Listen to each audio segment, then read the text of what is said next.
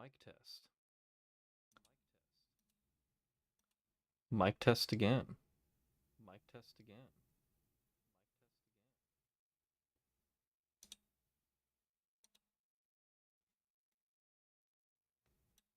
Thank you for pointing out the follow goal. I thought I changed that.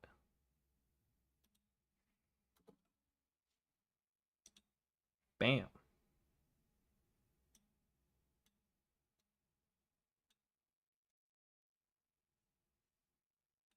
Move my screens around. There we are. Now we're cooking. So tonight I just decided I was going to play the Stanley Parable only instead of starting off with Darkwood because Darkwood is scary and I think I'm only going to play that in the afternoons now because I don't want it to be scary. Stanley Parable is not that scary.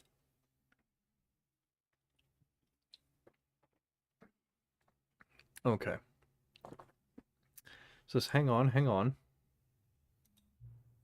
Before we get started, can I just say something? Oh, wow, yippee! Thank you for subbing.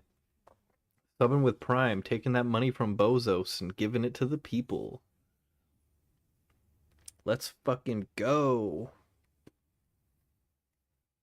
Let me get my headphones situated. Before we get started, can I just say something? Thank you for actually setting the clock both times you booted up the game. The pipe. A lot of people don't take that step seriously. They just leave the clock set at 12 and call it a day. But you're actually taking the time to set the clock, and I appreciate that. Yeah. Sorry for the a bit later stream than usual. We started watching Final Destination earlier, and I thought that our timing would have left it to where it would be ending at, like, 9 to maybe 9:20. It didn't end until like 9:45.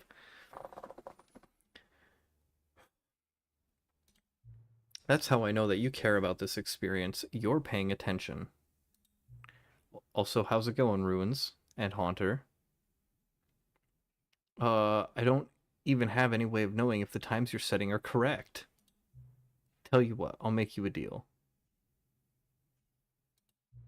Since you've been so cooperative, next time you boot up the game and see the screen, just set the clock to your favorite time. Go ahead, pick whichever time you want. Even if it's not the correct time, you've earned it. Right, I'll let you get back to the video game now. Cool. The Stanley Parable 2. Yes, we are playing the second Stanley Parable. Hey, Tequila. Got caramel apple chocolate. What's caramel apple? Like chocolate that tastes like caramel apple? Because I love caramel apples. There is a 2.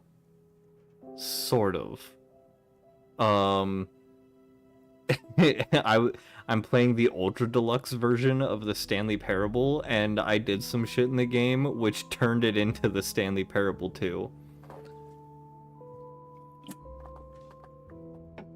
Alright. Let's begin the game.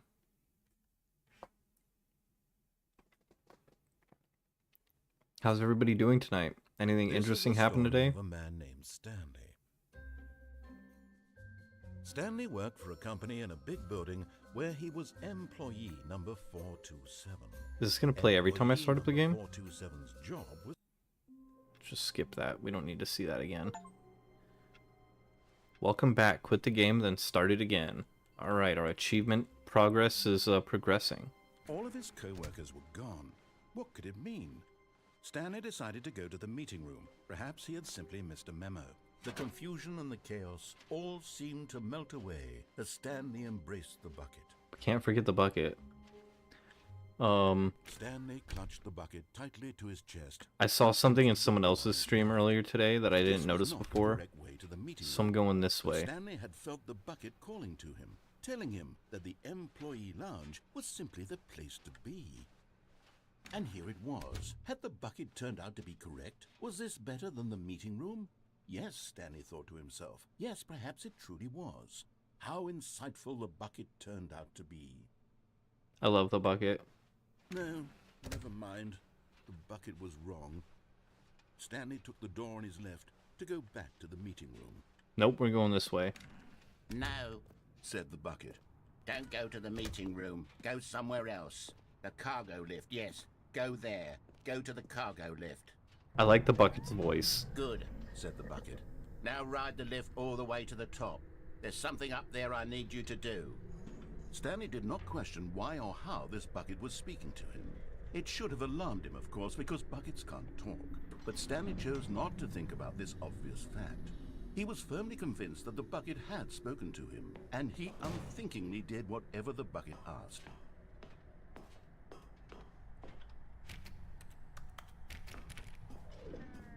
I don't know if there's a way to actually get in that door. Time for a blinker? Okay. Danger. Danger everywhere. Danger, Will Robinson.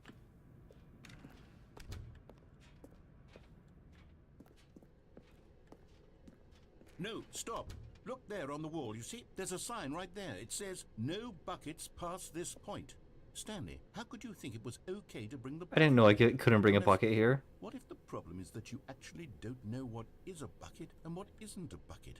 I suppose that would explain a lot about your behavior up to this point. Which, if that's true, well, my goodness, I think we have to do something about it. This misunderstanding could have dire consequences on the entire rest of the game if not addressed quickly and properly.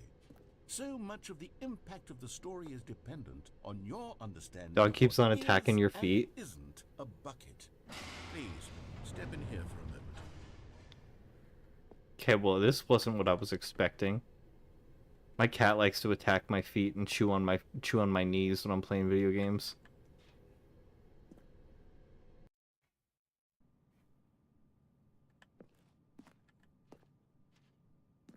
Now then, I'm going to run you through some test scenarios, and you'll tell me whether or not the thing I'm showing you is a bucket. Simply enough, What? right? This should tell us everything we'll ever need to know about what is or is not a bucket. Okay, let's begin. Item 1. Is this a bucket? Yeah. Incorrect. It is a hologram of a bucket. What? That's An bullshit. actual bucket. Underneath the covers. Item 2. Is this a bucket? Yeah, this one's definitely a bucket. Incorrect. It is a 3D printed recreation of a bucket, not That's an still a actual bucket.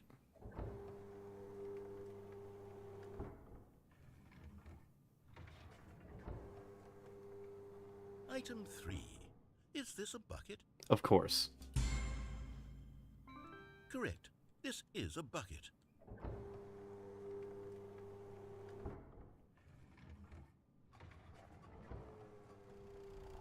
Item 4.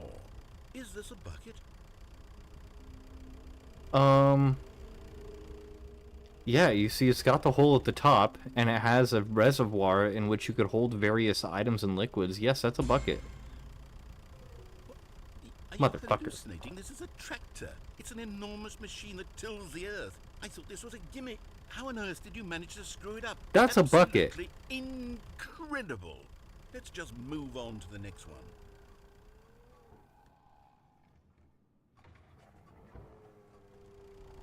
Is this a bucket? Oh my god. Okay, no. Incorrect. What? This is a bucket.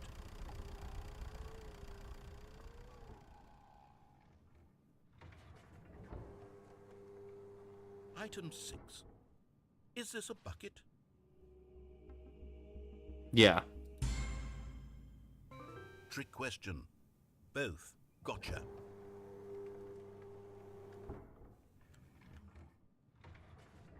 Item...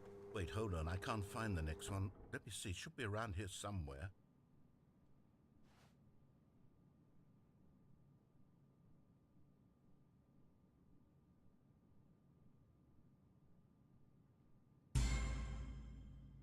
Yes. Thank you. There's nothing here. Of course it isn't a bucket. We both know full well that nothing isn't a bucket. Wait, when I say nothing isn't a bucket, that makes it sound like I'm saying everything is a bucket, which of course That's is what I not was trying to true, say. Unless, is that what you think? Answer me straight, Stanley. Are you trying to tell me that you believe everything is a bucket? That's how I'm constantly full of reassurance. Yes. You know what? I'm too confused to even sort it out. I've lost all sense of perspective. What is a bucket? What isn't a bucket? Mere moments ago I could answer these questions with confidence. And yet now I'm somewhat adrift. Do any of us know what a bucket is? Am I a bucket? Stanley, I can't keep doing this. I'm losing myself, and myself was all I ever had to begin with. I'm afraid the bucket is threatening to tear our relationship apart. I can't have that. I'm sorry. But I'm going to erase all buckets from the game entirely. Okay, here we go.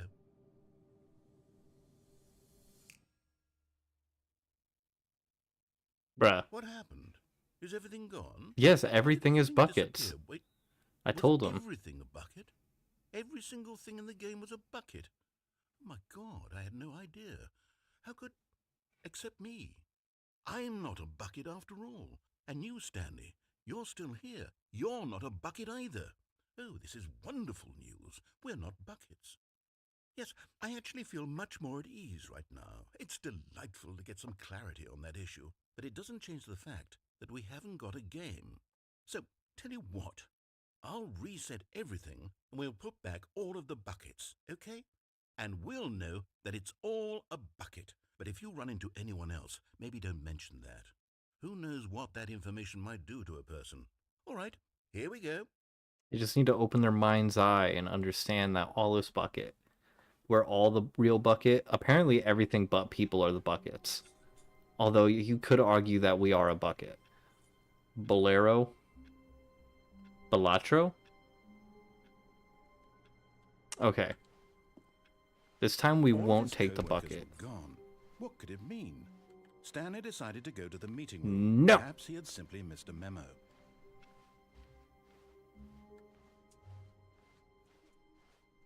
When Stanley came to a set of two open... This was not the correct way to the meeting room, and Stanley knew it perfectly well. Perhaps he wanted to stop by the employee lounge first, just to admire it. Wow. Yes, this room. What a beautiful room.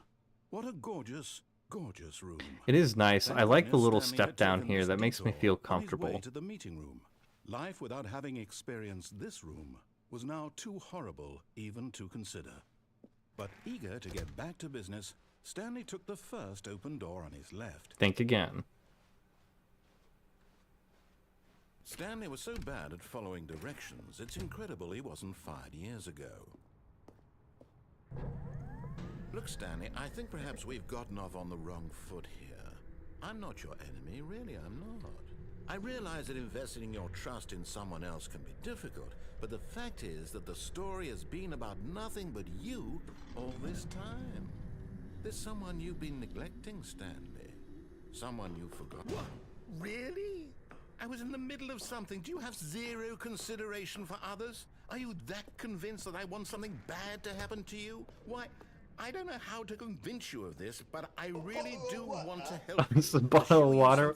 What's up, Ferret? Let me get that water. Let me prove it. Let me prove that I'm on your side. Give me a chance.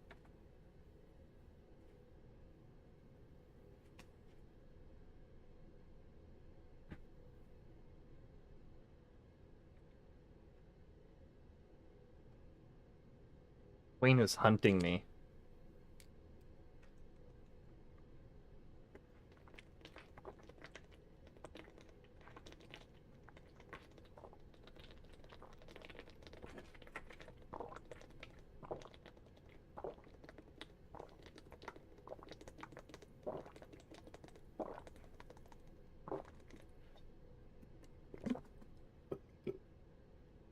Excuse me.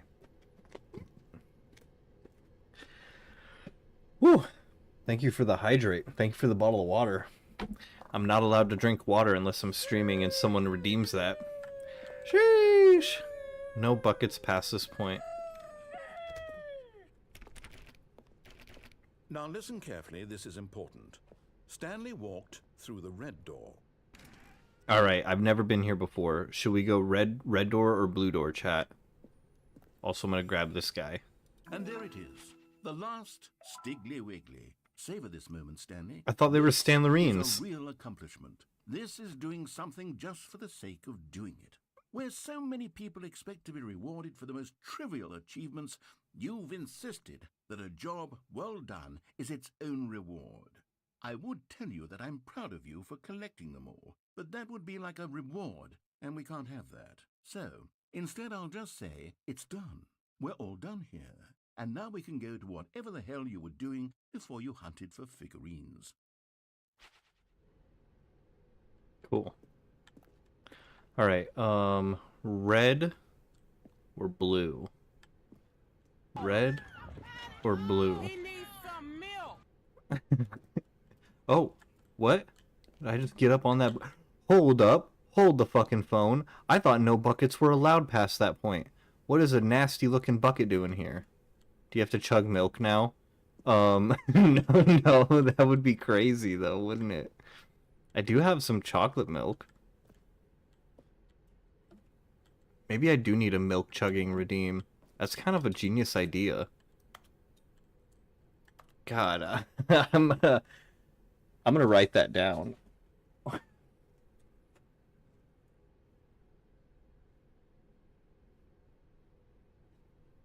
Milk chug. Milk chug's on the list now.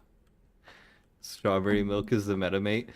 Yeah, but then I would have to get like the strawberry like Nesquik powder and like do the mixing and everything. I'm just gonna go blue door. Aha, perhaps you misunderstood. Stanley walked through the red I just buy pre-made chocolate milk from the store. Meow. Wayne. I still don't think we're communicating properly. Stanley walked through the red door. Think again. All right, fine. Go ahead, Stanley. You want to know so badly what's out there? You want to find out what lies at the end of this road you've chosen? Well, don't let me stop you. You see? There's nothing here. I haven't even finished building this section of the map because you were never supposed to be here in the first place. Broken rooms, exposed developer textures. Is this what you wanted? Wall Is 128. it worth ruining the entire story I had written out specifically for you? Do you not think I put a lot of time into that? Because I did. And in the end, it was all for nothing. Because this is what you wanted to see. Help me here, Stanley. Help elucidate these strange and unknowable desires of yours. What Thanks would for the make this game lurk, better? What do you Barrett. want to see? Vehicles? Skill trees? Work with me. You've given me absolutely nothing so far. Tell you what.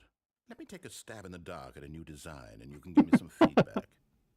There we go. A third option. This already feels leaps ahead of where we were before. Go ahead, Stanley. Take it for a spin.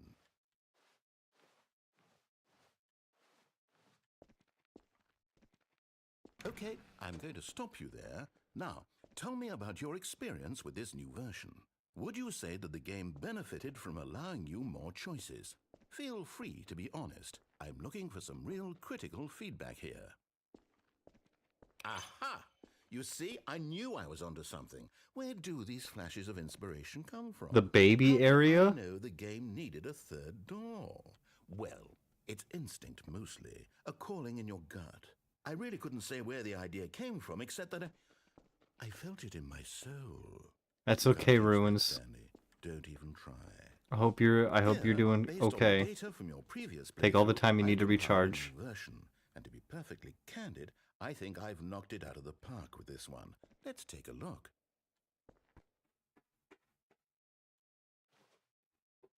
Stanley Parable Worldwide Leaderboard.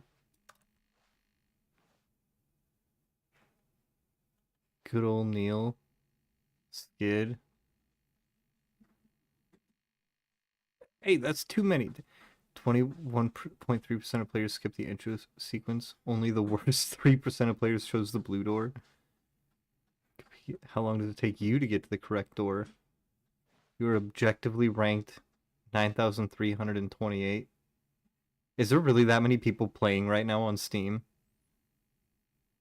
I'm also invested in this game.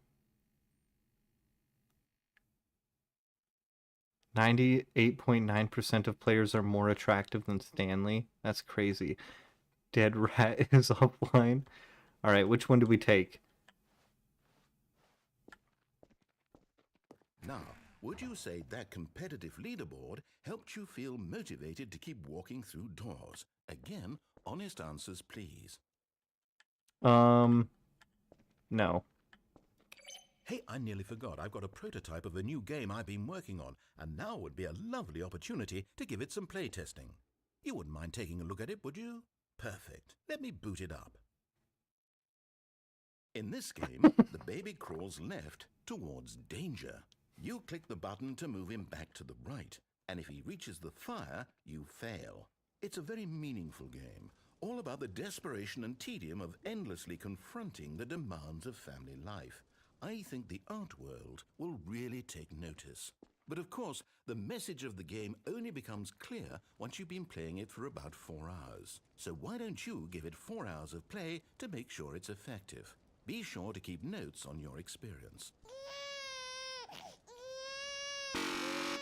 Jesus, this is annoying.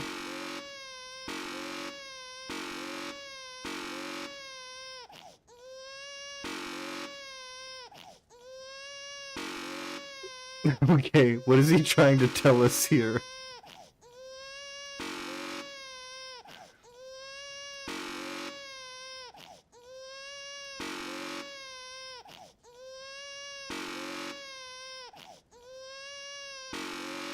I think what he's trying to tell us is that babies are extremely loud, and you're always, it's like you're hitting a red button constantly, like an emergency button, in order to stop them from sticking their fingers in like an electrical outlet or something. So yeah, I think we're just gonna let the baby go into the... No, wait, we can't. Probably that is the one trying to guide you out of danger, but you keep heading towards it. You heartless bastard. Did you do it because you hate babies or purely to spite me? Because if it's the latter, well, I don't know what to do. I'm completely out of ideas. I can't think of a single thing that might improve the experience for me. Well, not babies. I'm out. I'm done. It's over. Thank you for playing. Your input was extremely valuable. Oh, hey, since my game was so awful, why don't we play someone else's game, just to ease the pain? Let's see. What do we have here? Yes, this seems like it'll work. Let's give it a shot.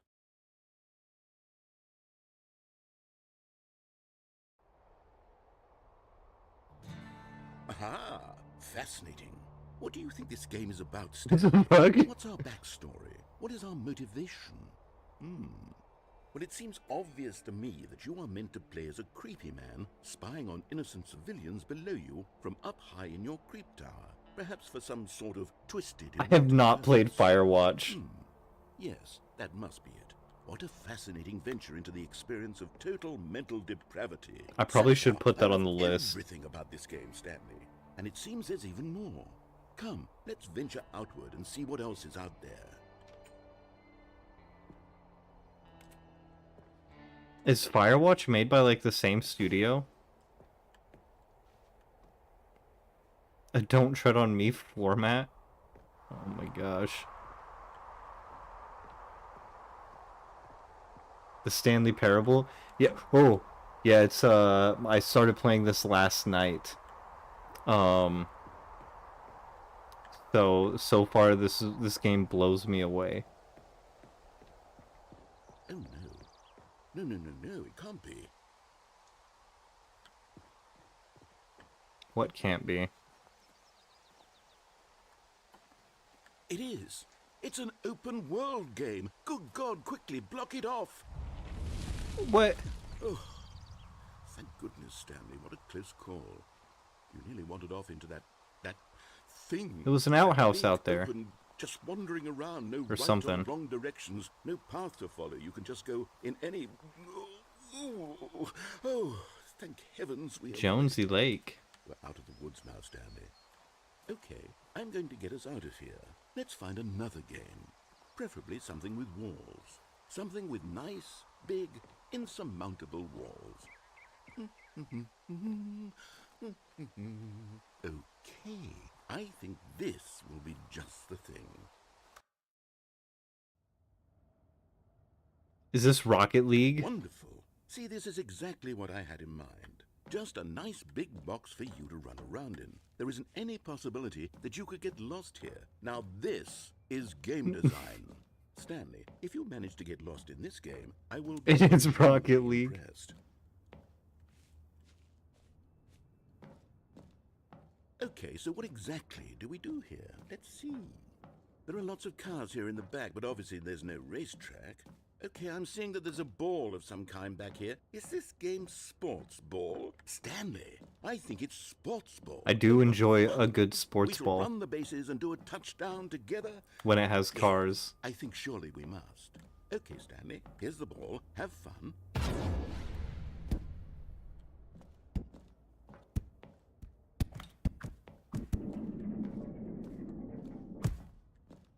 Now we're getting somewhere.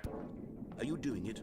Are you winning? Is this fun? Is it better than my miserable little story that I worked so hard on? Stanley, Touchdown! And I realize I'm not a sportsologist. Hold on. What are you doing?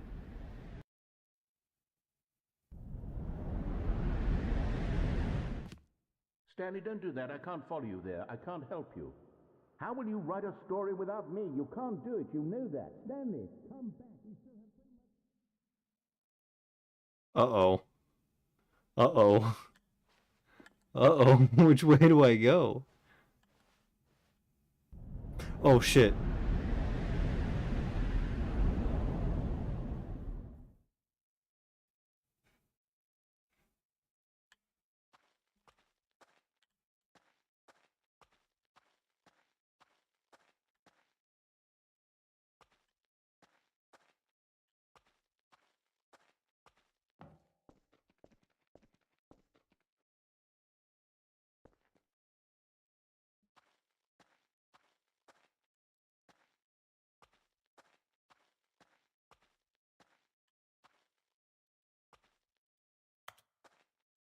Yeah, that's a dead end.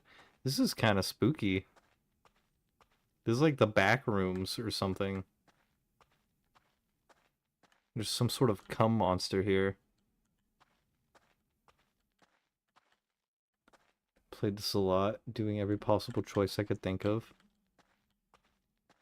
I feel like I should have stayed up there. What is that? Like I should have stayed in the Rocket League area. A what monster? I think you heard me.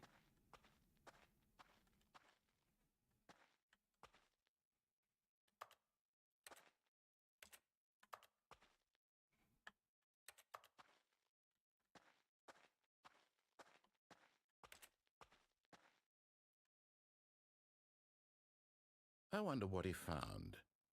If what he wanted was to be the leading man in his own story, well, perhaps he's gotten it. Down in wherever he is right now. I wonder if he's happy with his choice, and if he's learned the heavy cost that comes with it. He'll understand soon what I was trying to tell him. He needs me. Someone who will wrap everything up at the end, to make sense out of the chaos and the fear and the confusion. That's who I am. That is what I mean to this world.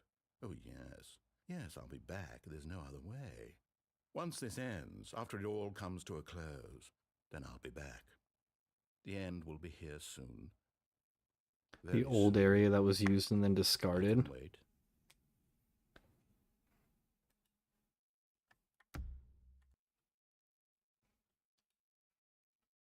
was gonna say, am I just supposed to like begin the game again there?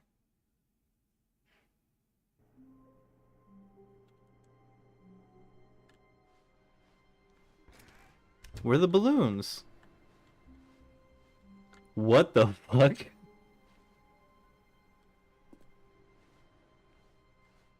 Stanley, I'm sorry, but I have to put a pause on things. It's those figurines, those figglers. I haven't stopped thinking about them since you nabbed every last one. Wasn't it just the most intrinsically fulfilling moment of your entire life? Didn't It really fill you was. to the brim with inner richness? Yes, I know we're supposed to be telling a story. What's back but would there? you please indulge me with one more trip back to the memory zone?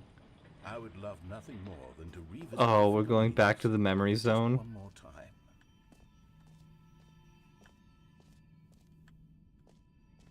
Is there anything else I could find around here? Nope.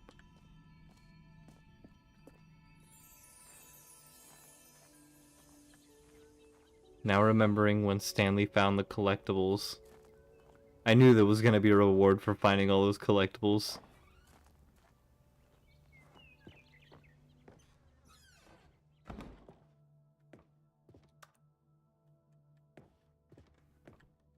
My reality is controlled by a narrator like this. I constantly hear him in my head. Meow, Wayne.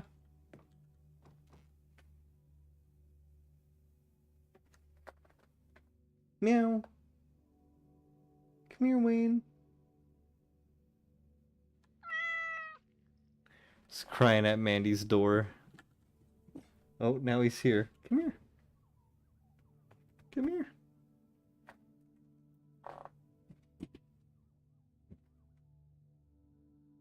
You wanna play. Wanna play so bad.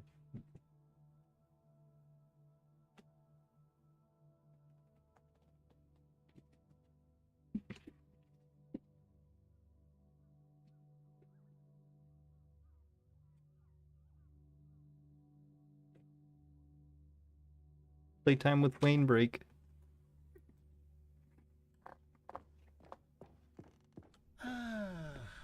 Here's where it all began. The first collectible. Back then, we had no idea of how many of them we'd find. Sure, it said 6 right there on the screen, but how could we know for certain? We were so innocent. We'll never be like that again, Stanley.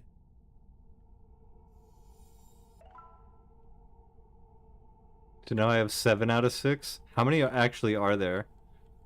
12?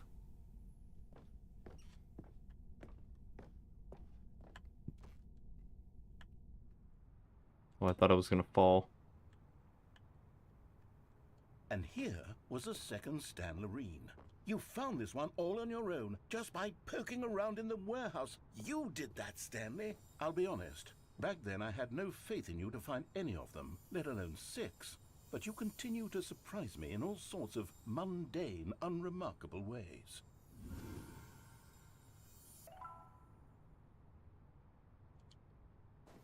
What happens if I just jump off here? In the memory zone? Would I still die?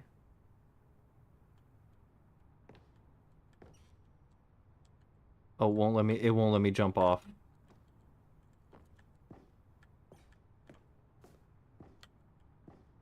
They didn't account for that, or they did by accounting for it, by not letting me jump off.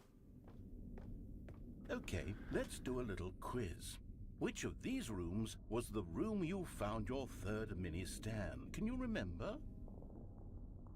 I think the first one we got in the collectible room, then we restarted, and I immediately went downstairs and then went to the boss's bathroom.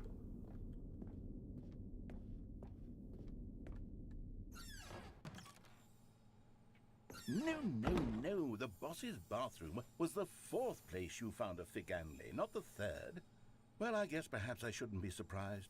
Memories like these are so precious and so cherished that they all just sort of blend together, don't they? You know what? If the boss's bathroom feels like the 3rd place you found a collectible, then who am I to go making judgments?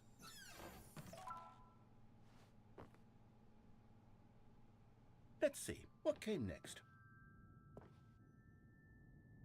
Oh yes, we found a Figley in this pink room. Oh, well, I can't actually say I remember being in this room, but it's here in the memory zone, so it must have happened. I have never seen this place.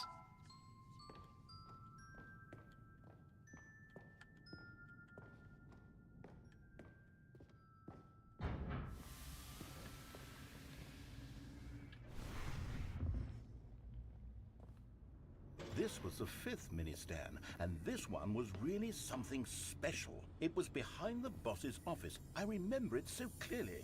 In fact, because this one is particularly special to me, I made a little video to commemorate the occasion. Enjoy.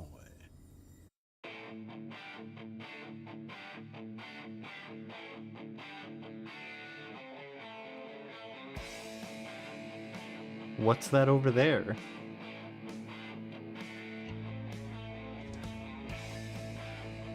It's mini stand number 5.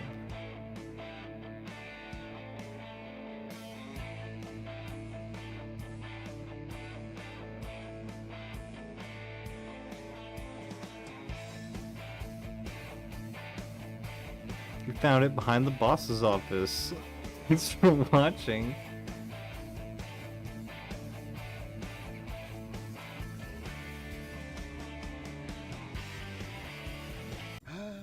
Takes you back, doesn't it? I spent a lot of time making that video, but it was 8 minutes I wouldn't have spent on anything else. That's my kind of video.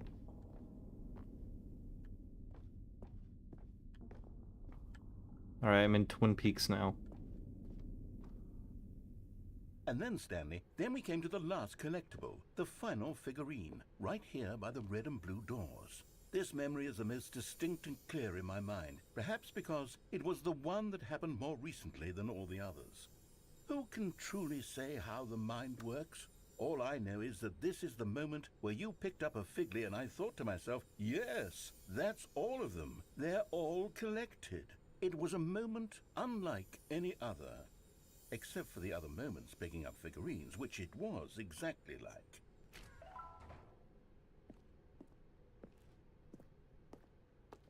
The illusion of choice.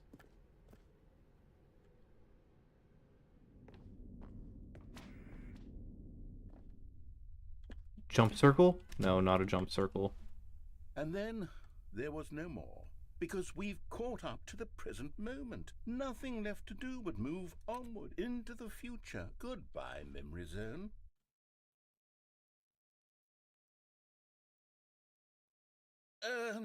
No, I'm not done. I'm not ready to move on. Stop the loading screen. Isn't there some way we can stay here, keep enjoying these figurines? Let's just go backwards. We'll do the Memory Zone again from the opposite direction. See how that feels. Okay. Okay, yes, the room with the red and blue doors. I remember this. I must say, of all the figurines we looked at in our initial tour of the Memory Zone, this one is the most distinct and clear in my mind. Let's keep going, I want more. Many more than 12.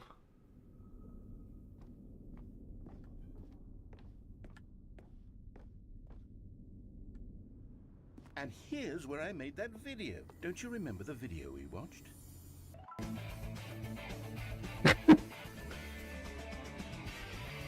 Yes, I love that video.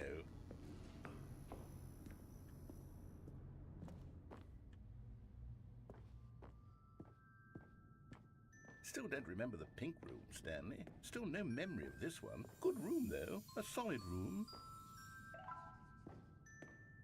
The pink room's gotta exist somewhere in the game other than here, right? Or is it just like a gag, like, oh, we don't remember this room? These really were a treat to hunt down. You know, if there had been any kind of reward for finding all of these, it really would have muted the intrinsic joy of collecting them. I'm very glad we resisted the temptation. Next one.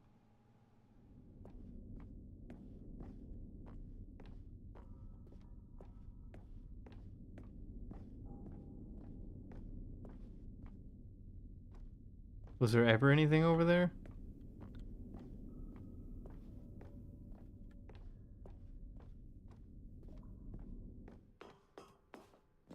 This was our second Figley. Don't you remember? Yes, I remember it too. The past is truly a wonderful thing.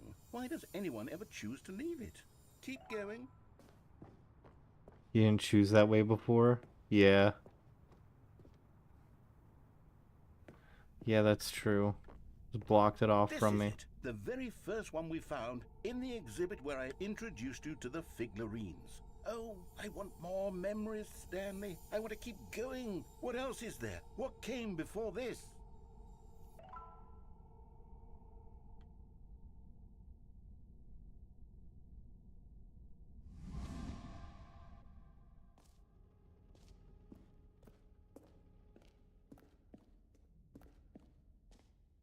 Collectibles.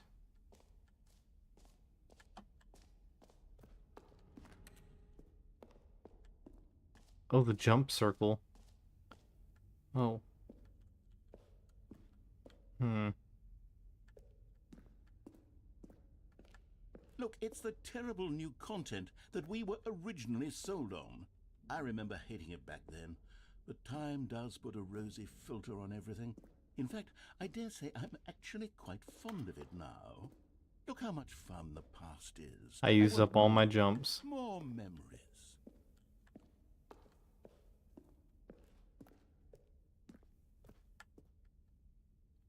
Oh, yes, the two doors. Who could have forgotten that? A classic memory, this one.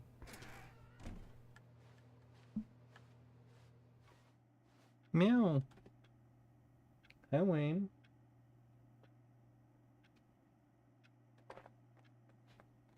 You can't possibly be hungry again. And before everything else, there was your office. Is there anything else? Was there something that came before your office? There's something I feel I can remember. I can remember. Yes, I'm remembering something now. I remember before this whole story got started. Back then I was different. I used to make big decisions. I was passionate. I was skeptical. I weighed each decision with profound thoughtfulness. And then somewhere along the way, I stopped making decisions. I became lazy. And I came up with a character named Stanley to do my thinking for me. He would make the decisions. He would decide which way to go. I would cheer him on as he collected figurines for no reason. Why did I invent Stanley? Was I lonely?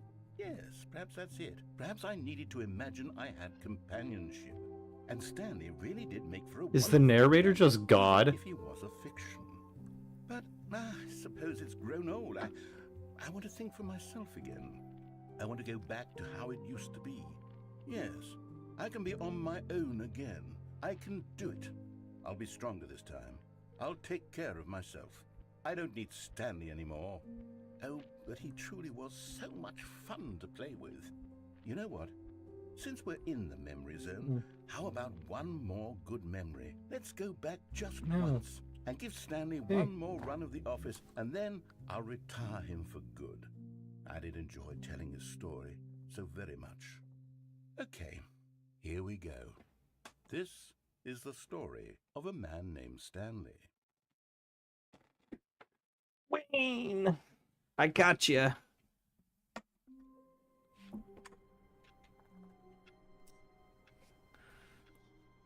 It's a Wayne stream now.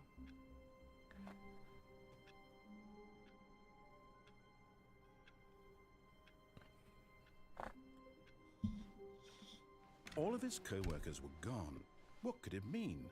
Stanley decided to go to the meeting room. Perhaps he had simply missed a memo.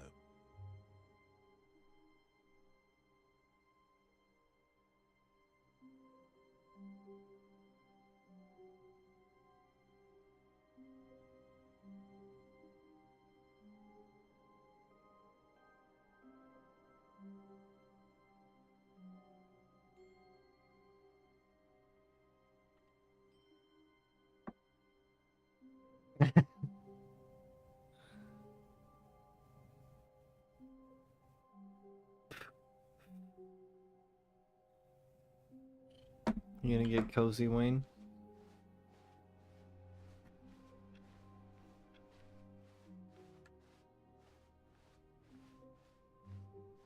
When Stanley came to a set of two open doors, this was not the correct way to the meeting room, and Stanley knew it perfectly well. Perhaps he wanted to stop by the employee lounge first, just to admire it.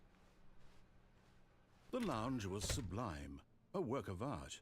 What was it about this room that called so deeply and so personally to Stanley? Its grace? Its subtle charm? No. Stanley knew it was something deeper, something darker.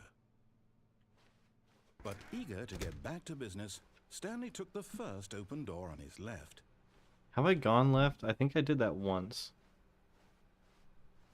Stanley was so bad at following directions, it's incredible he wasn't fired years ago. Look, Hey. Stanley, I think perhaps we've Hey. gotten off on the wrong foot here. Hey, I'm not your enemy, stop it. Really, I'm not. I realize that investing your trust in someone else can be difficult, but the fact is that the story has been about nothing but you all this time. There's someone you've been neglecting, Stanley. Someone you've forgotten about. Stop it, Wayne. Stop trying to make every decision by yourself. What? Really? I was in the middle of something. Do you have zero consideration for others? Are you that convinced that I want something bad to happen to you? Why, I don't know how to convince you of this, but I really do want to help you, to show you something beautiful. Look, let me prove it. Let me prove that I'm on your side. Give me a chance. Now listen carefully, this is important. Stanley walked through the red door. Aha, perhaps you misunderstood. Stanley walked through the red door. I still don't think we're communicating properly. All right. Maybe I should go through the red door. Oh, thank God you are willing to listen to me. Do you see that I really have wanted you to be happy all this time? The problem is all these choices. The two of us always trying to get somewhere that isn't here. Running and running and running, just the way you're doing right now. Don't you see that it's killing us, Stanley? I wanted to stop. We would both be so much happier if we just stopped. And I think I have a solution. Here, let me show you.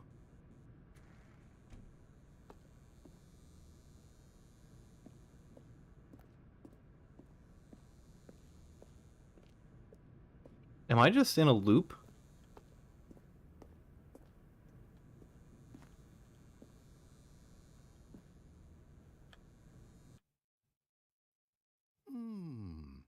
What do we want? What are we looking for?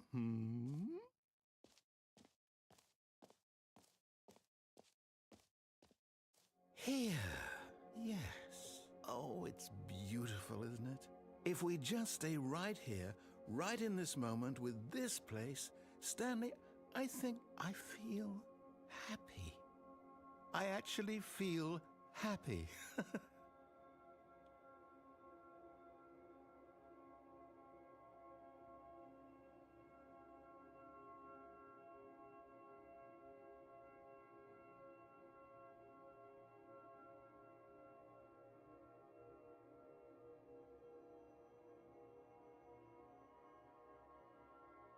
Oh.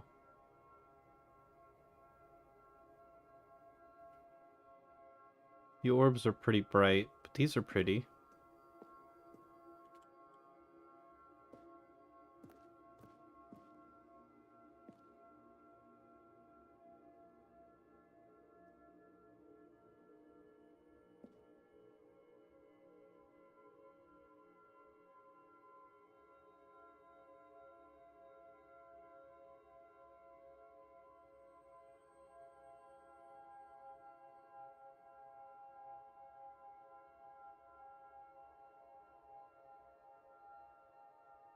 Thank you for lurking, Coffee.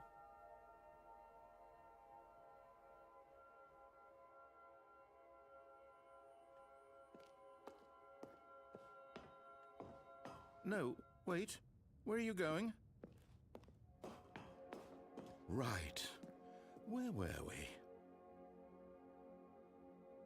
We got some red orbs now.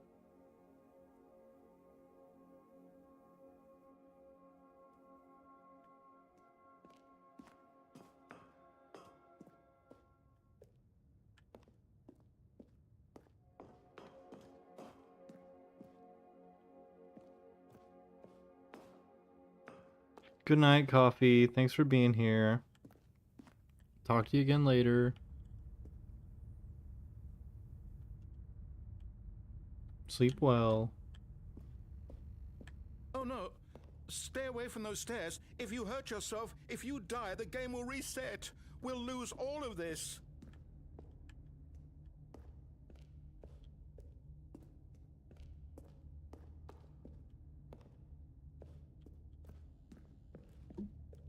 Please, no, Stanley, let me stay here. Don't take this from me.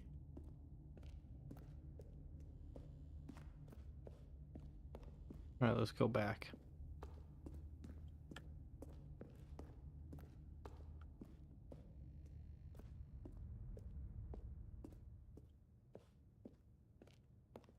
Good, good.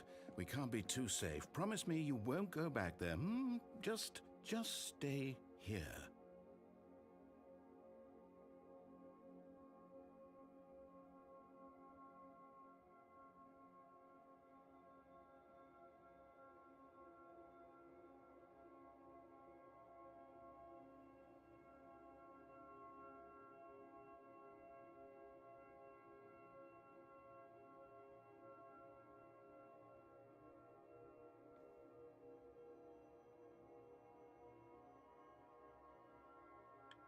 All right, yeah, let's just keep going. I was hoping that I would get like a different No. effect. What do we talk about? You're risking everything we achieved here.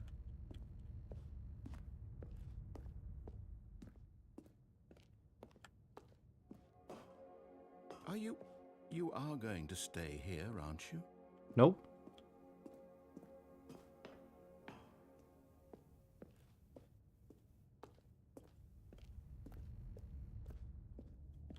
You heard me before, didn't you? You will die. What about this isn't getting through to you?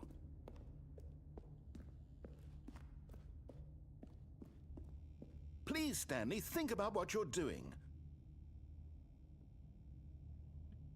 No! Oh, thank God. You lived. You had me worried. No. No, what are you doing, Stanley? Please, I'm asking you not to take this away from me. I can't go back to what I was before. If you die, we'll both go back. Why are you doing this? Stanley, let's go back to the other room. Can you do that for me? Yes, perhaps you can. I feel like both Perhaps my you'll legs are finally see broken. what I'm talking about. I know you'll see that we can't be happy if we leave this place. You can see that, can't you?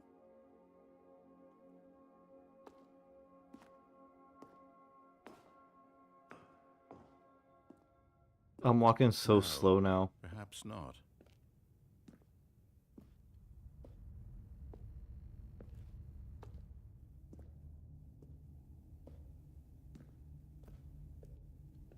My God, is this really how much you dislike my game? That you'll throw yourself from this platform over and over to be rid of it? You are literally willing to kill yourself to keep me from being happy. Am I reading the situation correctly? Or maybe you're just getting a kick out of it. I don't know anymore. I just wanted us to get along. But I guess that was too much to ask. It looks like you wanted to make a choice after all. Well, this one is yours.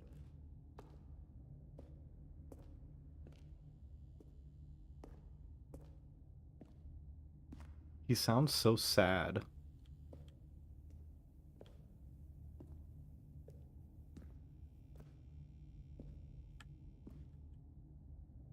Is it over? It's going to restart, isn't it? I'm going back.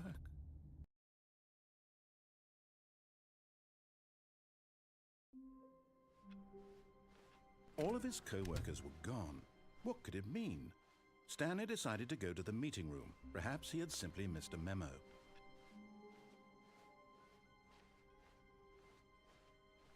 When Stanley came to a set of 2 open doors, this was not the correct way to the meeting room, and Stanley knew it perfectly well.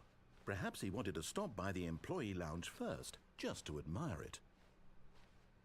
Standing now in this incredible room, Stanley for the first time understood true happiness. Then the feeling went away, and he felt sad again.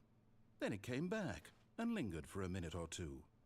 Now it's only half there, just a kind of, tingle. But eager to get back to business, Tingle. Stanley took the first open door on his left. And so he detoured through the maintenance section, walked straight ahead to the opposite door, and got back on track.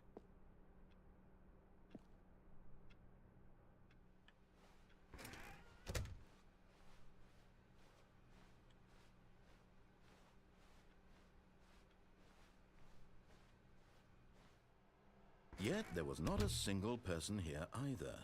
Feeling a wave of disbelief, Stanley decided to go up to his boss's office, hoping he might... Stanley stepped into the broom closet, but there was nothing here, so he turned around and got back on track. Coming to a staircase, Stanley walked upstairs to his boss's office. But Stanley just couldn't do it. He considered the possibility of facing his boss. Admitting he had left his post during work hours, he might be fired for that. And in such a competitive economy, why had he taken that risk? All because he believed everyone had vanished? His boss would think he was crazy. And then something occurred to Stanley. Maybe, he thought to himself, maybe I am crazy. All of my co-workers blinking mysteriously out of existence in a single moment for no reason at all? None of it made any logical sense. And as Stanley pondered this, he began to make other strange observations. For example, why couldn't he see his feet when he looked down? Why did doors close automatically behind him wherever he went? And for that matter, these rooms were starting to look pretty familiar. Were they simply repeating? No, Stanley said to himself, this is all too strange. This can't be real. And at last, he came to the conclusion that had been on the tip of his tongue. He just hadn't found the words for it. "I'm dreaming!" he yelled. "This is all a dream." Oh, what a relief Stanley felt to have finally found an answer, an explanation. His co-workers weren't actually gone. He wasn't going to lose his job. Just the same ending we got before. And he thought to himself, I suppose I'll wake up soon. I'll have to go back to my boring real-life job pushing buttons. I may as well enjoy this while I'm still lucid. So, he imagined himself flying and began to gently float above the ground. Then he imagined himself soaring through space on a magical starfield. Seemed like the exact same ending we had gotten before. How long was I sitting there? Stanley wondered to himself. Minutes? Days? Centuries? Did something crucial happen while my senses were turned? He made a note to be more careful with time from now on.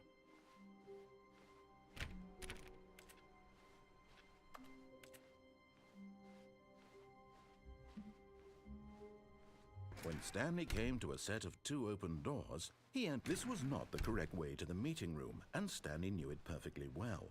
Perhaps he wanted to stop by the employee lounge first, just to admire it. Stanley felt lightheaded, butterflies in his stomach. Giddy but eager to get back to business, Stanley took the first open door on his left.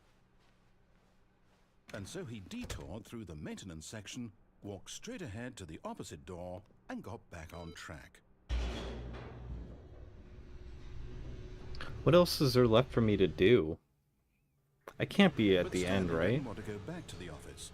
He wanted to wander about and get even further off track. So now in order to get back, he needed to go, from here it's, left. Oh, no, it's to the right, my mistake. No, not the right. Why would I have ever said it was to the right?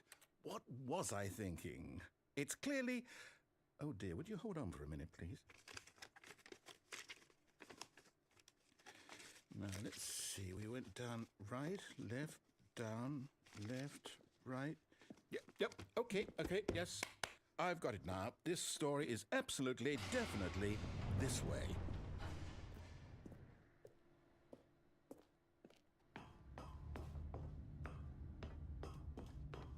No. This isn't right at all. You're not supposed to be here yet. This is all a spoiler. Quick, Stanley, close your eyes. Okay. We just have to get back to, oh, who am I kidding? It's all rubbish now. The whole story completely unusable. How about, rather than waste my time trying to salvage this nonsense, we'll just restart the game from the beginning. And this time, suppose we don't wander so far off track, Okay, from the top. All of his co-workers were gone. What could it mean? Stanley decided to go to the meeting room. Perhaps he had simply missed a memo.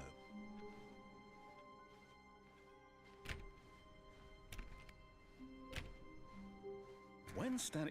Wait, what? No, no, I restarted. I swear I definitely restarted the game over, completely fresh. Everything should be... Oh, did something change?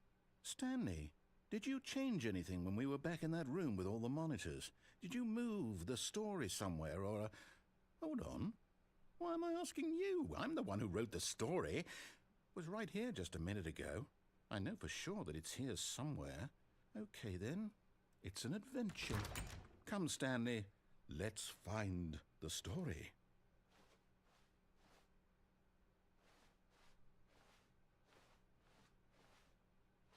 Let's go to the right.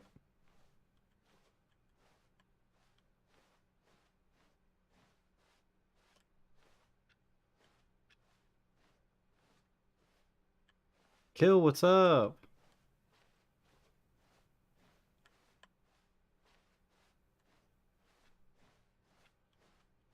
What? I'll say it. This is the worst adventure I've ever been on. I can promise you there definitely was a story here before. Do we I'm good. Do we need to restart the game again? Well, I find it unlikely that we'll ever progress by starting over and over again, but it's got to be better than this. Okay, let's give it a shot. Why not? He got me. All of his co-workers were gone. What could it mean? Stanley decided to go to the meeting room. Perhaps he had simply missed a memo.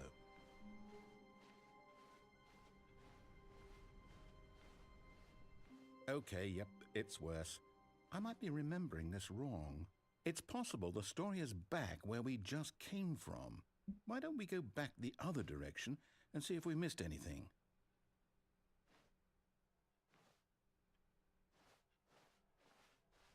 Alright, going back the other direction now.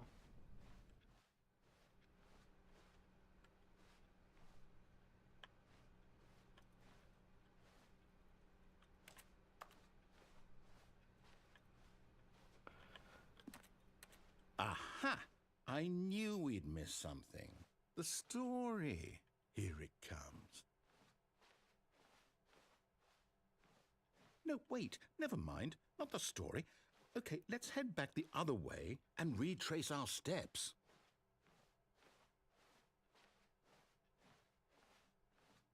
What the fuck? Now this... Well, I'll be honest. I don't recognize this place at all. Is this the story? I don't think so.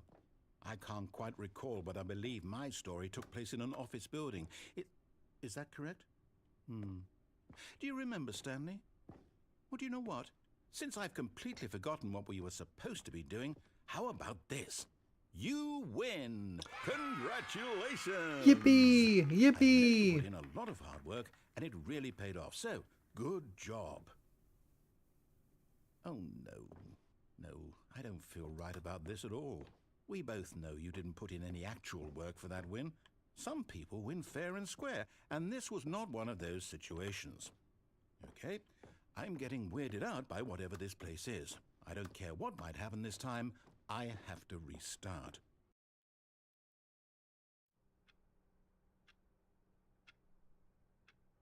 The Stanley All Parable right, 2 I've got adventure a line. solution. This time, to make sure we don't get lost, I've employed the help of the Stanley Parable adventure line. Just follow the line. How simple is that?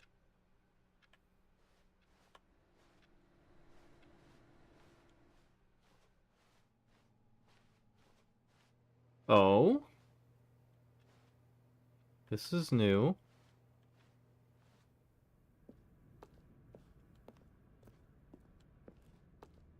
You see, the line knows where the story is. It's over in this direction. Onward, Stanley, to destiny. Though, here's a thought. Wouldn't wherever we end up be our destination, even if there's no story there? Or to put it another way, is the story of no destination still a story? Simply by the act of moving forward, are we implying a journey such that a destination is inevitably conjured into being via the very manifestation of the nature of life itself? Okay, Stanley, I need to follow this train of thought for a minute. Just stick with me. Now, we can both agree that the nature of existence is in fact a byproduct of one's subjective experience of that existence, right? Okay, Now, if my experience of your existence rests inside of your subjective experience of this office, is this office, in fact, the skeleton of my own relative experiential mental subjective construct? Whoa. Hang on. That got a bit weird back there. Well, I'd like to apologize. Not sure where I was going with all that. A question You know mark what? made out of question I marks? think what we need right now is a bit of music to lighten the mood.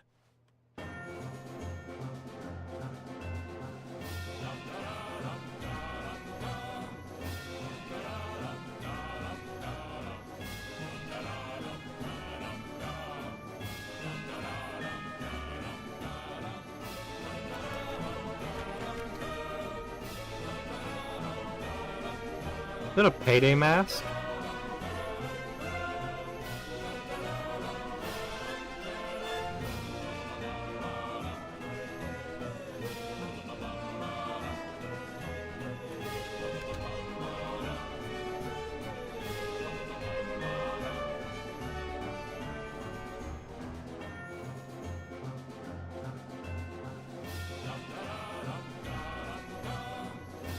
The hell? What the fuck?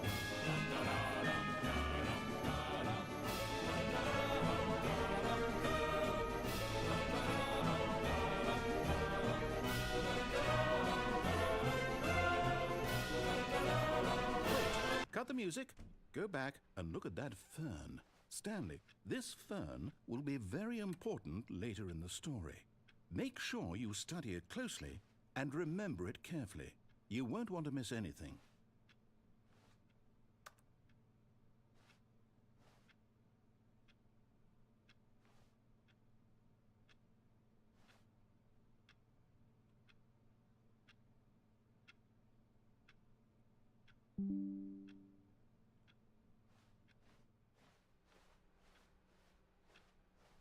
Wait, what? We're back at the office? No. Line, you do know we're looking for the Stanley Parable, right? The story? Is any of this ringing a bell?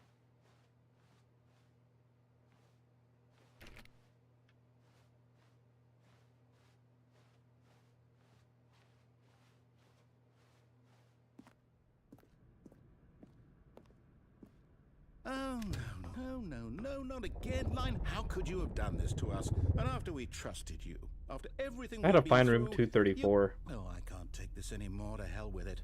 Restart.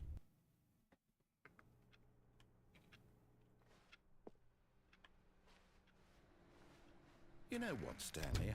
I say forget the adventure line. What's it ever done for us? We're intelligent people, right?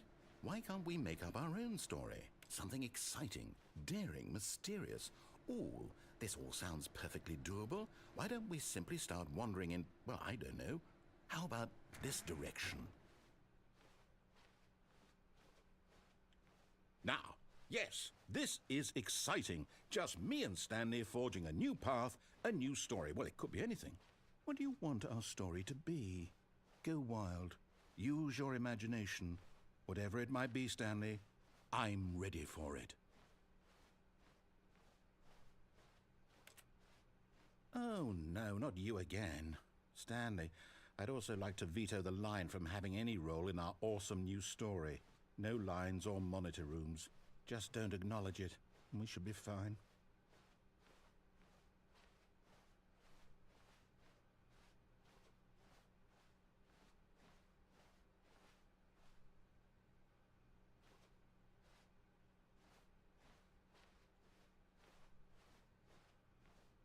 Ah, a choice.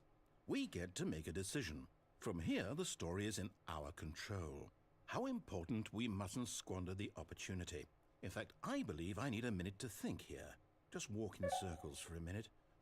Okay, so I know that each door has to lead somewhere, which means that somewhere, the place where we're trying to go, there must be a reverse door that leads here.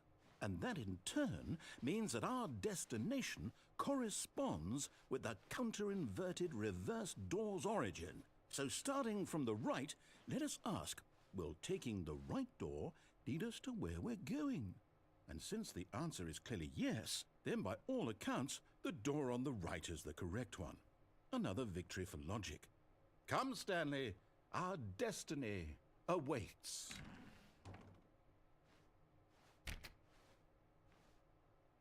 The confusion ending?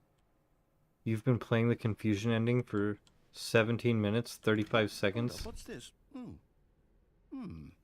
Deviate from Confusion monitor ending. maintenance room, You're end of in telling me monitor room, narrator That's what restarts. this is? It's all one giant ending? And we're supposed to restart the game Find the eight confusing ending times? schedule. Narrator restarts the game, fifth That's restart. really how all this Narrator goes? forgets about previous. It's all Attempts to play the determined? story. Unable So to go now, anywhere or according do to the anything. schedule, I Game restart restarts on again. its Then own. what? Am I Find the just line supposed to again, begin forget? following the line, find an What if I identical don't want to replica of the forget? office that has begun to My mind deteriorate. goes Attempt to make a blank story simply here. because it's written here on this thing. Narrator restarts the wall. game. Well, who Simply consulted black me? space, wander in the Why did I blackness, get to find a decide? bookstore, get bored and Why leave. don't I get a say in all of this? Is it really? No, it can't be. And the I don't want narrator's it to be. gone. Stanley I don't want dies. the game to keep restarting. I don't want to forget what's going on. I don't want to be trapped like this. I won't restart the game. I won't do it. I won't do it. I won't do it. And the timer stopped? Does that mean, did we do it? Did we break the cycle? The, whatever it is that made this schedule? How would we even know? Will someone come for us? Will something happen?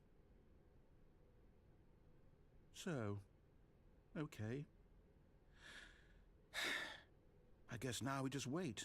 You know, I suppose in some way that this is a kind of story. Wouldn't you agree? I'm not quite sure if we're in the destination or the journey, though they're always saying that life is about the journey and not the destination. So I hope that's where we are right now. We'll find out, won't we? Eventually. Well, in the meantime, if you...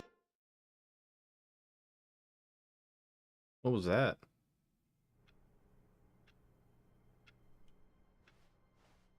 Stanley decided to go to the meeting room to check on his co-workers. He never functioned well by himself, and warmth spread through Stanley's arms. With the bucket in his arms again, he was home. Stanley clutched the bucket tightly to his chest and entered the door on his left.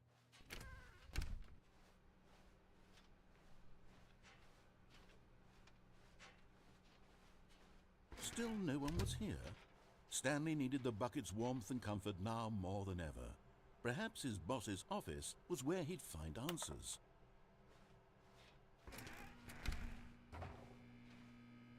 Oh, Stanley, can you feel it? The broom closet. It wants the bucket. You can feel that, can't you? The aura of jealousy? It's as clear as day. This broom closet believes it deserves the bucket. It would I go can nicely feel right it. there. It's a bucket. It belongs in a broom closet. That's what the broom closet is trying to say here. It's supposed to go with the other cleaning supplies. Good for you, Stanley. Don't give in. Don't hand over the bucket. I know how hard it must be, given the pressure that the broom closet is putting on your shoulders right now, but you have to be strong. This is your bucket. This is your companion and lifelong friend. You can't hand it over. Oh, no. We're getting into name-calling now, it seems. Is this how low the broom closet has sunk, that it has to resort to this stream of petty insults simply in order to get you to hand over the bucket? Stanley, I never liked this broom closet for a variety of reasons, but even this is worse than I had imagined. And wait, now the broom closet has the gall to imply that you and the bucket are not truly deep and lasting friends? What? That your relationship is purely superficial and convenient? That your life is so banal and meaningless that you'd feel the same sort of kinship towards any inanimate object which happened to lay in your path in an even partially enticing manner? Well, I never. Go on, Stanley. Lay into it. Really tell the broom closet off for its demeaning comments. Expand on the wide variety of experiences you and the bucket have shared together. Go through each of them point by point. Share your journal entries detailing the rich emotional landscape of your feelings for the bucket as they have changed and evolved over the years. Let him have it.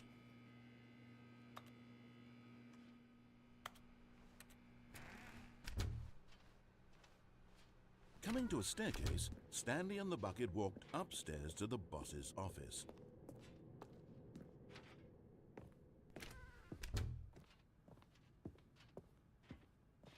Stepping into his manager's office, Stanley was once again stunned to discover not an indication of any human life. Crushed by the weight of this revelation, Stanley may have broken down into an emotional dumpster fire if not for the soothing presence of the bucket. Even now, in his darkest of hours, did the bucket's warmth and guiding light pierce the dark clouds of confusion and chaos. It would be with him always. The bucket would, and he knew it. The two of them were inseparable. At this point, Stanley was so absorbed in the tender spiritual connection he shared with the bucket that he didn't notice the keypad behind the boss's desk. Thank you for Nor in his lurking. bliss of simply being near the bucket did he have any notion that the PIN number for the keypad was 2845. But Stanley guessed the correct code by sheer luck. Was it that the bucket knew all along? Was the bucket guiding him? Yes, this is certainly the most logical explanation.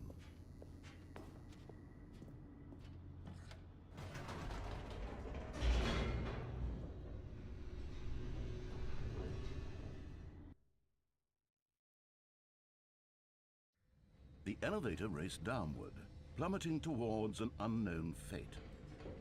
It would be all Stanley could do to keep himself together, if not for the bucket. Soothing him, comforting him, reassuring that in this darkest moment of uncertainty, he would be all right. The bucket is here for you, Stanley. Everything will be fine. Stanley and the bucket walked straight ahead through the large door that read, Mind Control Facility. Go to the escape with the Although bucket. This passageway had the word escape written on it, the truth was that at the end of this hall, Stanley and the bucket would both meet a violent death. The door behind them was not shut. Stanley and the bucket still had every opportunity to turn around and get back on track. At this point, Stanley and the bucket were knowingly walking forward into a very painful death for each of them. I'll turn around. Because the confusion ending said that we wouldn't be able to end the game and that the narrator would reset it, right? So maybe we should just go turn off the mind control thing? But of course, Or did picking up the Stanley bucket and the fuck that up? thought better of it and realized they simply had too much to live for.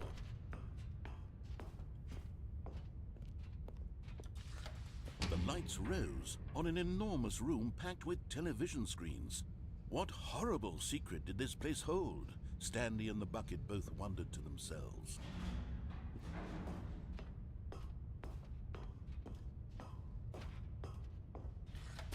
The monitors jumped to life, and Stanley nearly dropped the bucket in shock. Everyone in the office was being videotaped, monitored like guinea pigs. The bucket had never seen anything like this, and it very nearly burst into tears as Stanley cradled it gently, reassuring it that everything would be fine. Was the bucket under the mind control facility's influence as well? Had the bucket been told to do things it didn't wish to do?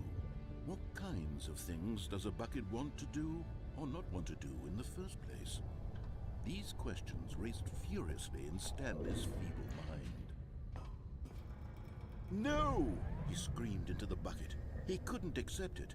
His own life in someone else's control, never! He squeezed the bucket tighter, his one friend in the entire world.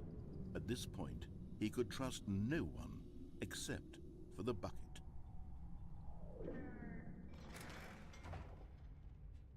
But here was the proof. The heart of the operation. Controls labeled with emotions, happy or sad or content. Walking, eating, working, all of it monitored and commanded from this very place. And as the cold reality of his past began to sink in, Stanley decided that this machinery would never again exert its terrible power over another human life. For he and the bucket would dismantle the controls for good. Two best friends, Stanley and the bucket, up against the world. They high-fived in a really cool way, and the bucket made a sassy comment about taking down the system.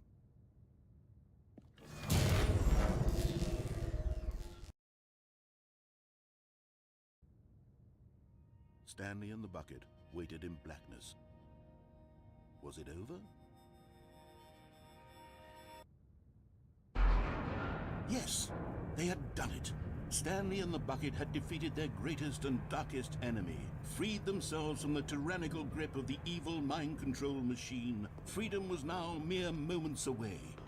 Excitedly, the two of them began to discuss the kind of life they wanted to live once they stepped through this massive door. The bucket wanted to learn to roller skate. Stanley wanted to sneeze in every country on Earth. Both of them wanted to begin watching a movie, any movie, but then stop it halfway through and begin watching it in reverse from the end. True, it was a simple life they envisioned, but it was one they'd lived together, with one another to lean on, to trust, to support. What? Wait. What was happening? Why had the door stopped? Was Stanley and the bucket not about to be freed? An unbearable silence filled the room, lingering in uncertainty, until finally the truth hit Stanley square in the face. This building did not want the bucket to leave. Even the facility itself recognized the incredible calming presence of the bucket, needed the soothing warmth of the bucket, would go to any lengths not to part with the bucket. No, no, no. Stanley can't leave this place, not while he has such a precious bucket in his arms. Not while this building has anything to say about it. Stanley realized he would never leave this very What's moment. up? But at least he has the bucket. To be trapped eternally in darkness isn't really so bad, Stanley thought to himself. As long as I have my bucket with me, right? I'll be okay, won't I? Nothing. Stanley gulped. Very soon now, he was about to find out.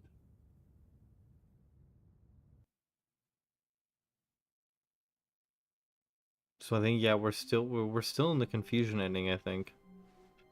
All of his co-workers were gone. What could it mean? Stanley decided to go to the meeting room. Perhaps he had simply missed a memo. Okay, we'll leave the bucket this time. 3 interviews tomorrow. Hell yeah. Let's go.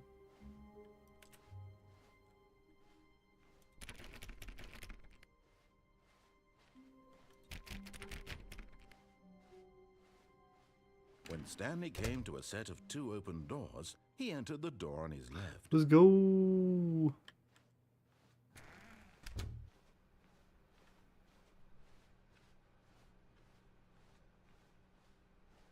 Yet there was not a single person here either.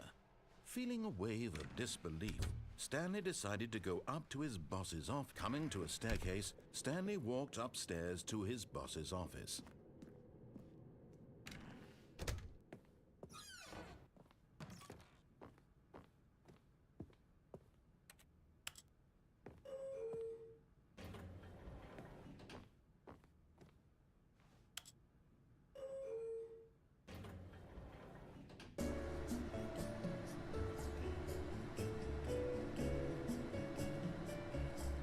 I'm running out of ideas on what to do.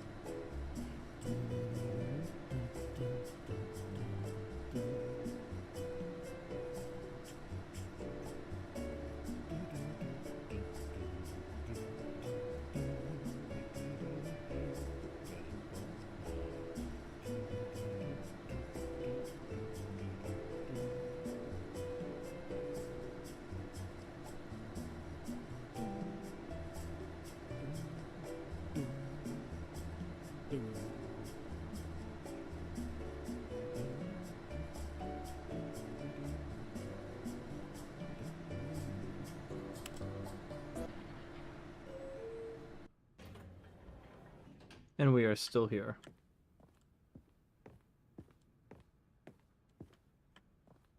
Stepping into his manager's office, Stanley was once again stunned to discover not an indication of any...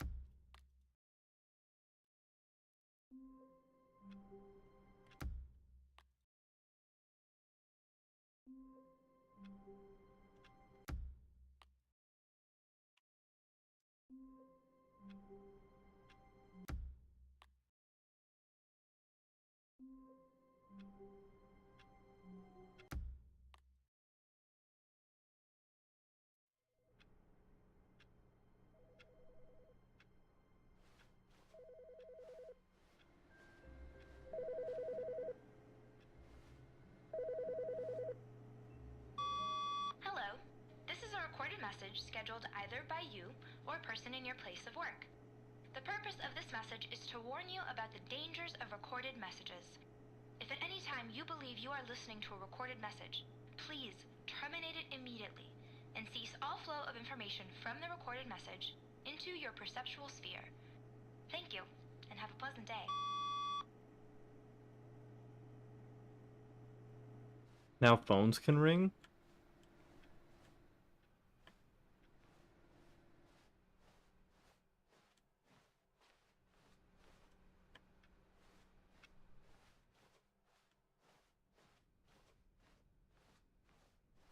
When Stanley came to a set of 2 open doors, he entered the door on his left. This was not the correct way to the meeting room, and Stanley knew it perfectly well. Perhaps he wanted to stop by the employee lounge first, just to admire it. The lounge was grand, majestic, but eager to get back to business, Stanley took Have the we first done open most door on his everything? left. And so he detoured through the maintenance section, walked straight ahead to the opposite door, and got back on track.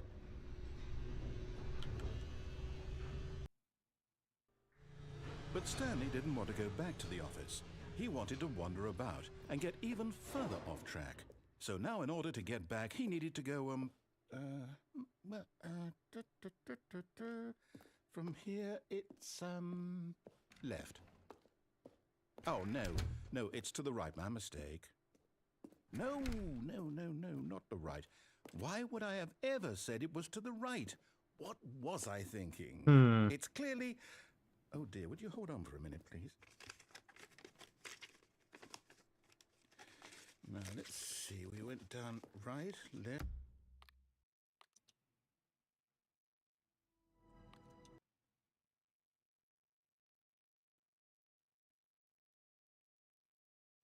This is the story of a man named Stanley. Stanley worked for a company in a big building where he was employee number 427. Employee number 427's job was simple. He sat at his desk in room 427 and he pushed buttons on a keyboard.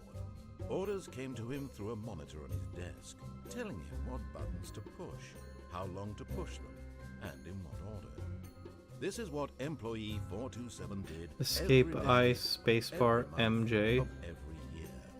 And although others might have considered it soul-rending, Stanley relished every moment that the orders came in, as though he had been made exactly for this job. And Stanley was happy. And then one day, something very peculiar happened. Something that would forever change Stanley. Something he would never quite forget.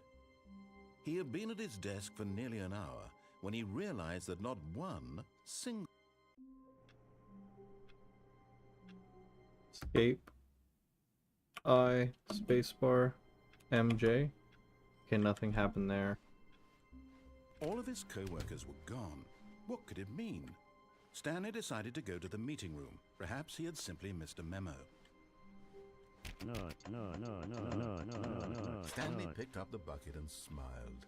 He'd never be alone again, not truly alone, not with the bucket around. Stanley clutched the bucket tightly to his chest. This was not the correct way to the meeting room, but Stanley had felt the bucket calling to him, telling him that the employee lounge was simply the place to be.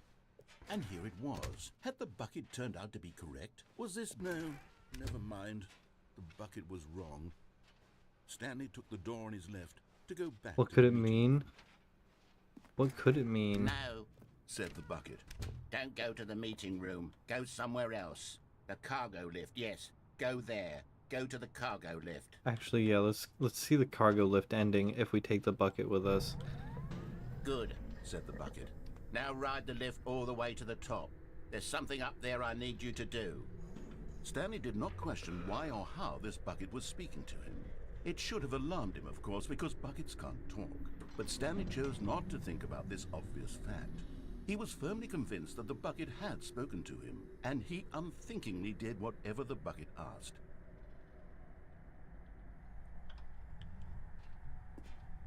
In here. Said the bucket. Go into this dark room over here. Stanley once again obeyed blindly.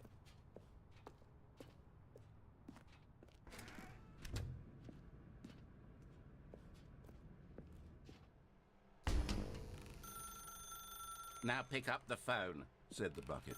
Pick up the phone and it will take us back home, where we can go about life together.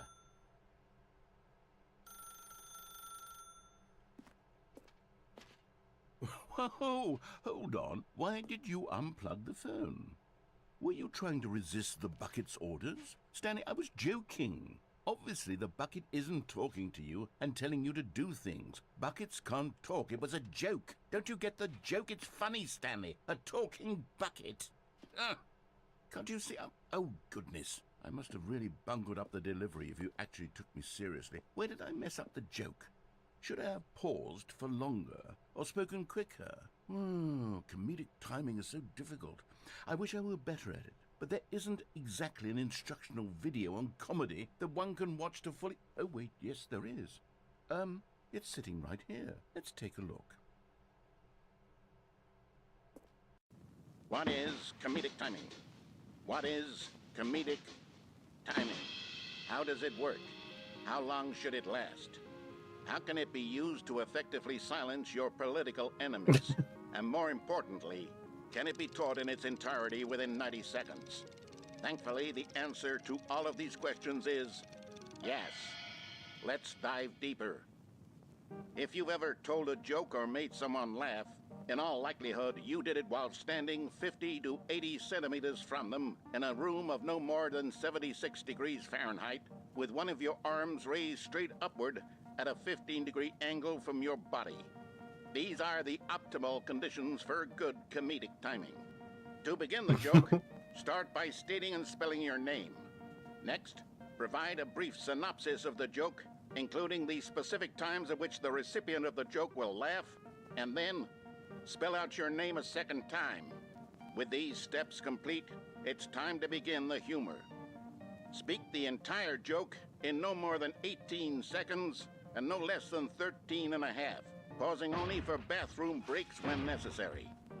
When the joke has concluded, it is customary to inform your listener that the joke is over by declaring in your loudest possible voice, "I'm Dunny with the funny." Let's practice screaming, "I'm Dunny with the funny" now. I'm Dunny with the Good. funny. This saying is a perfect example of expectations management. I was which is the hoping it was actually cornerstone gonna of pick good up a comedy. voice. Finally, it's time to hand out surveys. Collecting hard data from your audience on how rapt they were throughout the joke is the only way to grow or learn as a comedian. An effective survey should be no less than 10 pages long and should include the same question reprinted several times, just to ensure the survey taker is actually paying attention and not simply filling in answers at random. And that's all there is. With these strategies at your disposal, you'll have audiences doubled over in laughter and even tripled over in laughter in no time at all. Just remember to let them stop laughing at some point, you gut-busting little scamp. After all, we're each of us needed on the front lines of the war to fight the 12-legged invader who threaten our very existence, and to very likely die in a hailstorm of bullets and mandibles.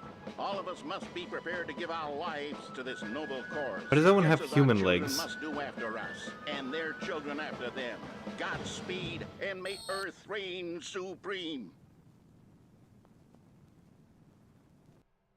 Hey, goodness, this video is a little outdated, isn't it? Well, no matter. I think the fundamentals of proper comedic timing are still as relevant today as they were back then. So, with that in mind, I believe the only way forward is for us to return to the two doors and walk through all of this again, so I can try telling my story with more appropriate comedic delivery. Come along, let's head back.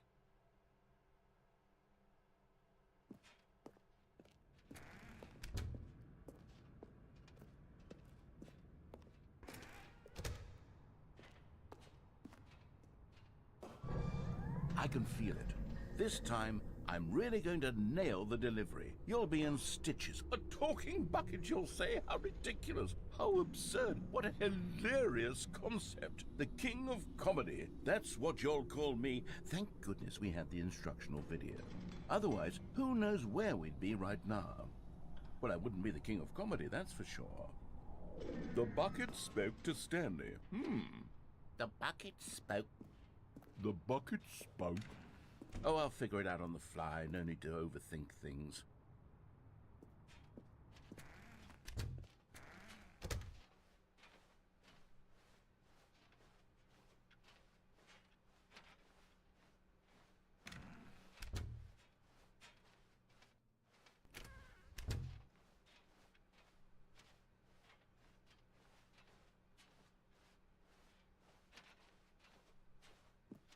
Here we go. You ready? When Stanley and the bucket came to a set of two open doors, they entered the door on the left.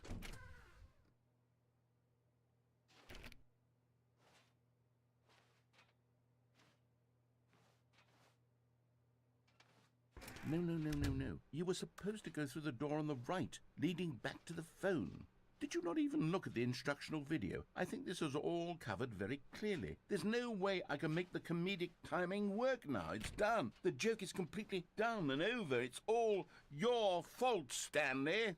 I'm going to be ridiculed in the community of other joke writers. I'm going to be shamed at every one of our meetings from now on. All because you couldn't watch a simple video and take a hint. Are you proud of yourself for bringing me down, Stanley? Are you proud? Here we go. You ready? When Stanley and the bucket came to a set of two open doors, What happened they to entered the Dr. door on Evil? the left. Well, I postponed the Dr. Evil arc. My original plan was I was going to start off playing Date Everything. And then while I was playing that, I had a lot of issues, like, I had to restart, lose all my progress, restart. I restarted like 2 or 3 times. And then, like, the game just wasn't making me feel that evil. I thought I'd be able to do some more evil choices. And, then, like, just the timing didn't line up super well. So, I mean, the Dr. Evil will return when I am actually doing, like, an evil playthrough of a game. But that arc had been postponed just because I think Date Everything was a bad game to start it off on.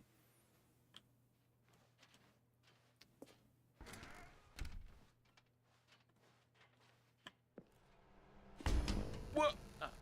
We're back at the phone already? No. What's going on? There was supposed to be several rooms leading up to this. There was supposed to be a build-up to this point. A dramatic display of remarkable comedic wit which culminates in this scene with the phone. But now the timing's completely off. The joke will never land. Well, not the way it was meant to. And it's all my fault. I must have forgotten that the phone room comes immediately after the two doors room. What an egregious mistake. Well, thank you. I've made a fool of myself. I don't deserve the title of King of Comedy. I'm nothing. I'm not even the lowliest joke-telling whelp. I think... Yeah. You were in character with pizzazz. I was trying to be in character, and, like, looking back, my voice was definitely not as Dr. Evil as I thought it was, but, yeah, it's all just added to the collection. Like, for example, with the Dr. Evil, like, I actually do want to do a Stardew Valley Evil run where I go with Joja Cola. And I have other stuff for that run planned to play as Dr. Evil. I want to do an Undertale Evil run eventually. That's supposedly a little bit grindy, so it's going to be like something that I'm probably just going to have to dedicate a good couple streams to be an evil Undertale run. And then I also thought doing a super evil character in Baldur's Gate 3 would be another good one to be in the Doctor Evil outfit with. Um, but and then like with the maid outfit, um, I have Super Mario Sunshine, and I was like, oh, that's a cleaning focused game. Thought you killed Doctor Evil because I haven't seen him since. No, it was just I just had bad timing with it, you know. And then it was like my normal days off and playing other games and everything, and I was like, okay, because I don't want to just be Doctor Evil every single stream for a week. I think the Doctor Evil makes more sense when I'm specifically like being evil in game, because it's hard for me to be evil in games. I feel bad. So like if I just pretend I'm Doctor Evil and like be in character, then I could do evil stuff in games, no problem. I think I need to go back and rewatch that instructional video again. Yes, surely that will help me improve my... Stanley, you love the bucket so much it's like you. It's as though all of your other most prized possessions pale in comparison. Yes. Well, let me try that again, Stanley. I heard that you are pale with shame over how unabashedly in love with a bucket you are. No? Still not? Is it the delivery? Pale with shame. Pale with shame? Pale. What's another word to describe a bucket? Stanley, this bucket is so metal, I think I saw it playing guitar. No, no. We're getting away from making fun of Stanley's obsession with the bucket, which was the whole point of this. But yeah, I don't know how I'm you had no such a good at messed up. jokes. I mean, back when I was in high The more school, I I watch the was videos, I the also had a better pretty for messed up it. sense of That's humor. what will make me the king of comedy again. More Sorry, instructional Leroy. videos. Let's see. Let's see.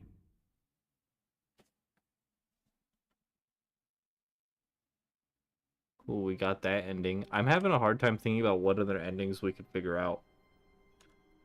But I do think it is about time for me to take my break. I did have to chug a bottle of water.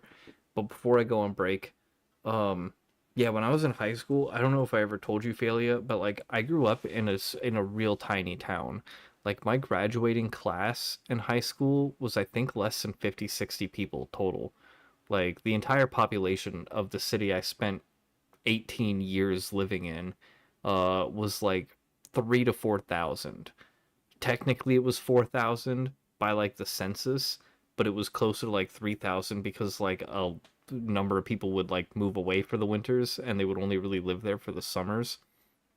Um but yeah, lots of backward bigotry and people just being ignorant because they didn't know what life was like outside of what essentially was like a village.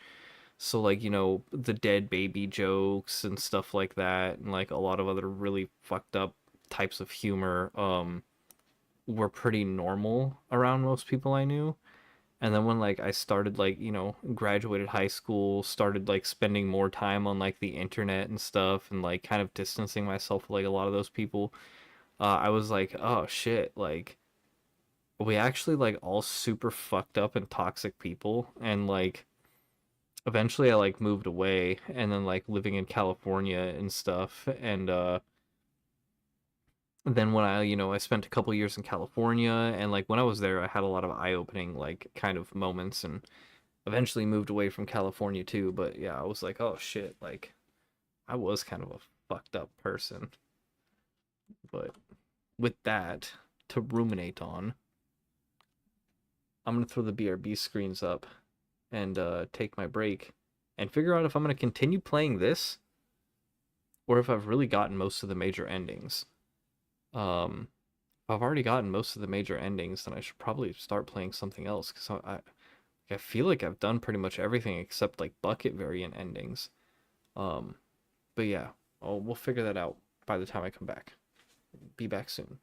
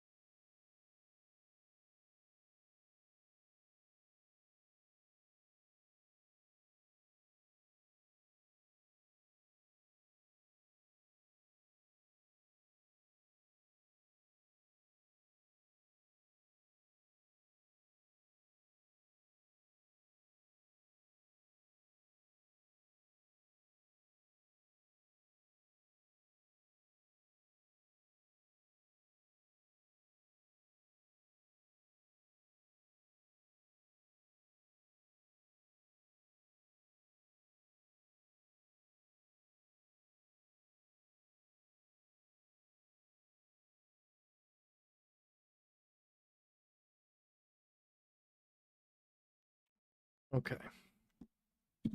Oop.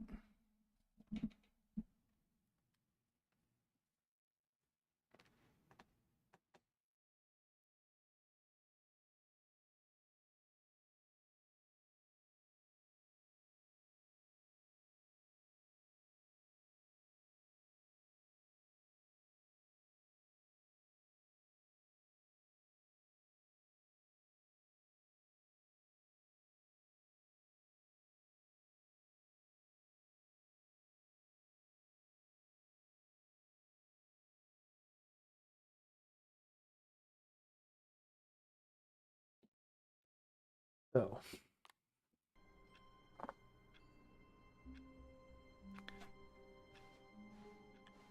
How long was I sitting there? Stanley wondered to himself. Minutes? Days? Centuries? Did something crucial happen while my senses were turned? He made a note to be more careful with time from now on.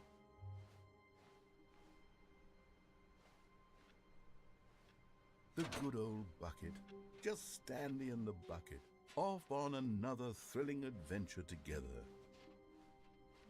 Stanley clutched the bucket tightly to his chest and entered the door on his left.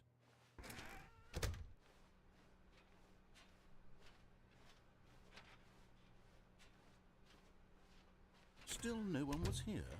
Stanley needed the bucket's warmth and comfort now more than ever. Perhaps his boss's office was where he'd find answers. Coming to a staircase, Stanley and the bucket walked upstairs to the boss's office.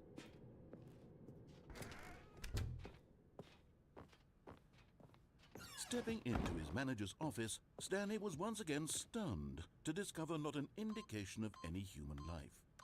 Crushed by the weight of this revelation, Stanley may have broken down into an emotional dumpster fire, if not for the soothing presence of the bucket. Even now, in his darkest of hours, did the bucket's warmth and guiding light pierce the dark cloud. But Stanley guessed the correct code by sheer luck. Was it that the bucket knew all along? Was the bucket guiding him? Yes, this is certainly the most logical explanation.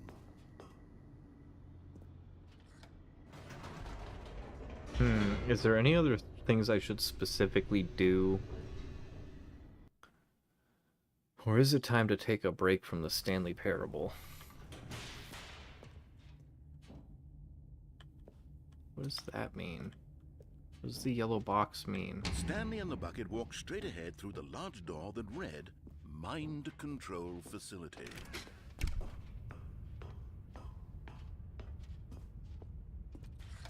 The lights rose on an enormous room packed with television screens.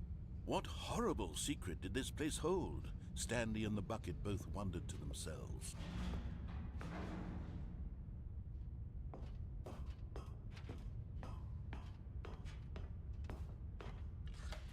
The monitors jumped to life, and Stanley nearly dropped the bucket in shock. Everyone in the office was being videotaped, monitored like guinea pigs.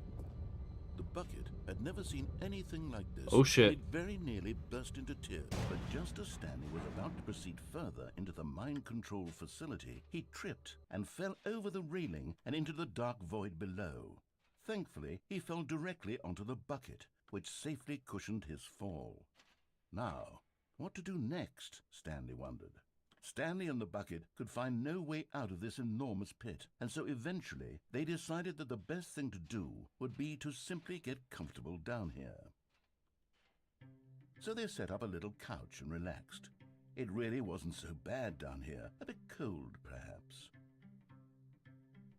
After some time had gone by, they installed a few shelves as well, and a sort of kitchenette that was useful for when the bucket was craving paninis. But it wasn't until the rugs and the standing lamps came in that it really started to feel like a home. In fact, after some time, Stanley realized that it had been ages since he had even thought of the mind control facility at all. He'd never gotten to fully explore what was up there, never been able to unearth the many mysteries of the mind control facility. This lack of closure began to eat at him. Soon he was dwelling on his regrets, and the state of their home slowly decayed as Stanley became withdrawn and neglected the cleaning. It unsettled the bucket deeply. Stanley wasn't usually like this. The bucket tried to reach out to him again and again, but to no avail. All Stanley could think about, all he could talk about, was going back, doing it over again, staying on the path. It was a mistake to leave the path. It was a mistake. It was a mistake. I need to do what the narrator says. I need to see the true ending. This made no sense at all to the bucket, which was simply trying to live its life down here as comfortably as possible. Yet Stanley was inconsolable. This isn't an ending. This is just a hole in the ground. The bucket sighed. True, it wasn't an ending. But it's where we happen to be. And maybe, possibly, if we accept the reality of things, maybe this will become an ending eventually. It's what the bucket was counting on. The two of them waited for a very long time.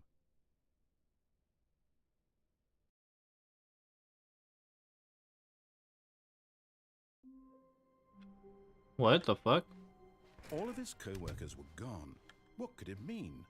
Stanley decided to go to the meeting room. Perhaps he had simply missed a memo.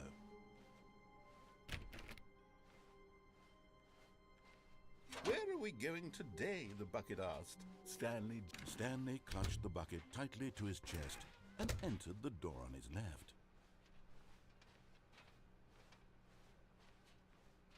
Still no one was here. Stanley needed the bucket's warmth and comfort now more than ever. Perhaps his boss's office was coming to a staircase. Stanley and the bucket walked upstairs to the boss's office.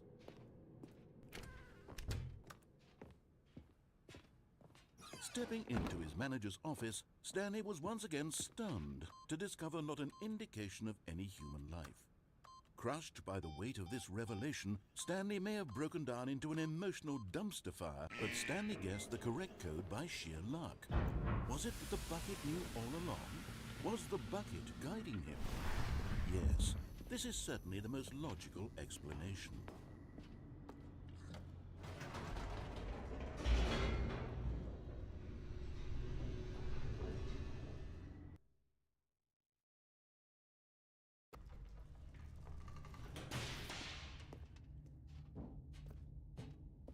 Stanley and the bucket walked straight ahead through the large door that read, Mind Control Facility.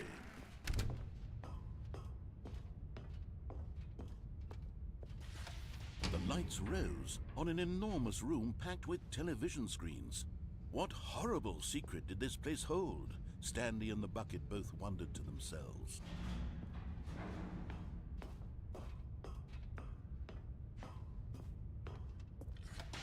The monitors jumped to life, and Stanley nearly dropped the bucket in shock. Everyone in the office was being videotaped, monitored like guinea pigs. The bucket had never seen anything like this, and it very nearly burst into tears as Stanley cradled it gently, reassuring it that everything would be fine.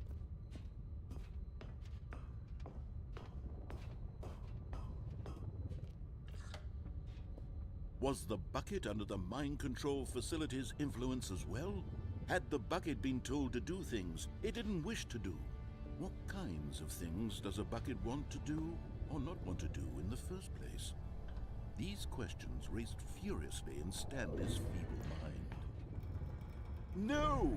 He screamed into the bucket. He couldn't accept it. His own life in someone else's control, never! He squeezed the bucket tighter. His one friend in the entire world. One of those say pirate? He could trust no one except for the bucket. But here was the proof. The heart of the operation. Controls labeled with emotions, happy or sad or content. Walking, eating, working, all of it monitored and commanded from this very place. And as the cold reality of his past began to sink in, Stanley decided that this machinery would never again exert its terrible power over another human life. For he and the bucket would dismantle the controls for good. Two best friends. But at the last second, the bucket jumped in and pressed the button to turn on the controls. Stanley gasped in horror. Had this been the bucket's plan all along? To take over the machine and claim the power for itself? How could the bucket have betrayed him like this? Stanley was prepared to throw the bucket away in disgust when suddenly an image appeared upon the enormous screen. Birds. Silly birds. The control buttons became active again.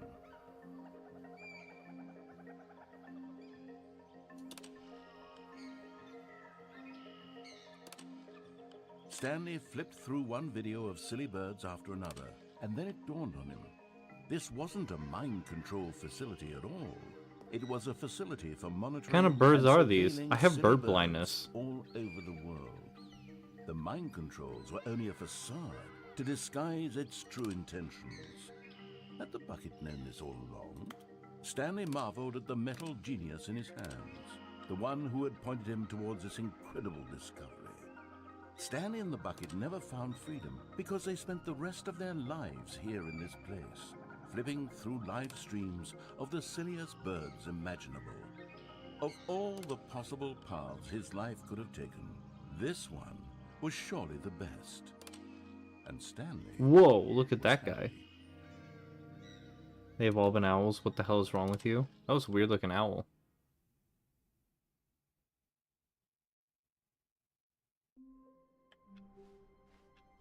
Just a step through this door, Stanley thought to himself, that's all I need. If I can make it through this door, I can make it through them all.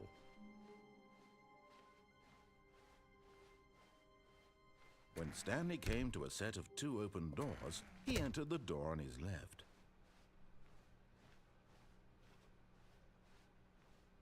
Yet there was not a single person here either. Feeling a wave of disbelief, Stanley decided to go up to his boss's office. Coming to a staircase, Stanley walked upstairs to his boss's office.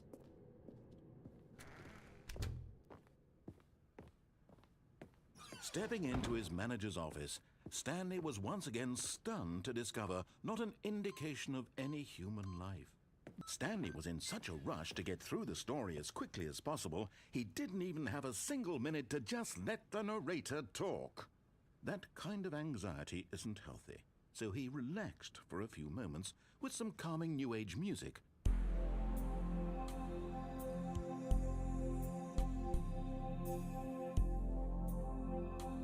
I am running out of ideas.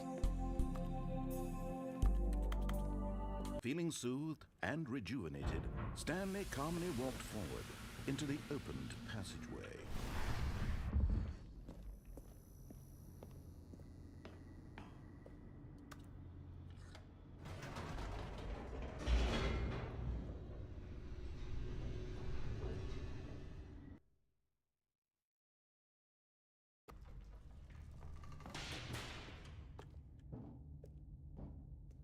Stanley walked straight ahead through the large door that read Mind Control Facility.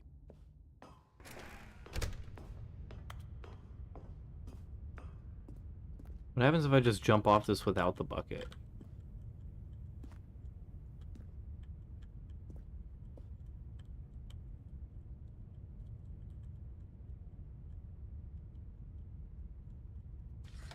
The lights rose on an enormous room packed with television screens. What horrible secret did this place hold? Aha! You've made it to the bottom of the mind control facility. Welcome! You see, back when the Stanley Parable first launched in 2013, getting to the bottom of the mind control facility was a bug that we simply didn't catch during development. And you all sent us lots of photos of it on Twitter and acted very superior about it. And you're all very, very clever. Good for you. Anyway, when it came time to update the game, we knew that we had to do something about this little goof of ours. So here you go. New content. You can call it the bottom of the mind control room ending, if that enhances your perception of the value of these updates. Isn't that what you crave? New content? Always more content, more content, more. And I'm here to give it to you. I'm here to make it seem like we really covered every nook and cranny of the game, with secrets and Easter eggs. How about this? We wrote a new piece of music just for this section. You won't hear it anywhere else in the game. It's a secret that's just for you. That's how special you are. We call this track, Good Job You've Made It to the Bottom of the Mind Control Facility. Well done.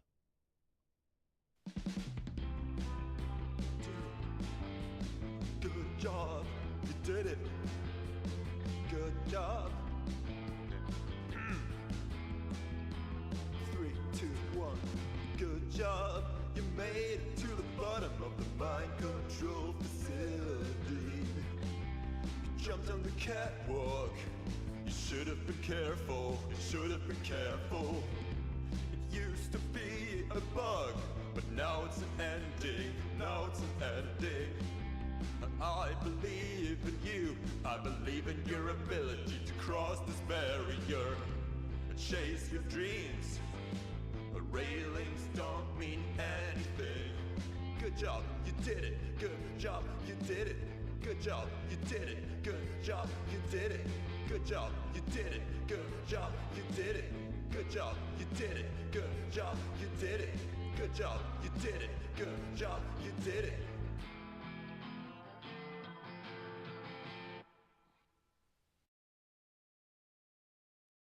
Nice.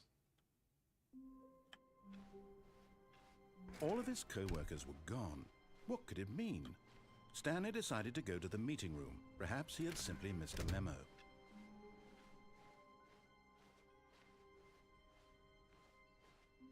When Stanley came to a set of 2 open doors, he entered the door on his left.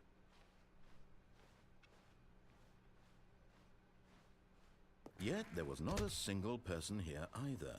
Feeling a wave of disbelief, Stanley decided, oh no, not again. I won't be part of this. I'm not going to encourage you. I'm not going to say anything at all. I'm just going to be patient and wait for you to finish whatever it is you enjoy doing so much in this room. Please take your time.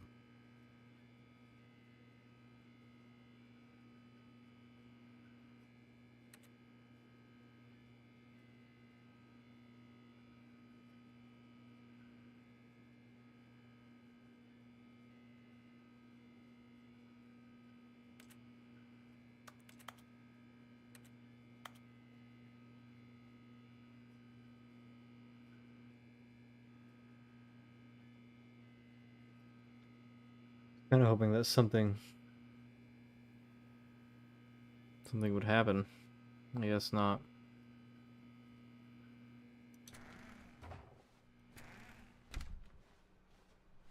Coming to a staircase, Stanley walked upstairs to his boss's office.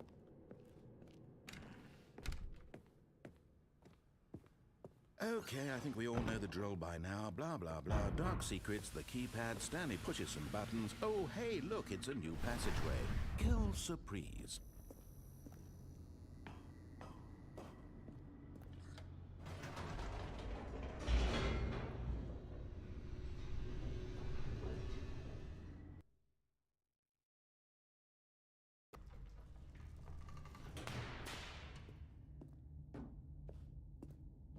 Stanley walked straight ahead through the large door that read Mind Control Facility.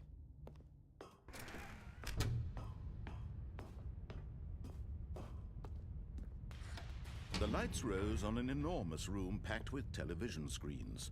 What horrible secret did this place hold? Stanley thought to himself. Did he have the strength to find out?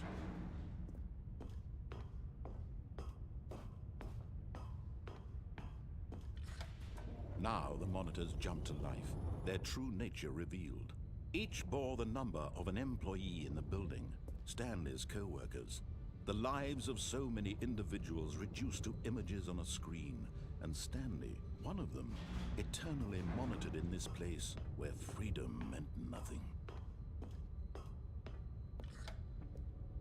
This mind control facility, it was too horrible to believe. It couldn't be true. Had Stanley really been under someone's control all this time?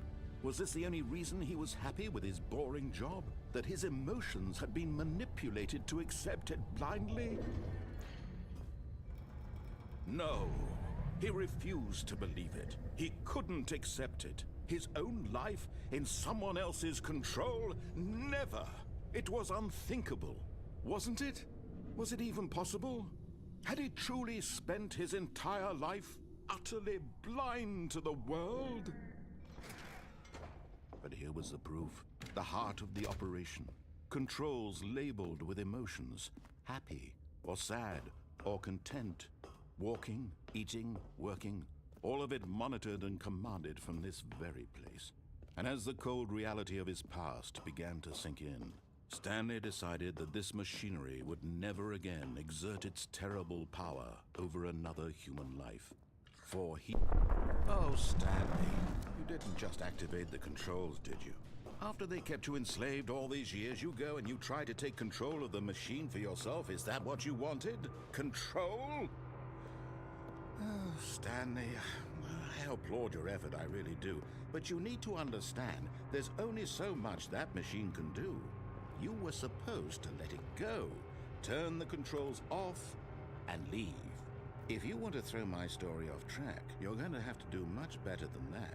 I'm afraid you don't have nearly the power you think you do. For example, and I believe you'll find this pertinent, Stanley suddenly realized he had just initiated the network's emergency detonation system. In the event that this machine is activated without proper DNA identification, nuclear detonators are set to explode, eliminating the entire complex. How long until detonation then?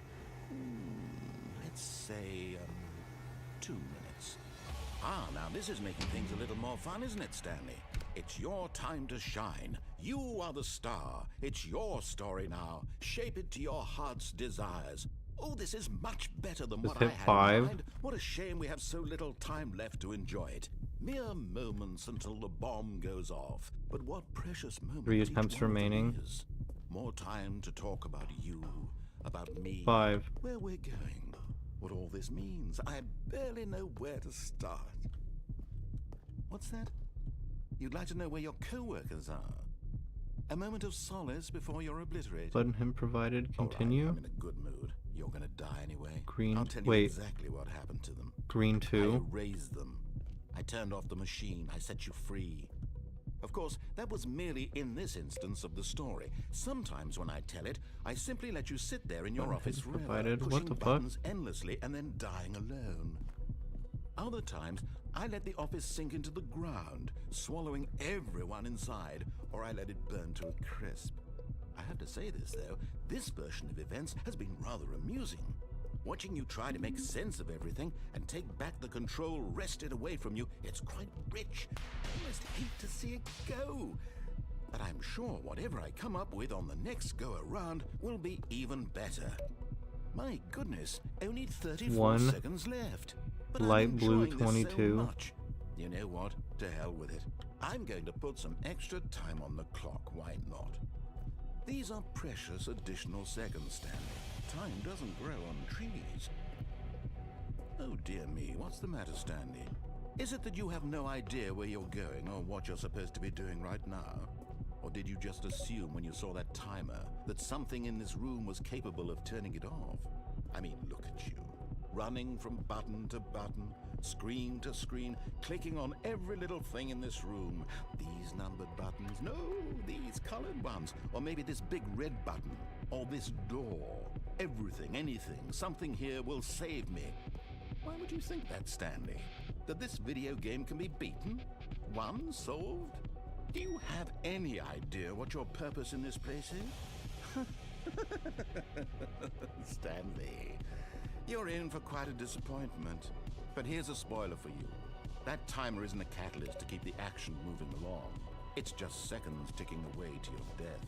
You're only still playing instead of watching a cutscene because I want to watch you for every moment that you're powerless. To see you made humble. This is not a challenge. It's a tragedy. You wanted to control this world. Variable not access. But I'm Error. going to destroy it What the fuck? first, Goodbye. so you can't. What am I supposed to do in here? Take a look at the clock, Stanley. That's 30 seconds you have left to struggle. 30 seconds until a big boom and then nothing. No ending here, just you being blown to pieces. Will you cling desperately to your frail life, or will you let it go peacefully? Another choice. Make it count, or don't. It's all the same to me, all a part of the joke. And believe me, I will be laughing at every second of your inevitable life from the moment we fade in until the moment I say, happily ever up.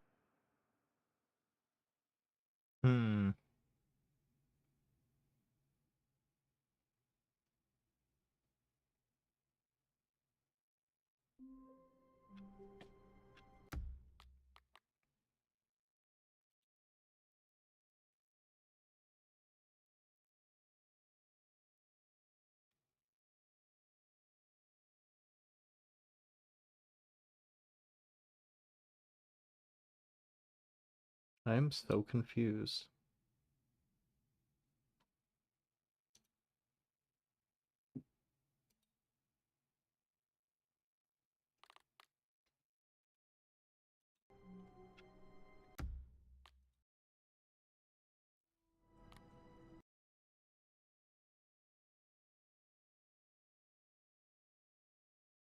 This is the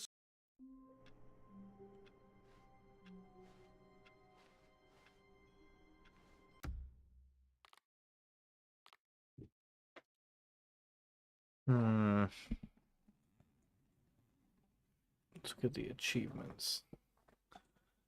Test achievement. Speed run. Don't play for 10 years.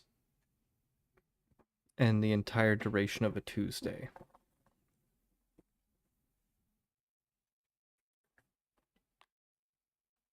5.3 hours. Is it time to say goodbye to the Stanley Parable for now?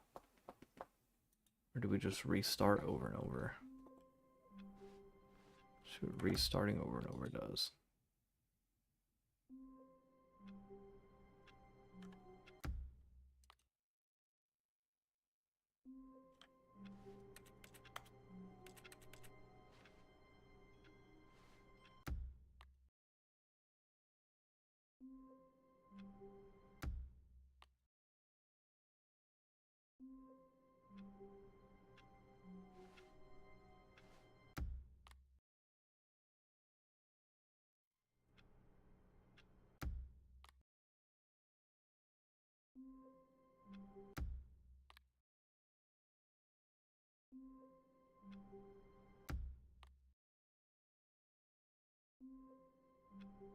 Oh, what?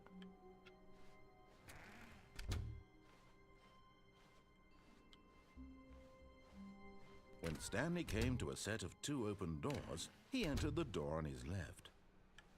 Speedrun time? Yet there was not a single person here either. Feeling a wave of disbelief, Stanley decided to go up to his boss's. Coming to a staircase, Stanley walked upstairs to his boss's office.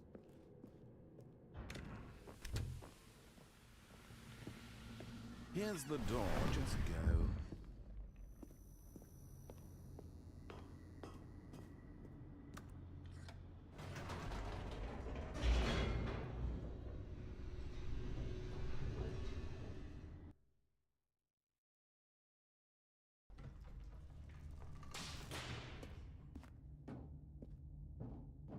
Stanley walked straight ahead through the large door that read Mind Control Facility.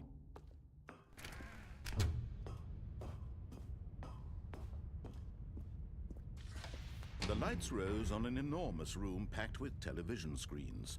What horrible secret did this place hold? Stanley thought to himself. Did he have the strength to find out?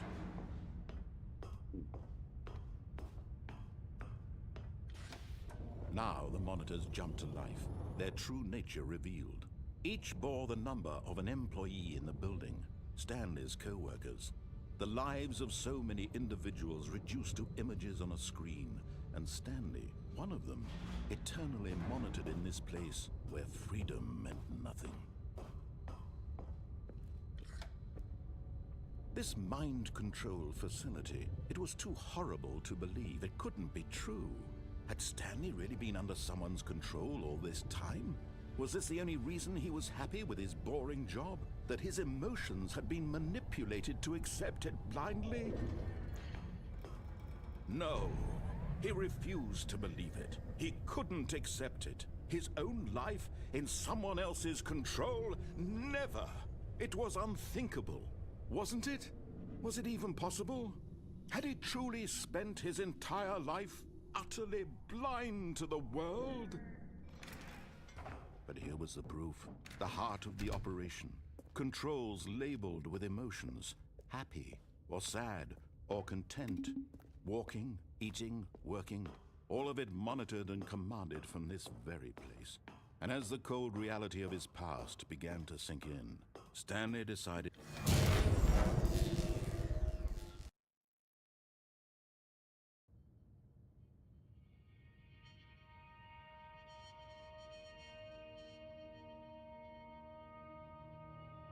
blackness and a rising chill of uncertainty. Was it over?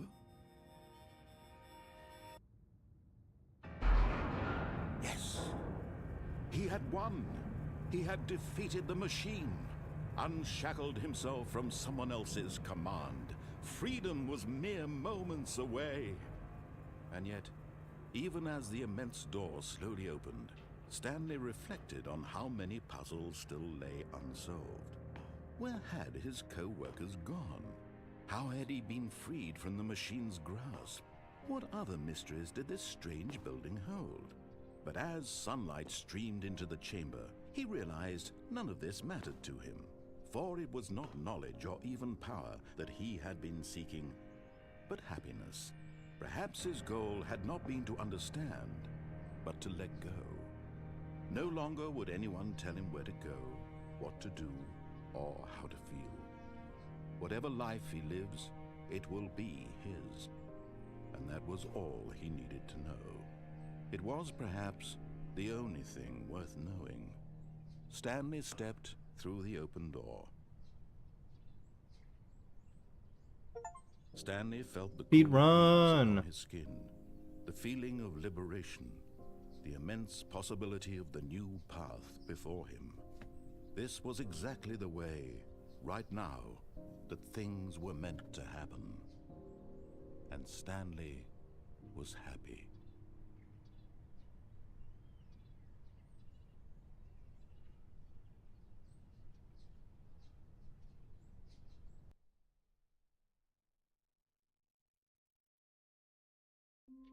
One more ending I can think of doing. All of his co-workers were gone.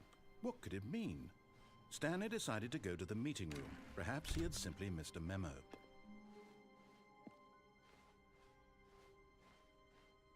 When Stanley came to a set of 2 open doors, this was not the correct way to the meeting room, and Stanley knew it perfectly well. Perhaps he wanted to stop by the employee lounge first, just to admire it. It was okay.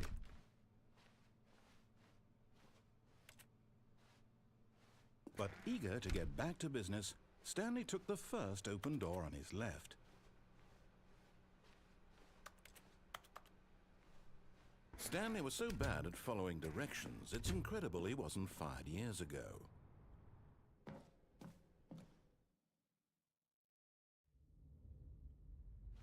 Stanley had now gotten himself so far off the beaten path that it seemed the office had begun from so far off the beaten path that it seemed the office had begun from so far off the beaten path that it seemed the office had begun from so far off the beaten path that it seemed the office had begun from so far off the beaten path that it seemed the office had begun from so far off the beaten. You didn't think I was actually just a recording, did you? What a silly and trite explanation that would be. All the back and forth between you and me, all the absurd adventures we've been through, and it all turns out I'm just a tape recording? It was all just in Stanley's head. I bet that's the kind of twist you think is revelatory. I bet each and every time you watch a movie where it turns out all to be in the main character's imagination, you must absolutely bolt off the couch in pure shock at the phenomenal and intricate storytelling. It must be so simple to be you. Life being an unending waterfall of surprises and delights. How much more exciting you must find the world than the rest of us do. Now I've become sad. Look what you've done to me. This is all your fault.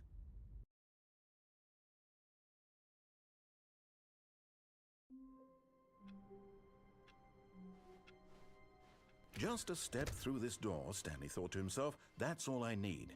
If I can make it through this, a good bucket, a strong bucket, a humble bucket, a committed bucket, a bucket of culture and distinction. Stanley clutched the bucket tightly to his chest and entered the door on his left.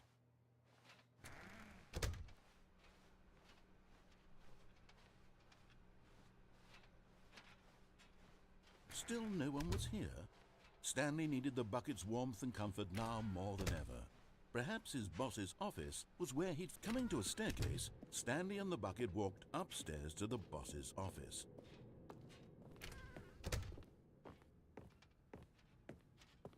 Stepping into his manager's office, Stanley was once again stunned to discover not an indication of any human life.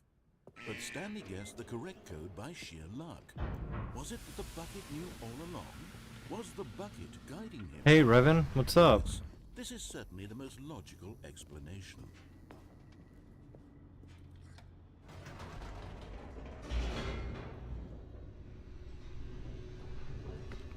You just get home from work?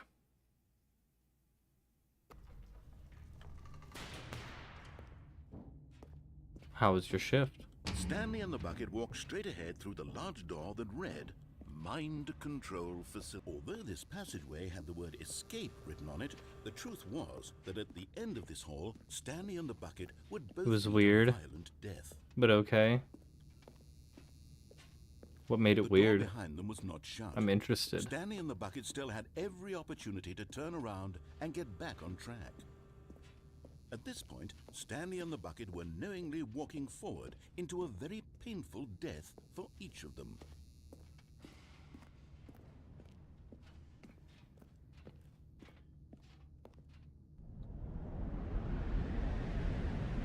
Sold the guy 2 12-ounce cups of tartar and then he asked for straws. Fucking bro's living like a king.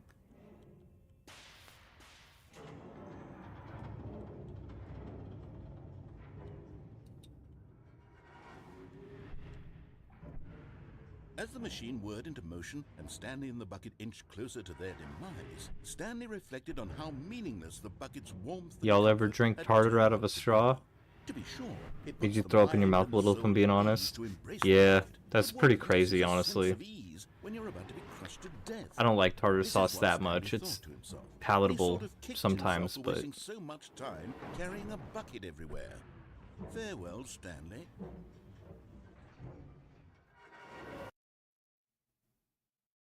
Farewell, Stanley, cried the narrator, as Stanley and the bucket were led helplessly into the enormous metal jaws. In a single visceral instant, the bucket's life came to an end, as it was crushed violently to death.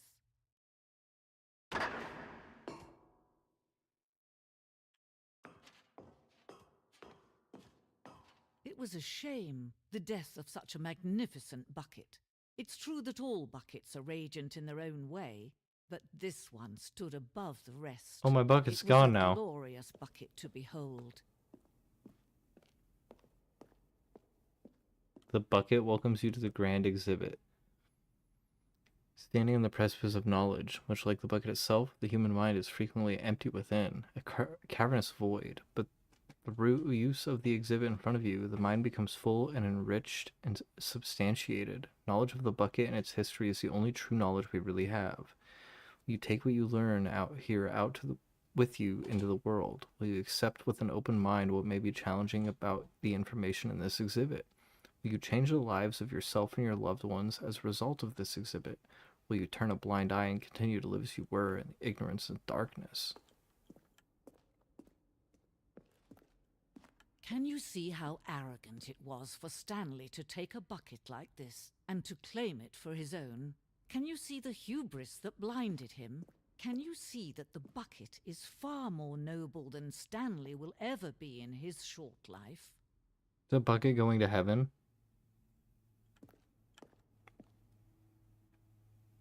God is dead. Yeah, Llama, where have you been? We missed you. 25 buckets. Photograph of 25 buckets. The greatest number of buckets ever captured on camera. The photographer experienced catatonic shock for several weeks as a result of euphoria from exposure to this many buckets at once. We were lurking last night, just didn't chat. I think that's a lot more than 25 buckets.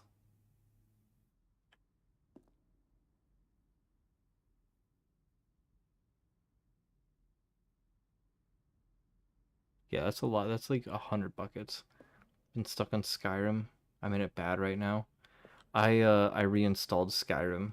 I haven't started playing it yet. A bucket with 2 handles.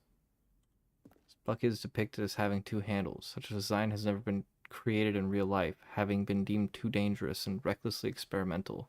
Every year, dozens are put to death just for attempting it. First PC playthrough though, it's so good. Are you using mods? Because it seems like everybody loves Skyrim with mods. You're partially responsible for the Skyrim fever. You are responsible. Inferno Bucket. A replica of the Inferno Bucket, which in the medieval era was so powerfully alluring that it drove dozens of nations to war with one another for control of it. Billions died, and yet in spite of it all, the simple fact remains, no one can control a bucket.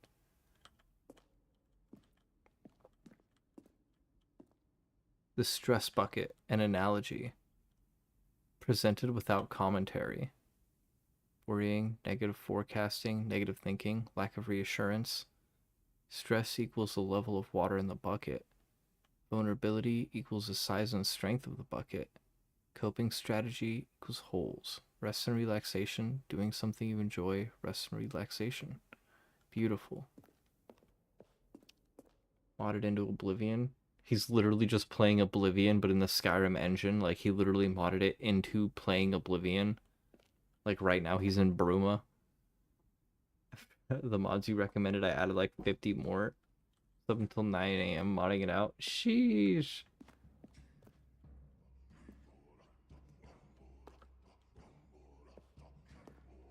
We all know that buckets predate the existence of mankind. We do not know by how long. This cave's drawing depicts early man's discovery of the practical uses of the bucket, by which time the bucket had already been around for several millennia. Notice in these drawings how the bucket is allowing itself to be used, having judged humanity to be worthy of its treasures.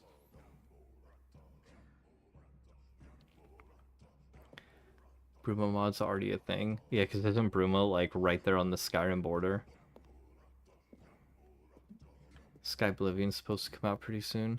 No man can own a bucket, and certainly not a bucket as dazzling to behold as this one. It is man who should kneel before the bucket. As you can see, I've been playing the Stanley Parable. I am running out of ideas for what to do in this game, though, and I'm thinking it might be time to try something else. Mod list is around 250. Sheesh! The Hanging Bucket. This piece symbolizes the necessary relationship between bucket and humanity. However clear our grasp of the bucket may be, there is yet more that is always out of reach. This distance, inevitability, is for our own good. Oh, what happens if I go in the hole? Yeah.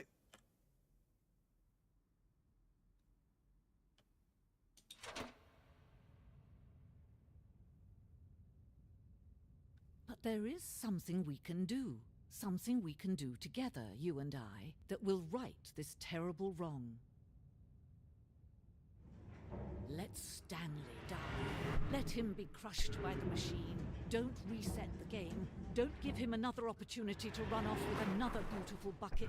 We can save the world's buckets from their treatment as tools and implements if only we let Stanley die together. The bucket shall take its place as ruler, as leader, as commander of a new world, a new... All hail the bucket.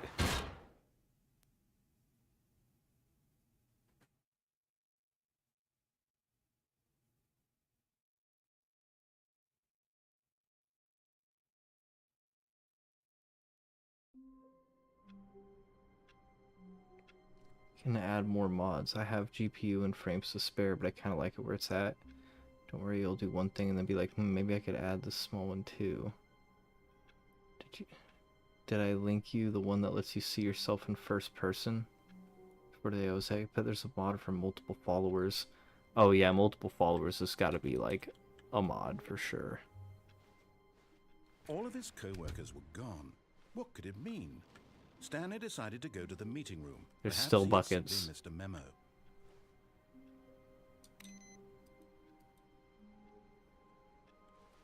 I can turn computers off?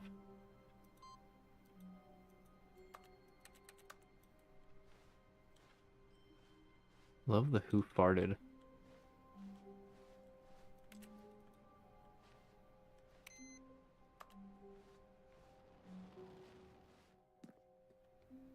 They always get in your way. Yeah. That's just followers in No matter those how types of hard games. Stanley looked, he couldn't find a trace of his co-workers.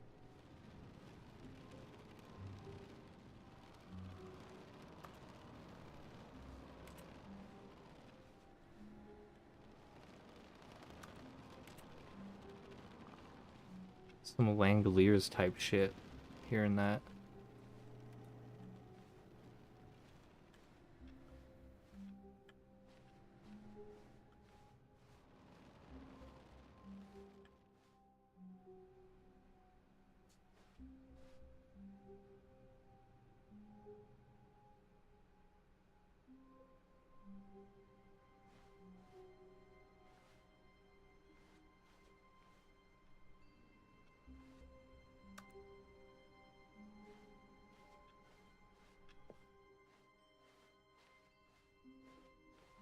It was already easy enough anyway. I prefer to actually do most of the fighting When yourself. Stanley came to a set of 2 open doors, he entered the door on his left. This was not the correct way to the meeting room, and Stanley knew it perfectly well. Perhaps he wanted to stop by the employee lounge first, just to admire it. It was okay. But eager to get back to business, Stanley took the first open door on his left. And so he detoured through the maintenance section, walked straight ahead to the opposite door, and got back on track.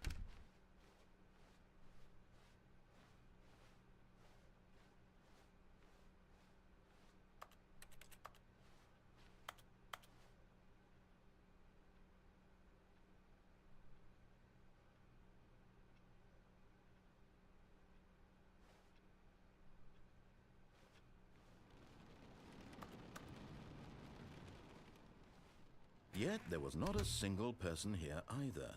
Feeling a wave of disbelief, Stanley decided to go up to his bosses, coming to a staircase.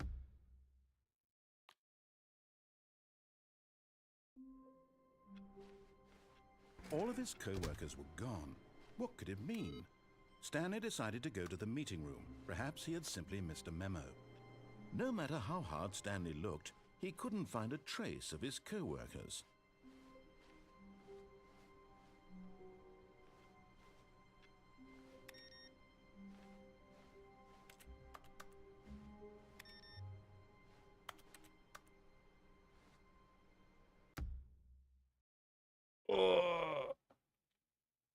Ugh.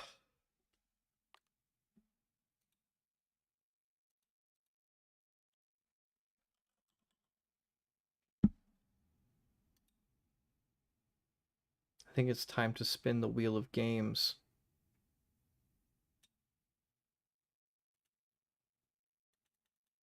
It's not updated. But oh, hello, Wayne. I don't have any more ideas for like what I could do here.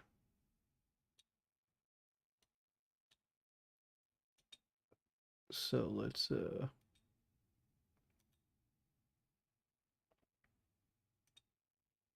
whoops.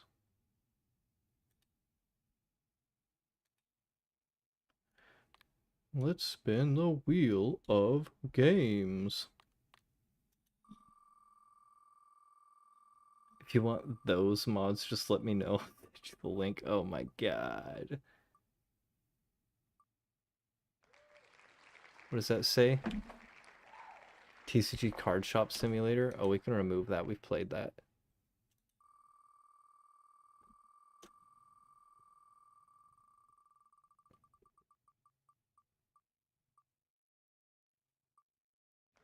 Outward. Okay.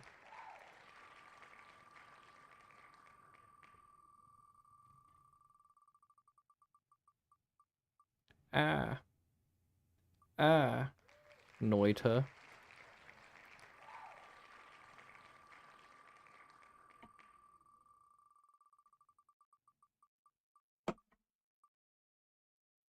Super Mario 64. Oh, it takes 2. When you're stepping on the keyboard.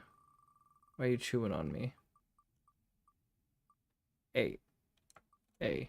Now we're done playing Battle Brothers 2. I really gotta update the wheel.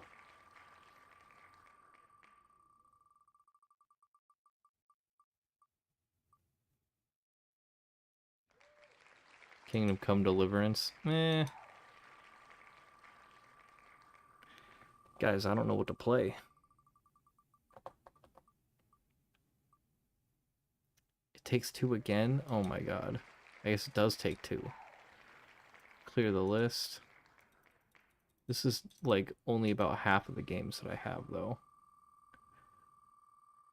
Cat Cam. Yeah, he wants food. He wants more food. Little fatty. You little fatty, Wayne. Metro Exodus. It's PlayStation. I did get my PlayStation finally hooked up.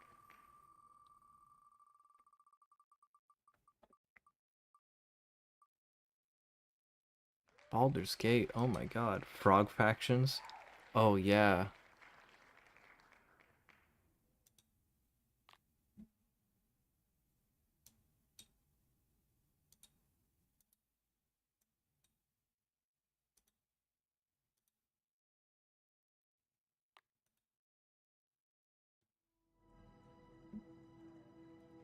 Let me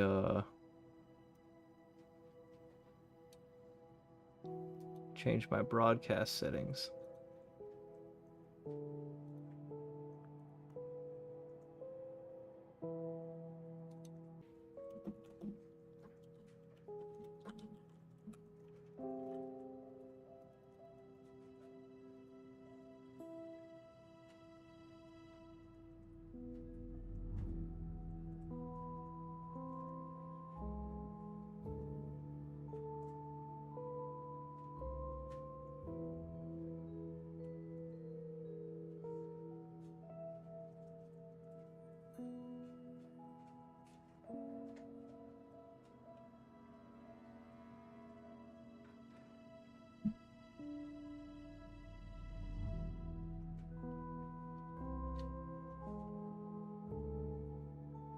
There's no frog fractions category for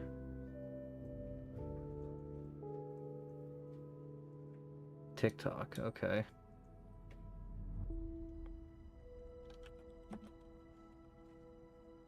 We'll just leave it on the Stanley Parable then, I guess. Updates. Hey, caveman. What's up, dog?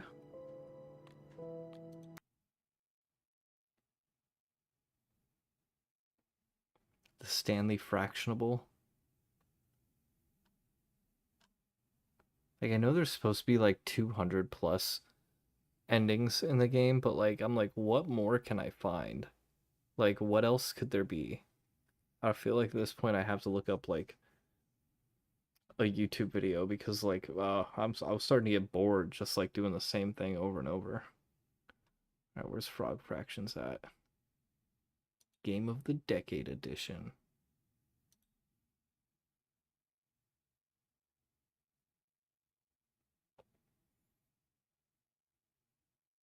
The closet. The broom closet.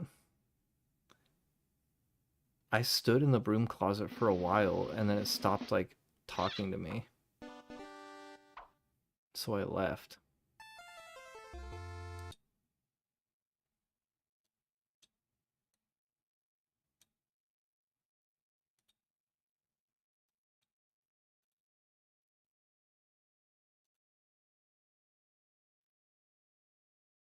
Supposed to send you to an interrogation room. Okay, I'll have to try that next time I play. I'll probably try again tomorrow. Play a couple extra little things. Why is game capture hidden? No, I want.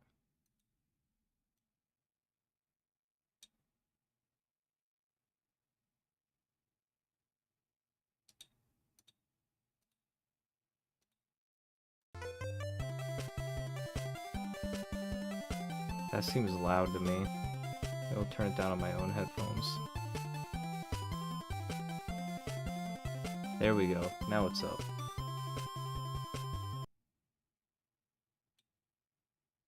Move all our windows back. You ready to learn fractions? I'm ready to try. By now, Hawk's iconic... Hop's like, eh. Eating sounds next gen. Okay. Wave 1.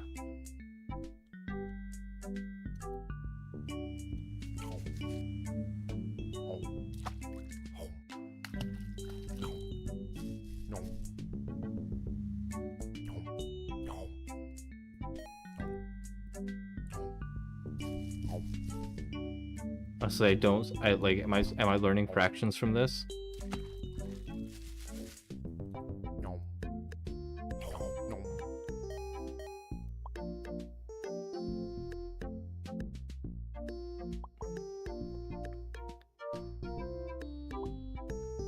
Cybernetic brain, 2 Zork mids.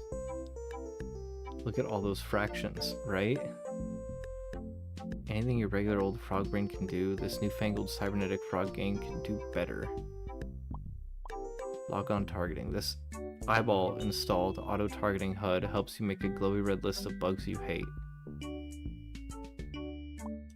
Sure, well, oh, we okay.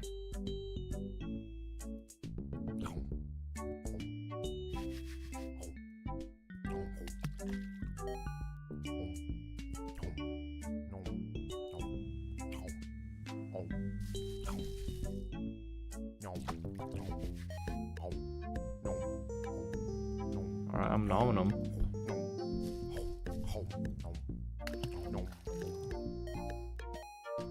Cool. Uninstall lock on targeting.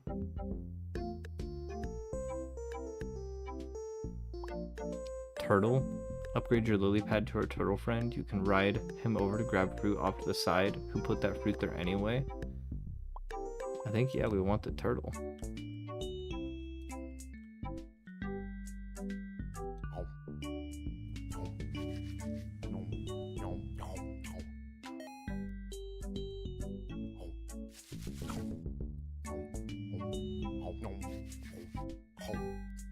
Oh, I'm not gonna reach it on time.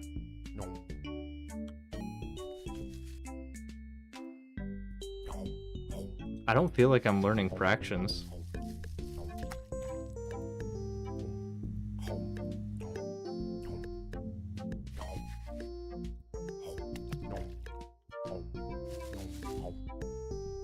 Oh shit.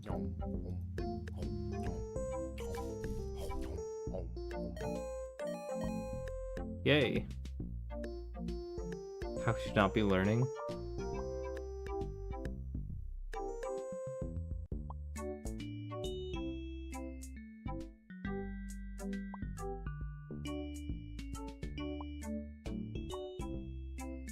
How do I have Zork mids? Cybernetic brain. Upgrade to scientific notation? Oh, what the fuck? Those aren't fractions at all.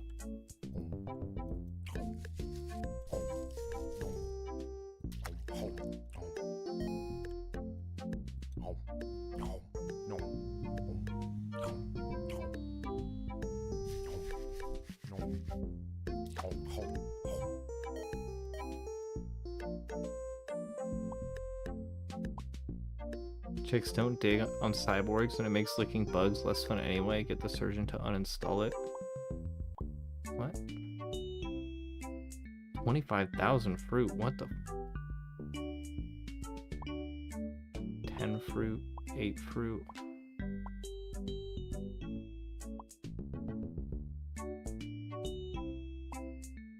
Now let's go static cling tongue. Frog fractions teaches typing. What? Oh.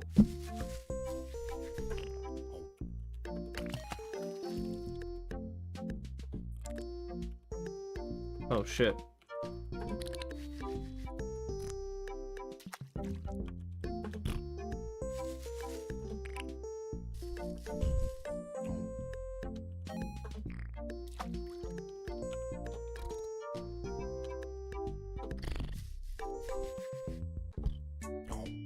This game teaches you typing and fractions. What are you watching? Oh, what's up, Mr. Wizard? Sorry, I got a little run out of adding padlocks to bug porn storage warehouses should cut down on shrinkage considerably. What? I was playing the Stanley Parable and then like I ran out of ideas. So like I moved on. Let's do durians. Wave 1. Okay, it's back to normal.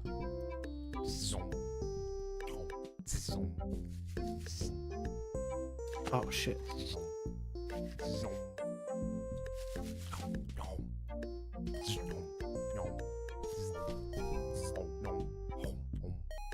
Oh, got it. Wave 1 again?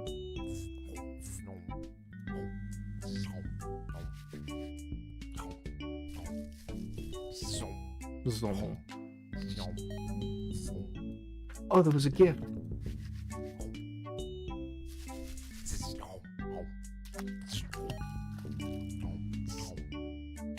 How am I missing those gifts? How am I supposed to get them, even?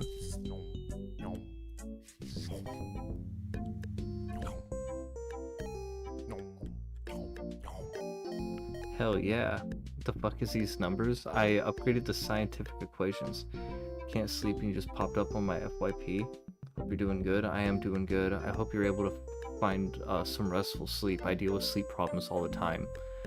So I definitely know how that feels, and it sucks. But I hope you're able to fall asleep. Maybe this game will be nice and relaxing for you to watch. Upgrade your turtle friend to a dragon friend. He will love his new dragon shape, I swear. That shell is just holding him back. Well, first, chicks don't dig on cyborgs, and it makes licking bugs less fun anyway. So let's uninstall the lock-on targeting.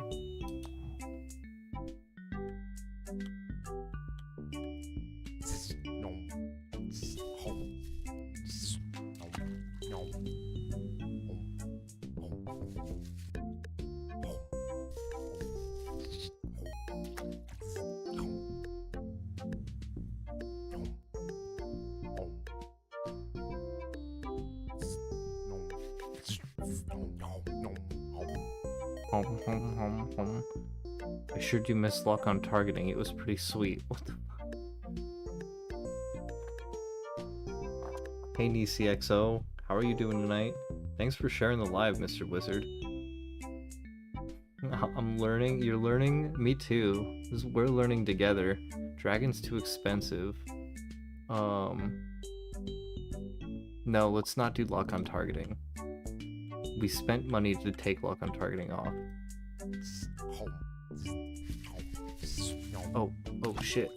Okay, we got one. Ah, they're coming for me.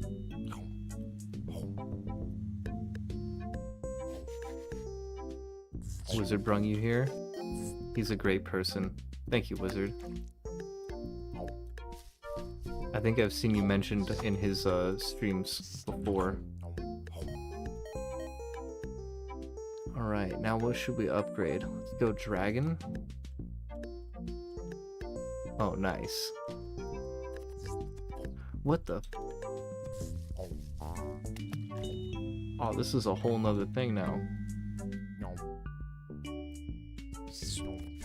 Now they shoot back.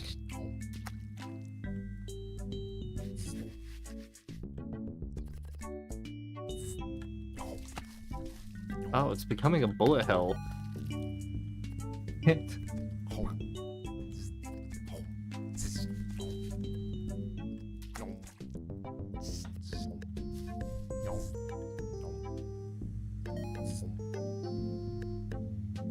Wasn't this game like an old Flash game? Bullet heck. Alright, next one, warp drive. Install a warp drive on your flying dragon. Now he will really take you places. We gotta get 25,000 fruit for that. And a bunch of Zork mids. I don't know how to get more Zork mids. Let's bring back lock on targeting. Get 5 upgrades in a row. Oh, dive. Thus. Nosh. Taste. State. Unseat. Sauna. Oh, I don't have to hit enter.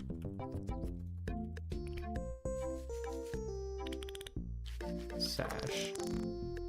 Nuns. Sun. Ooh. Sunset.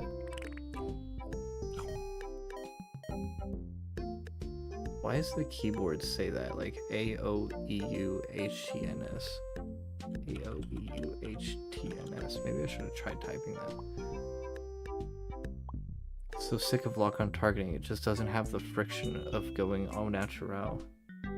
Do I? Yes, I do. Under the same username. I don't want to say the name because I guess that suppresses your algorithm for TikTok. But yeah, I'm on the purple app. Those are the keys you're supposed to rest your fingers on. What? My keyboard doesn't look like that.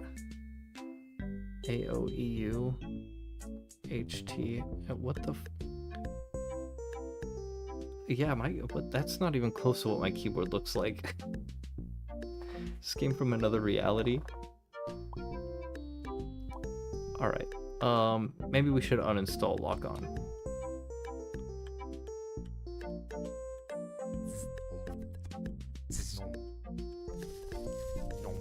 No.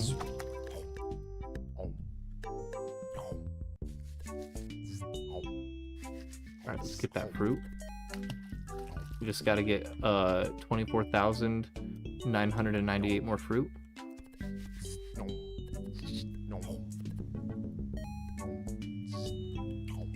Whoa. Alright, we got him. Thanks for the rose. I think that's an actual keyboard layer. QWERTY is just the most common. I need like some obscure keyboard to play this game. Both bought Frog Fractions, but Frogapult was a flash game I loved. Game of the decade. Oh yeah, I didn't notice that. Alright, we can't get the upgrade. 3 million Zork mids. You know what? Let's try something. Okay, I thought I'd be able to fly. Like, fly up.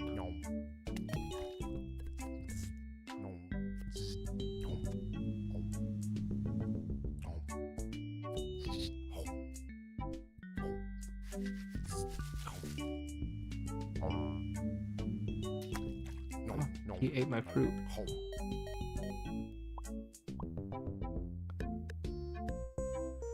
What about the other way? Like, what if I try to fly down? Or to the left? Oh, whoa, what is that? It's like a peanut or a honeycomb or something? Thank you for that thing. I can't see it on... I can't tell what it is in my chat box. Looks kind of like a peanut with a bite taken out of it. But also thank you for the other 2 roses. It's corn from that corn meme. I had no idea it was corn.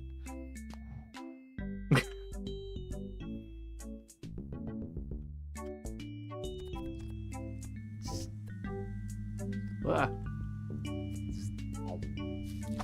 Oh, how am I supposed to get those gifts, dude? Do I just let them get to... Ah!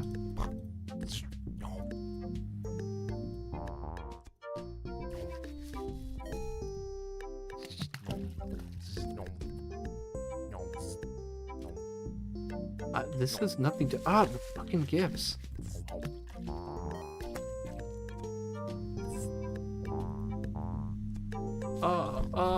Oh!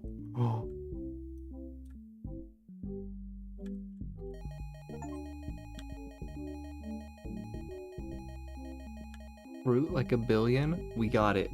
We got it, chat. What did you send me? Is that Boss Baby? Just realized I had some coins so you can have them all. Thank you so much, Nisi.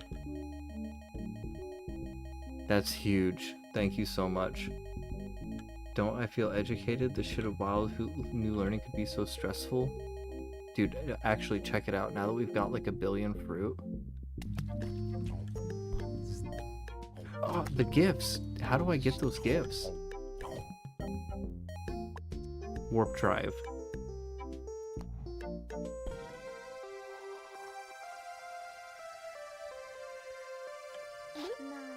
Glad you could finally make it, Lieutenant Hop. We're dealing with a serious infestation here. Fractions in space.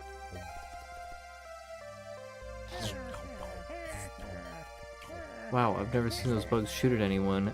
I think they might be racist. What? Why am I even still getting the fruit? I don't need the fruit anymore.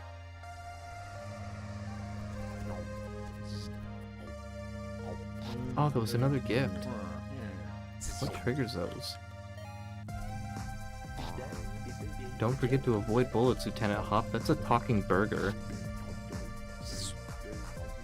There's Bugmars now, their home planet. They're gonna regret messing with us. They're from Bug Mars? Careful, SpongeBob! SpongeBob, careful! Careful, SpongeBob! Careful, SpongeBob! Careful, SpongeBob! Careful, SpongeBob!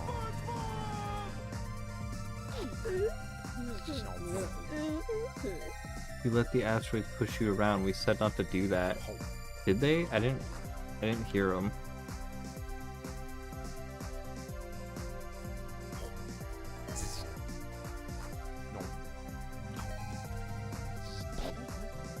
Good flying with you, Lieutenant Hop. See you on the other side. Is it such a cool suit? Cool with me? Oh, thank you. Warning, no refuge. What does it say? Oh, hello. I wonder if the big guy over here has any tips about dealing with fractions.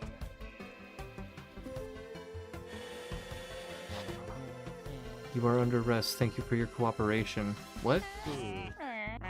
Whoa. You're not really dressed for court. I'll be waiting on you when you get out, I promise. What the... Hold on. What's going on here? Nisi, thank you for the 19 roses, the 14 heart boxes. Thank you so much. And 5 more roses. I have no idea what's happening in this game right now. I'm definitely learning. Mr. Hop, the charges against you are severe. You're accused of breaking and entering into our native habitat, Bug Mars, with intent to purloin our delicious space fruit. How do you plead?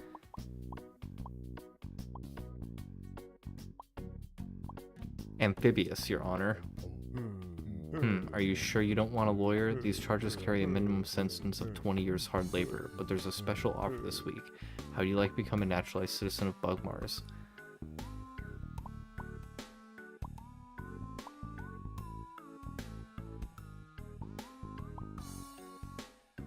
Oh god, what should I say? You're out of coins. Thank you for spending those coins on me. Much appreciated. Like, heart shape. I don't know. Obviously, dude. Should we become a naturalized citizen of, Bug Mars? I don't know, what are the hours? A dutiful bug Martian must always be vigilant. The space fruit aren't going to steal themselves. Here, all you need to do is pass a test of the history and culture of this fine planet. Shall we begin? Our bug flag has 4 bug stripes. What do they represent?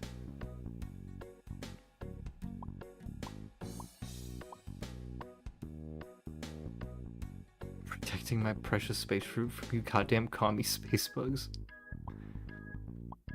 They represent bugs. A little bit on the nose, isn't it? You can blame Bug Betsy Ross for that one. Next question. On the series Bug Jersey Shore, what is Bug Snooky's favorite flavor of ice cream?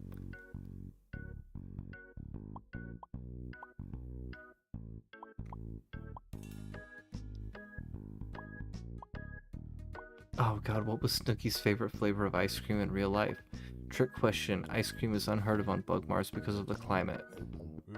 Well, I had to try, didn't I? 420 bugs ago, Bug-in-Chief Bug Thomas Jefferson wrote in the Declaration of Bugs that we are blessed with which inalienable right.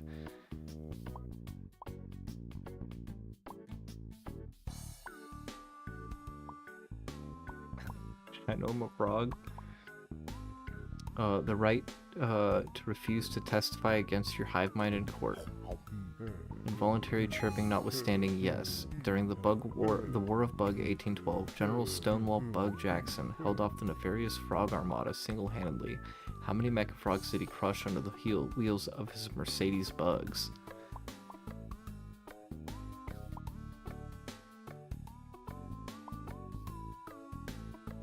None. He didn't learn to drive stick until after his divorce.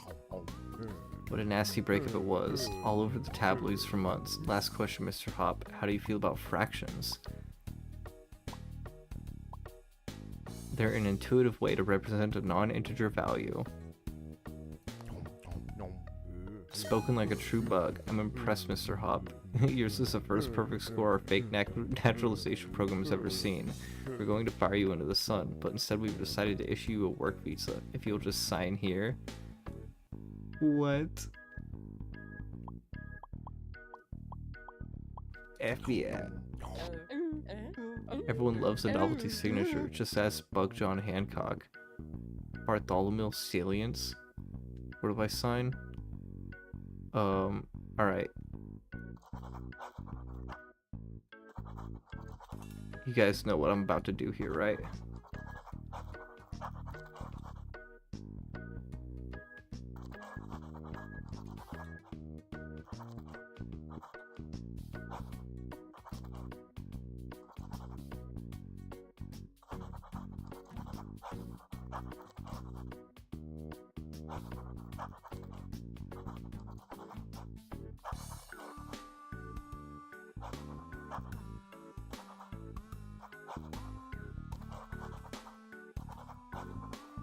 My spaceship. It looks like a giant. Mars fractions are the best fractions.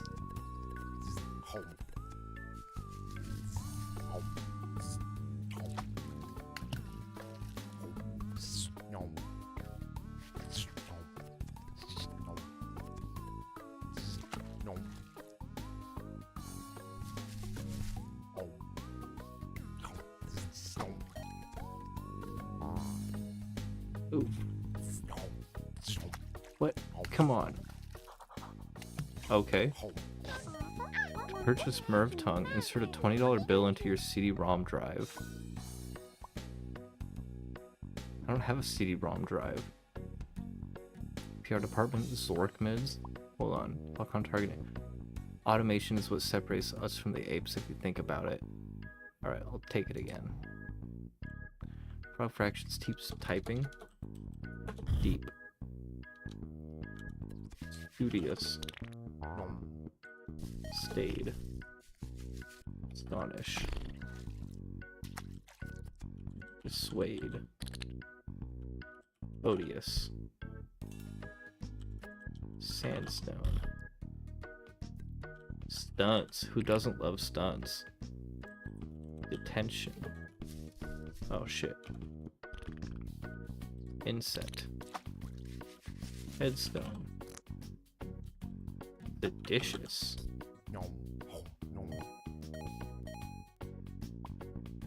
Manual targeting is more fuel efficient and faster. Wave Mars.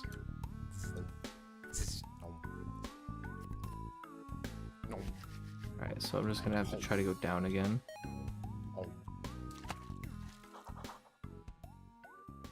Jonathan!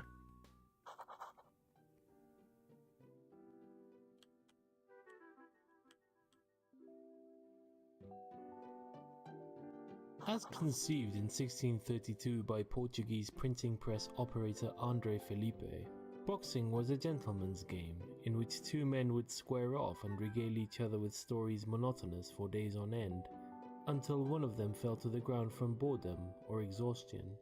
Over the next few years, the new sport developed a respectable following of a few hundred local socialites. Almost thought that was like a blurp redeem. What was that?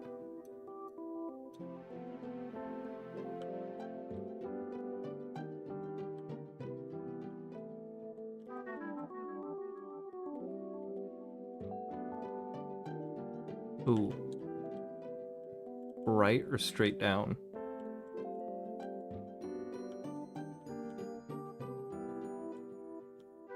It was Felipe's son, André Felipe, who developed what he called the punching strategy in 1637, after seeing a schoolboy strike another in anger, causing him to fall down.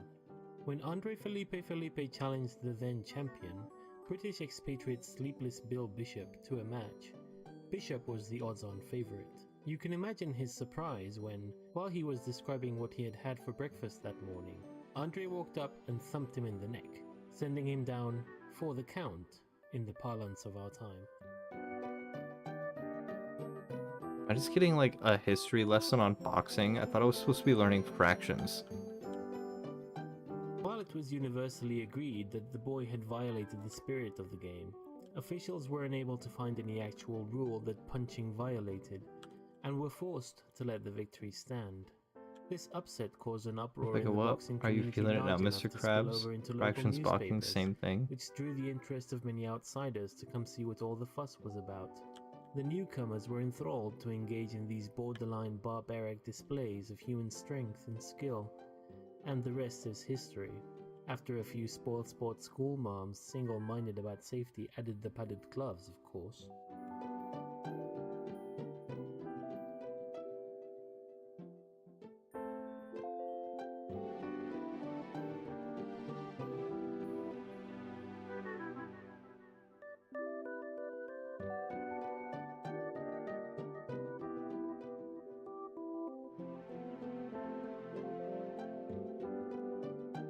Oh?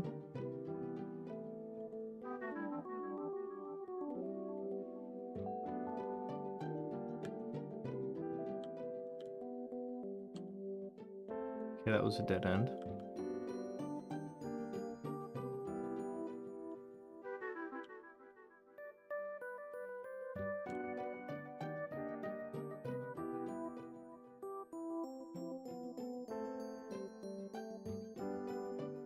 How long is this sequence?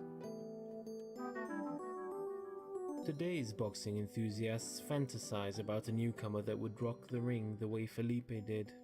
Calcification of the modern rule set has essentially locked the punching strategy into place, but it's easy to get caught up in the fantasy. Young scholars with big dreams often enter the ring with their crazy new trick, usually a variant of hypnosis, and though they've achieved the occasional victory, none of the gimmicks have been robust enough to make it to the big time.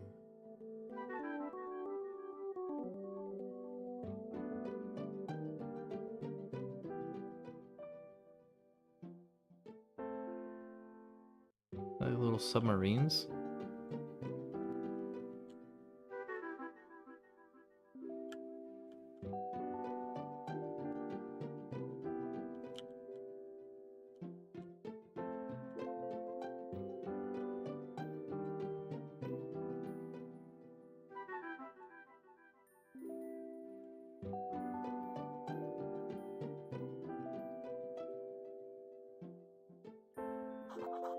What the fuck?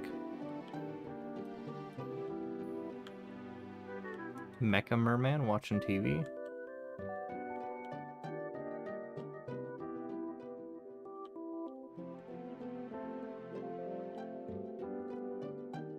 The real wonder, though, is that Andre Felipe's original vision of boxing is still around. Gentlemen's boxing clubs can be found in cities all over the world. You can visit one most any day of the week and see two erudite gentlemen exchanging pleasantries in the ring.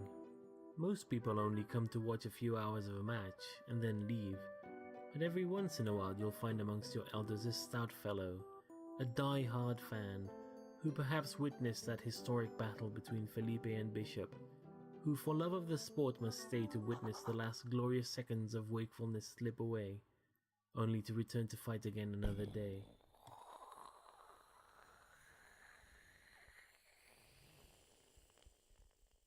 All the sound effects seem to be just somebody's voice. Command module. Is that it? The rumbling seems to have stopped, and you feel an intense downward pressure let up. After a moment, you calm down enough to start taking in your surroundings for the first time since the seemingly dormant vessel sprang to life. The walls of this circular room curve to meet at the point that must correspond to the curved nose of the outer hull. Lining the walls, you see a porthole, glowing display, and a control deck. The ladder leads aft. You don't know how to get started, type help. Oh, it's a typing adventure now? Examine ball. Get wrench, turn knob. Climb stairs, open box, read pamphlet. Finally remembered the adventure gamer's maxim. If it's possible to do, it must be good and wise. That was just an example. There are no wrenches in space.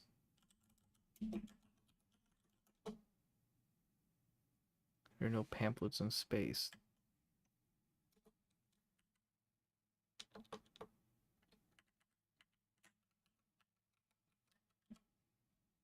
How do I go back?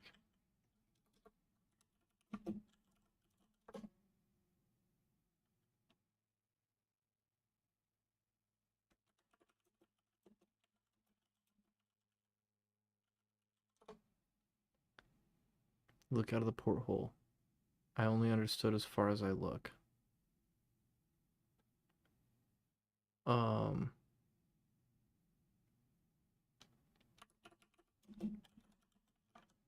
let's go look glowing display.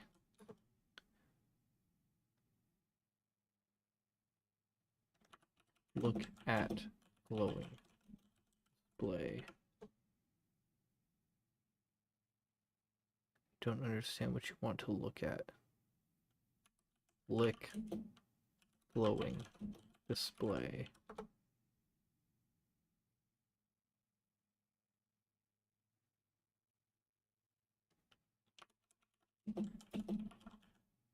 Look at porthole.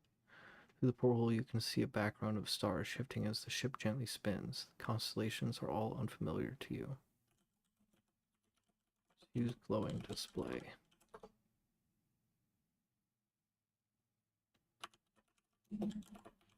Around.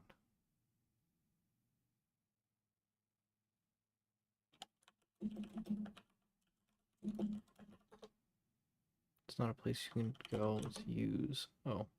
Use control deck. Be more specific as what do you want to do with the controls.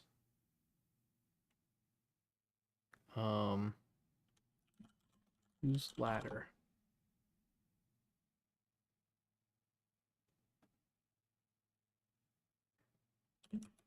Climb ladder.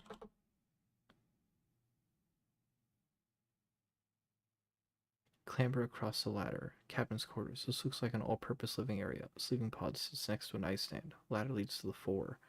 Oriental rug lies in the center of the aft wall. Let's look under rug. Moving the rug, you discover a recessed hatch below it. Your score has gone up by 2/5 of a point. Open hatch. You have to work it a bit, but after it gives a wheel and spins and the hatch pops open. Look into hatch. Hatch is open. Go into hatch.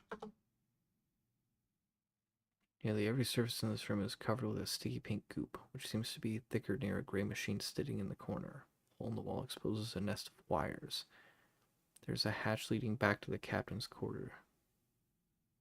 Look at goop. Thin coating of sticky pink goop covers every surface of the room. It's lick goop. You're not hungry. Look at wires. Peering into the exposed machinery, you see what looks like an empty coffee can that you're guessing doesn't belong there.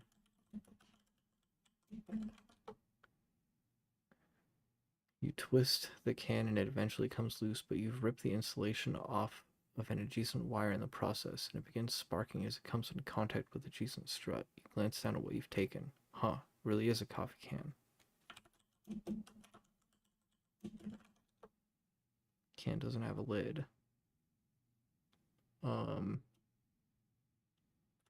Lick wire.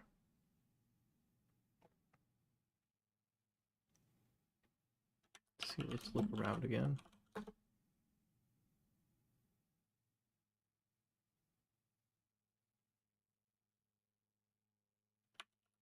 Look at gray machine. Machine consists of a spigot aimed at a flat platform. Handwritten sheet of paper has been hastily taped over the base of the platform. Look at paper. This is the out of order note included in your game package. Take note. Rip the note off, leaving a fluttering piece of electrical tape behind and revealing a control panel.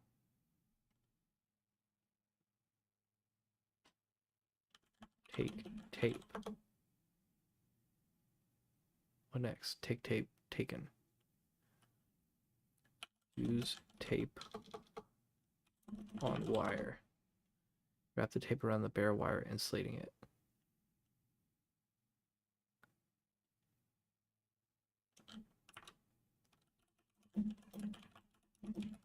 Look at control panel. Most of the control panel is rendered unusable by the sticky pink goop.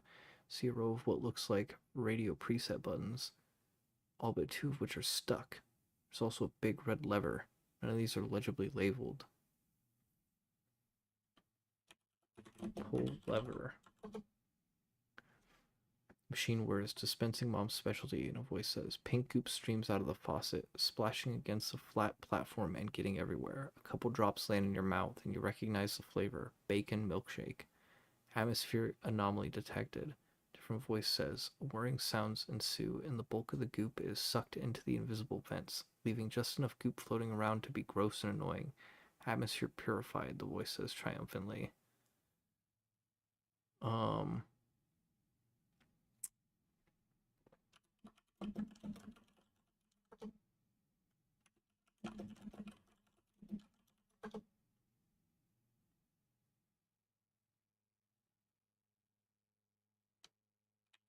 Let's press button.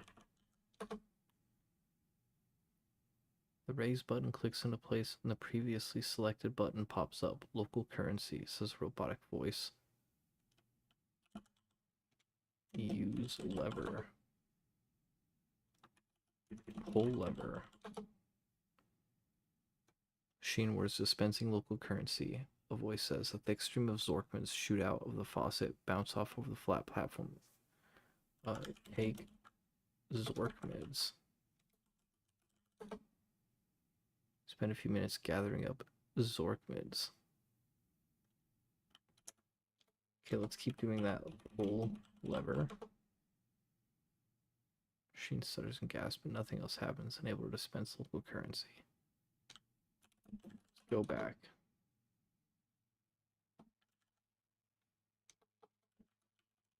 Climb ladder.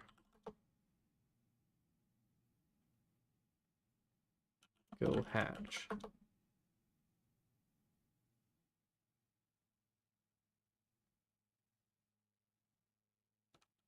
Open nightstand. Read manual. Manual for the navigation computer in the command module. After leafing through it, you feel confident you understand how to use the interface well enough to set up a route back to Bugmars.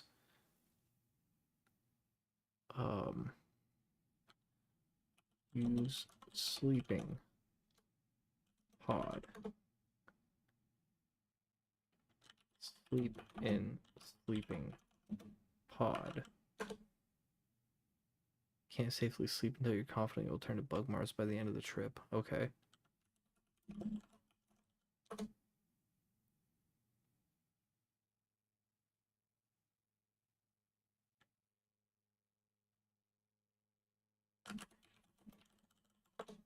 That's how I feel. I'm just pop, pop, pop, pop, pop, smacking away at that keyboard.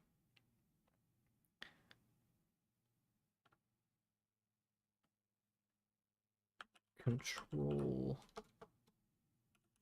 deck. Best not to fiddle with the controls. Route to Bugmars. Go to control deck. Use control deck.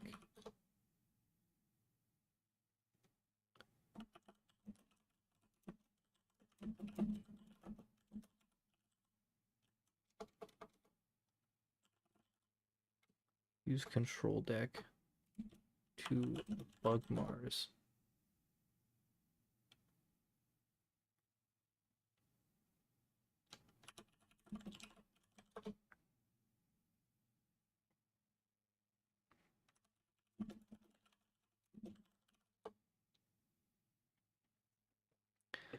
Rave switches in a pair of joystick. Let's hope you never need to override the ship's autopilot. These are definitely not frog joysticks.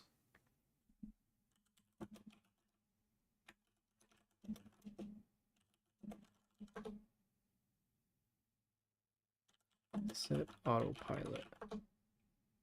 Best not to fiddle with the controls. What am I supposed to do? Help.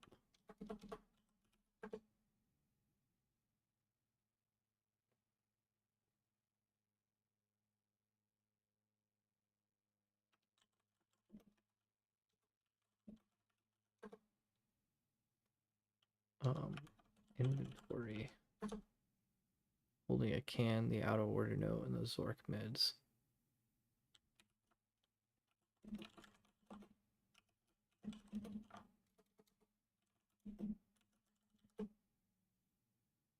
Okay, let's climb ladder.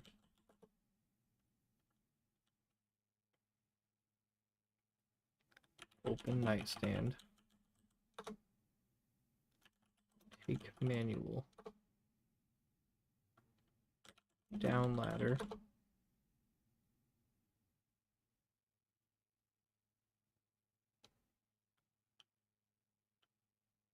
Control deck. Use manual. Read manual.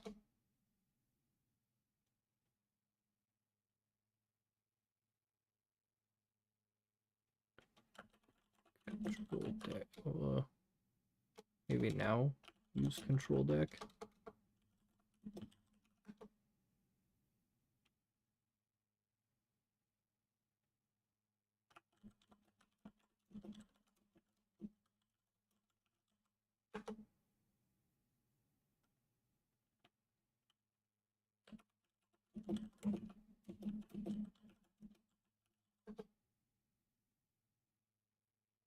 I have no idea what to do. I'm stuck.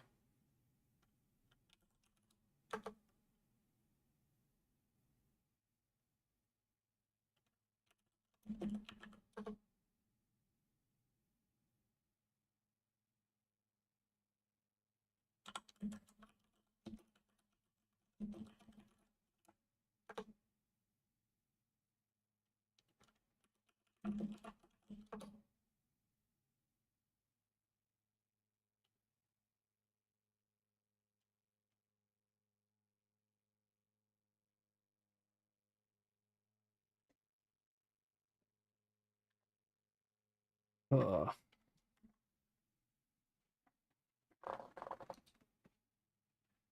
What the fuck do we do?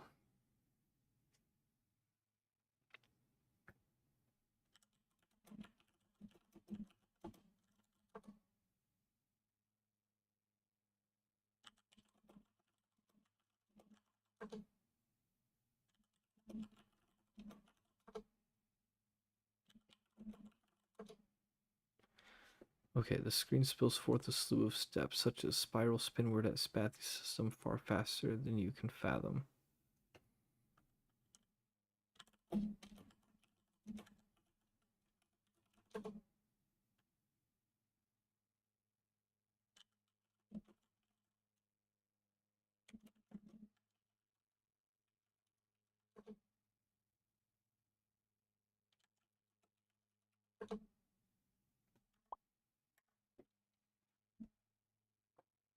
Steps.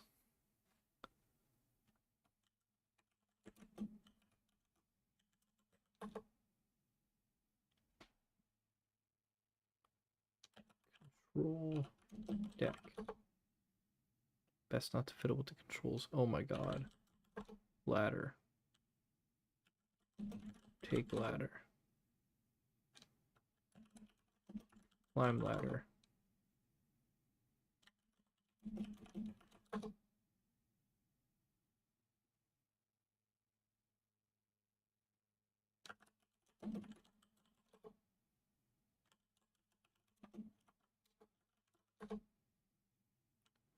I'm stuck. I don't know what to do.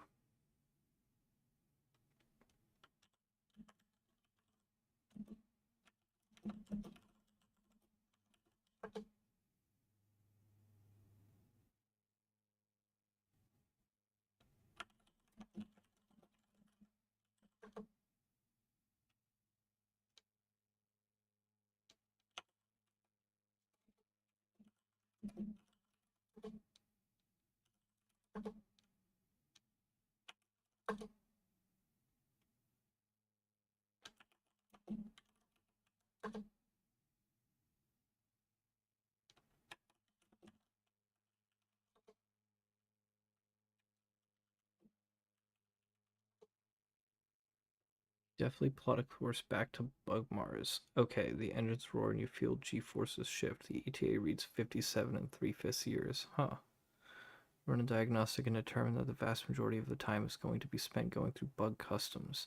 Luckily, you can sleep through most of it. Okay. We figured it out.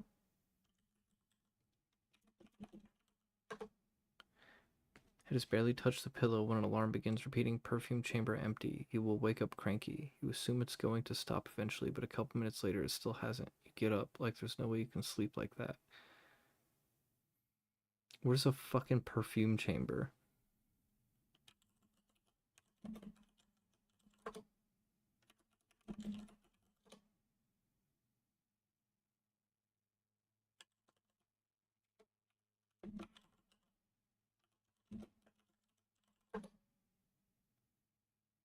Oh my god.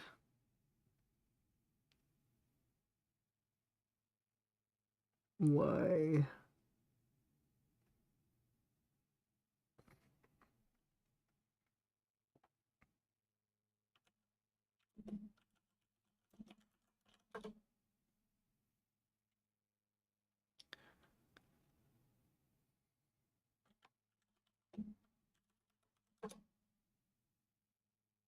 Can't get a meaningful amount just by collecting loose goop. Um...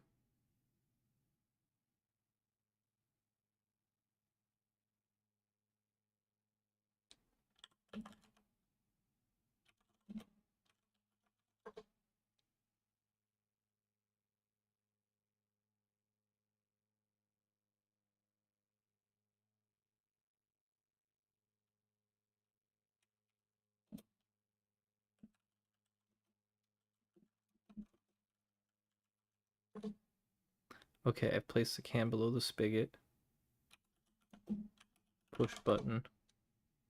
Mom's specialty. Robotic voice. Pull lever. Okay. Machine sprays a thick stream of pink goop streams out. Mostly gets everywhere, but your coffee can does end up filled. You grab the can. What about your inventory?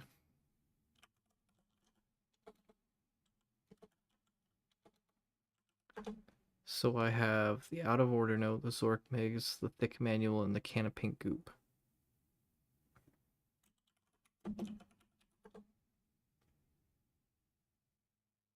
Okay, those drops earlier with enough bacon milkshakes for one lifetime, thanks. How do we... let's climb ladder. Oh wait.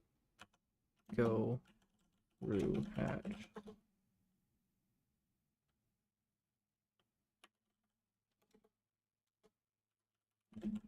Oh wait, let's examine sleeping pod. Looks like bed with a lid, but you have to assume it's got some sort of suspended animation functionality. I mean, right? There's a hole on top next to a gauge reading empty. Pour goop in a hole. Bring the can close to the hole, and the hole sucks pink goop right in. The nearby gauge fills up. Alright. Sleep in pod. Lie down in the sleeping pod, close the lid, and drift off. Secure that in 57 and something years, you'll return to Bugmars, a wealthy frog. When you wake up, you're clearly not in your sleep pod. You blearily glance around, get your bearings, and you appear to have been sleeping on a heart-shaped bed covered with roses. A voice comes from the next room. Awake already? A wispy human figure in a bathrobe and a crown walks in. She bends over and kisses you on the nose. Then suddenly you feel your body shifting. Yay, she laughs in class, and you realize that you've been transmogrified into a human form. What the fuck?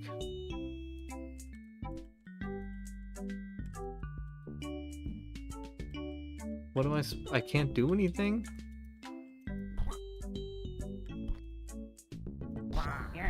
Watch out, man, they're eating your fruit.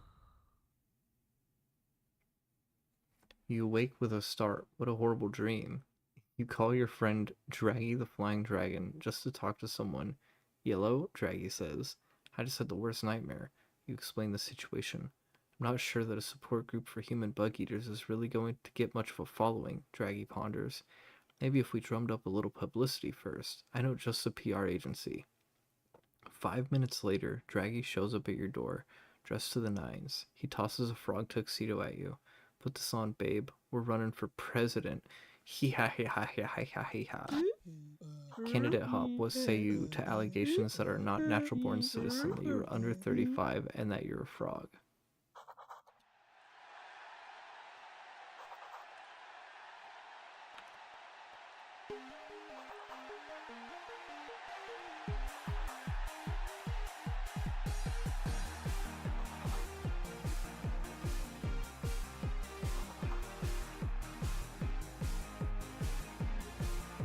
Oh fuck, I'm not good at Fortnite Festival either.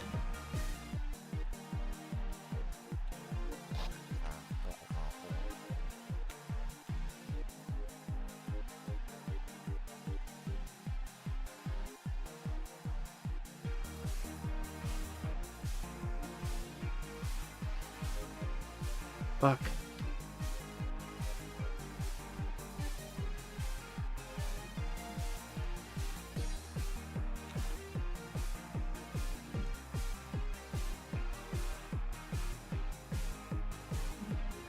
God, I'm so bad at this.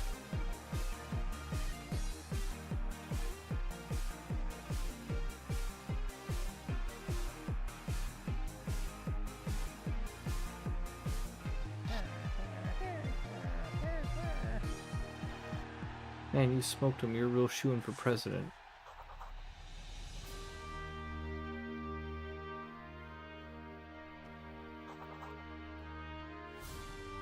Betsy Bluebonnet.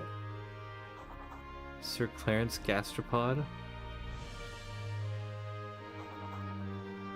Ferdinand Croker. Flaps McQueen. Morag Hieli. And introducing Draggy Ceiling Eater as himself. Created by Twinbeard. Numerators and denominators. Here's your bug coffee, Mr. President. Heavy on the cream. Bug weather, thunderstorms. Bug economy manager. 20 million, 2 million Zorkmids. Cost to produce bug porn, 10,000. Zorkmids, megabytes. How many megabytes of bug porn do you wish to make? What? 0. Don't worry, this interface is temporary. Bug software engineers are hard at work on Bug XL 98. How many pop-up banner ads do you want to purchase? 1. What price do you wish to charge for a megabyte of bug porn? 2. Thanks, but I'm into ladybugs. What? Day 1 result, the in-house bug porn musician decided to make bug drum and bass. Today, nobody's quite sure what to make of it. Made 0 megabytes of bug porn at 10,000. You sold 0 megabytes of bug porn at $2. Profit asset. How many Zorkmans do you want to order the Bug Federal Reserve to print? 5 million.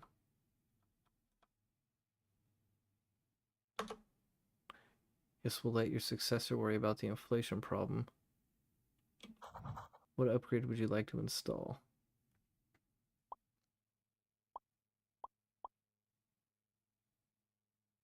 How do we get all that? PR department? What the fuck? Hold on.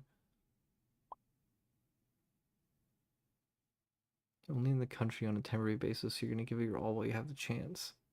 We'll train team of marketers to ensure that the public has a correct impression of you. Designed for the professional dancer, these low-rise slippers have a 2-part rubberized sole for maximum control. Constituency is always more impressed by a deep booming voice. Our surgeons are on call 24 hours a day to give it to you at a moment's notice. Okay, hold on. Drugging the water supply will pacify delinquent bugs, keeping them off the streets, out of trouble, and not coincidentally staying home and watching bug porn. So satellites helping meteorologists provide more. Well, okay, weather forecast. Do we want them to not be watching bug porn?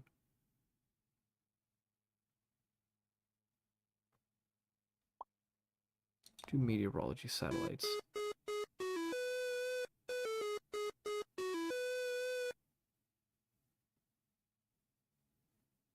Bug porn is where all the money is. Let's go do 1,000 megabytes of bug porn. That would require 10 million. Okay, let's do 50 megabytes of bug porn. And we'll do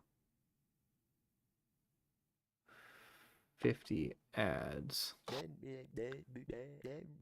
Be sure to charge more for your product than it costs to produce. We'll do 45,000 Zork mids per megabyte. prefer something more, residential. Juvenile bugs posing as health inspectors gave your product the thumbs up everybody wants to see.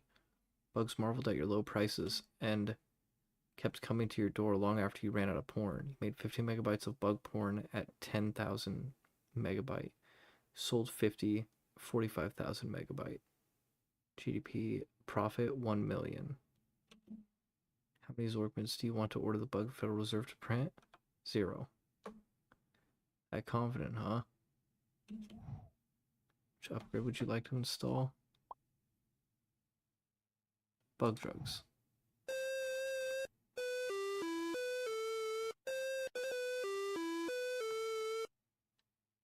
Notice an outbreak of frog STDs and bug-borne actors is driving production costs up. Cost to produce 12,000. So we'll do 100 of them, right? And we'll do 100 ads. Price do you want to charge? 60,000. Impressive wingspan.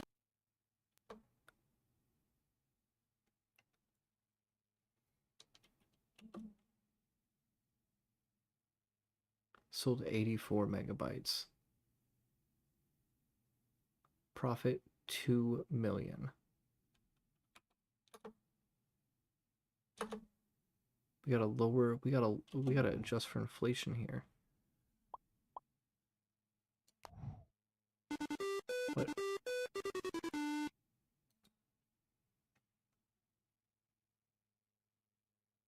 Bug economy manager. Do another 100. Another 100. And we'll do 50,000. Relax. Just be yourself. As per performance today at Bug Porn, the warehouse burned down. I sold 0 megabytes.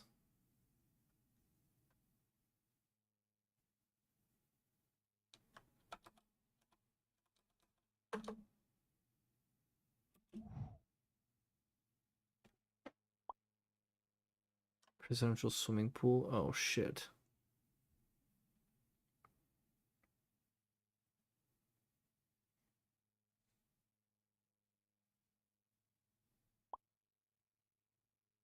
This will take the lock on targeting. Frees me to focus my attention on the things that actually matter, like my kids, and deciding which bugs need to die first.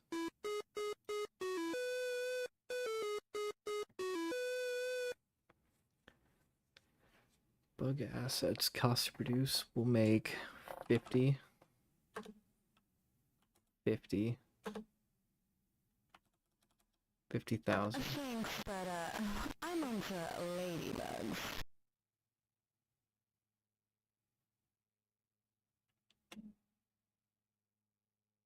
Okay, how many Zorkmans do we want to print? 2 million. Which upgrade are we going to want to install? We got to embezzle that money for what? I'm just short of Zorkmids. Okay. So to show that manual targeters live longer and happier lives.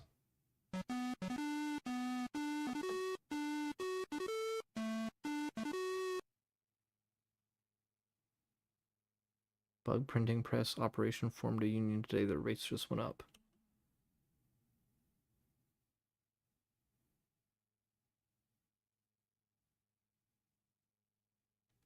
Let's go 50 and 18,000. So now it's costing us 33,000. Do another 50. What do you wish to charge for a megabyte? Our price is gonna have to go up too. 55,000. It's not you. It's my inability to distinguish you from prey. Bug porn sensors are working today. There will be no bug porn available at Bug Retail. Bug porn sensors brought all your bug porn at lunchtime.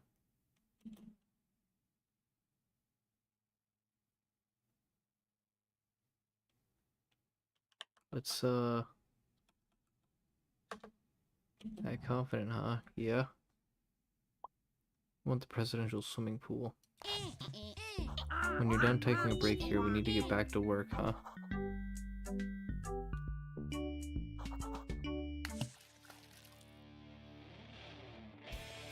Frog fractions.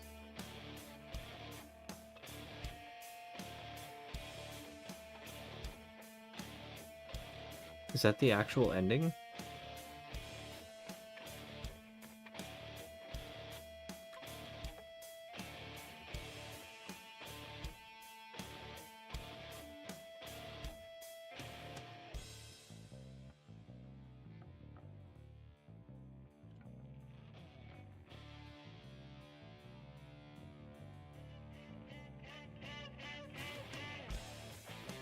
Was this bug porn?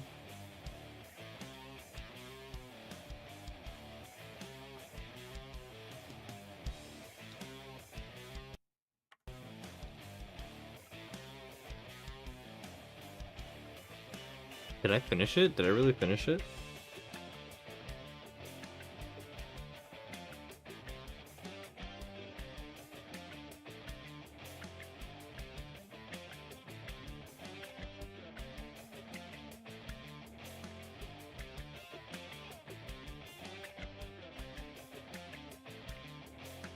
You don't even remember?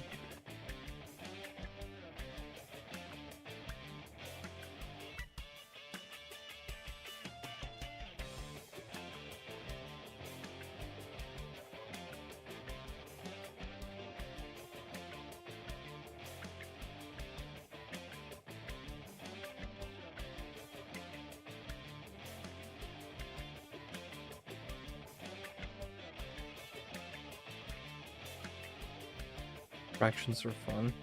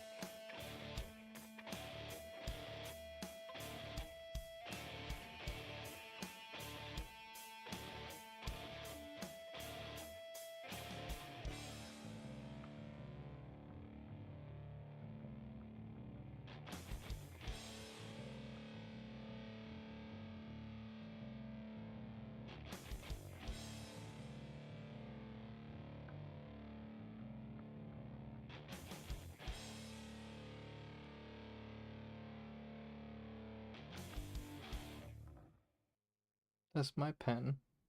I'm trying to write.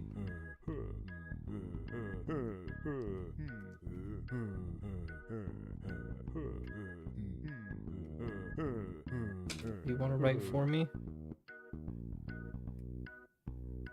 Firmly grasp it. There you go.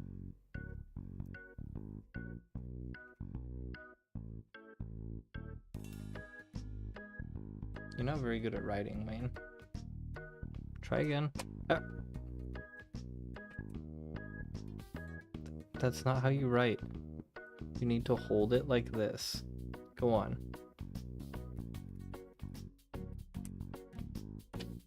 Okay, we're getting closer. Try again. Here we go. Nope. You see, you need to hold it. Hold it like this, with your paw. It's gonna be hard to do it with your mouth, with your paw. Okay, you're getting it. is so adorable.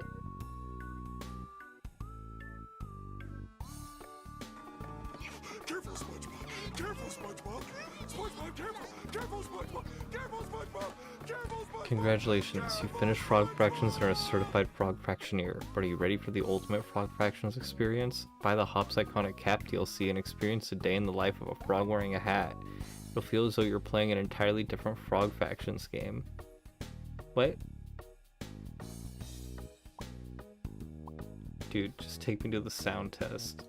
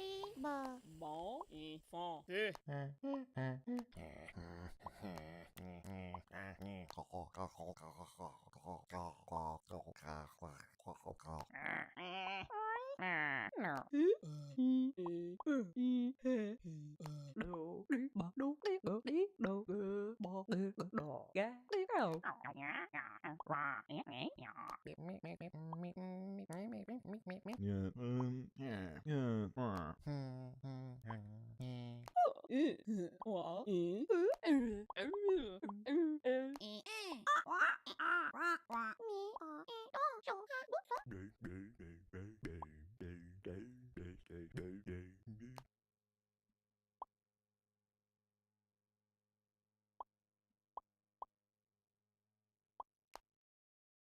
That literally opened a Twitter link.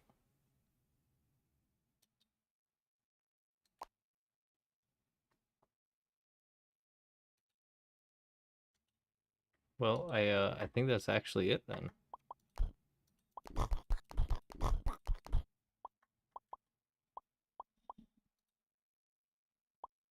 Okay, don't really quit.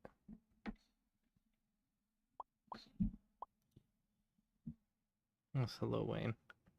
Hop's Iconic Cap is on sale. Isn't it literally just a hat? There's like there's no other content.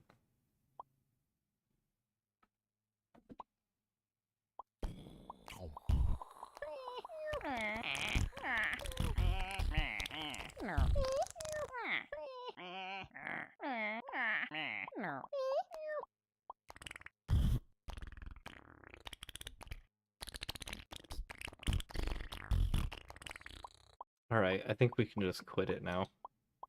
Really quit. Chapter select. Don't really quit. Alright, let's look at Hop's Iconic Cap.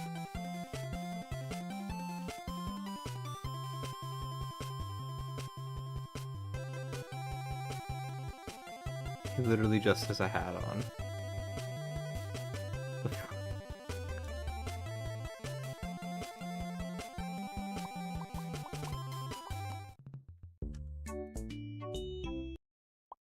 Okay. I think we've seen everything we need to see with Frog Fractions. And I think I am going to probably call it a night. It is only 2 a.m.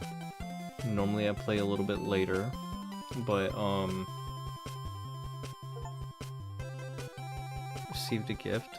Did you just, bro, did you just buy me the fucking hat?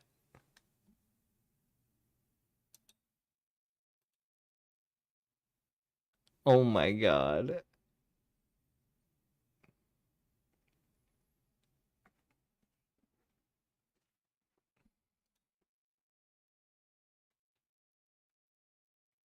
Okay. Thank you. Thank you for the hat.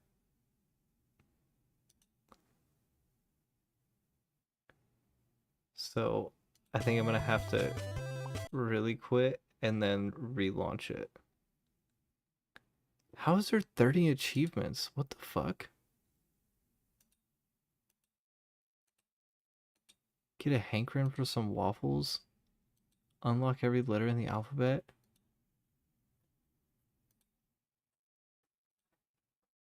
Find out what's in those gift boxes?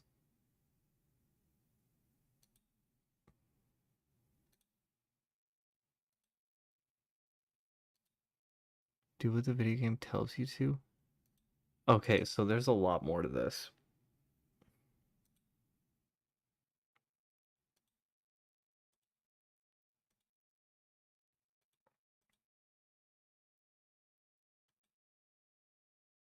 How are there so many achievements to this, dude?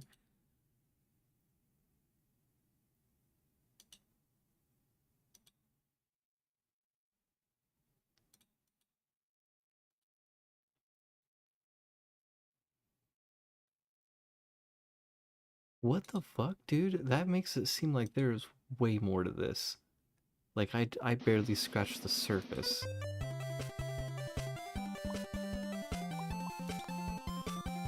Play wearing a hat? Okay, we're gonna play wearing a hat, dude.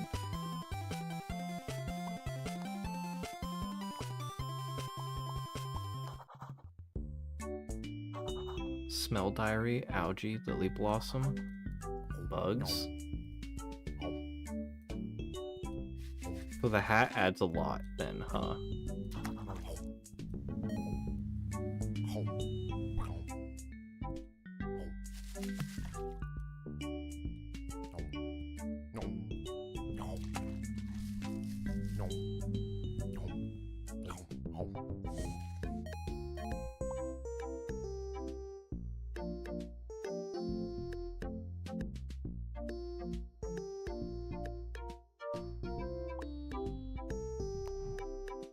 We gotta get to wave 10 without... Wave 10 without, any upgrades. Well, like, how could we possibly even fail?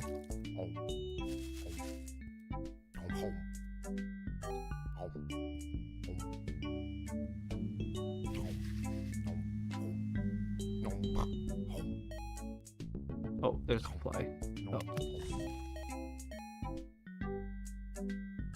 No thanks, no upgrades for me.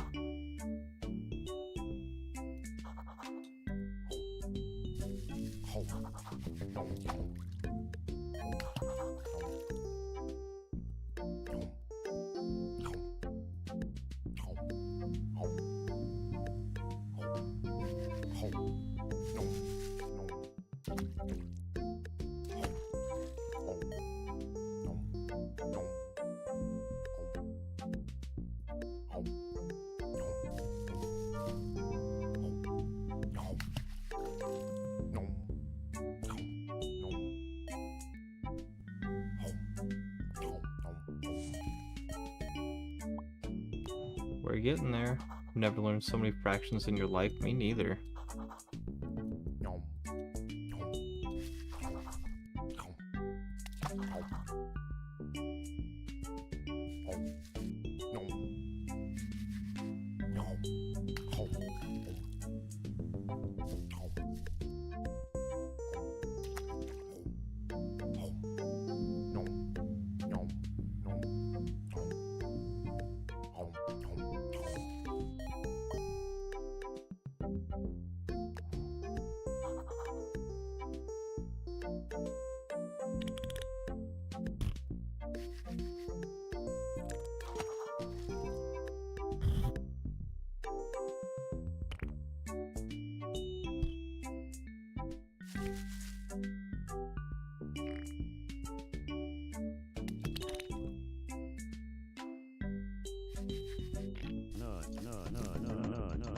Yeah, you saw the nut bug.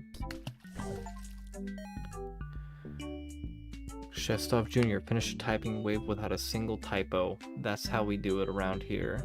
That's how we do it.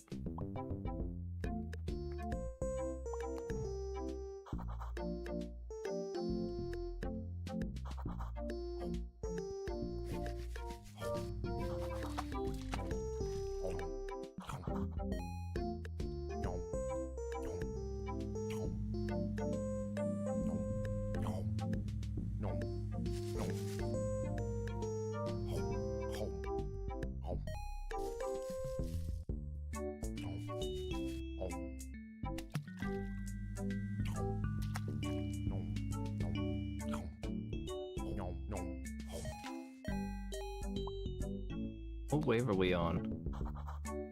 This is wave 1.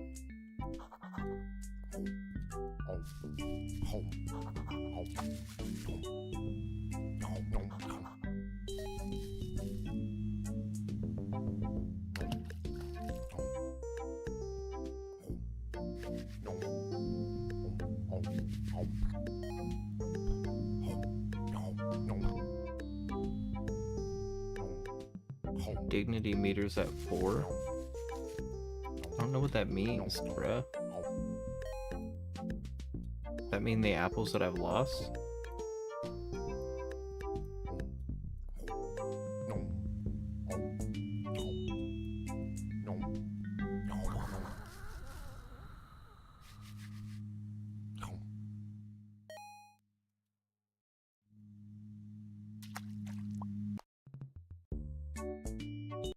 Okay. Gotta play the typing dead next.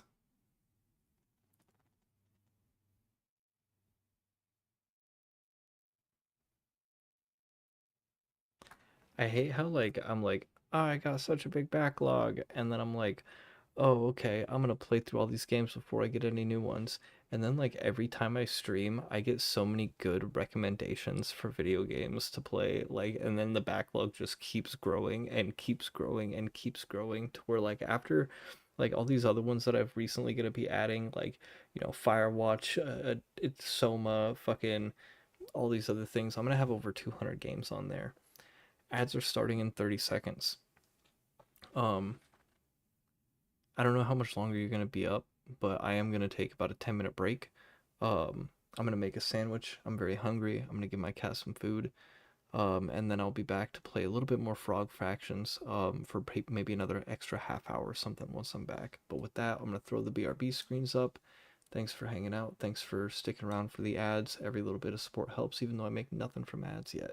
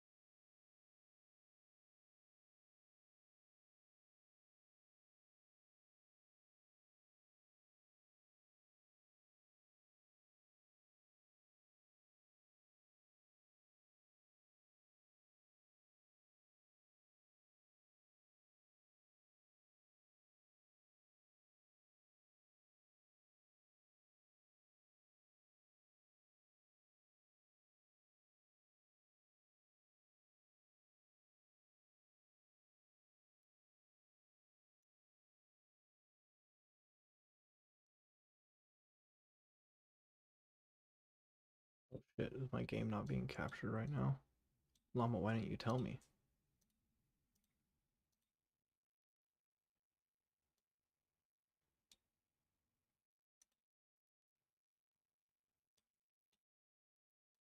It was. Oh, there we go. So apparently Frog Fractions 2 exists, and I own it in a game called Glittermitten Grove. I'm gonna grab a quick snack. I didn't grab anything to eat yet.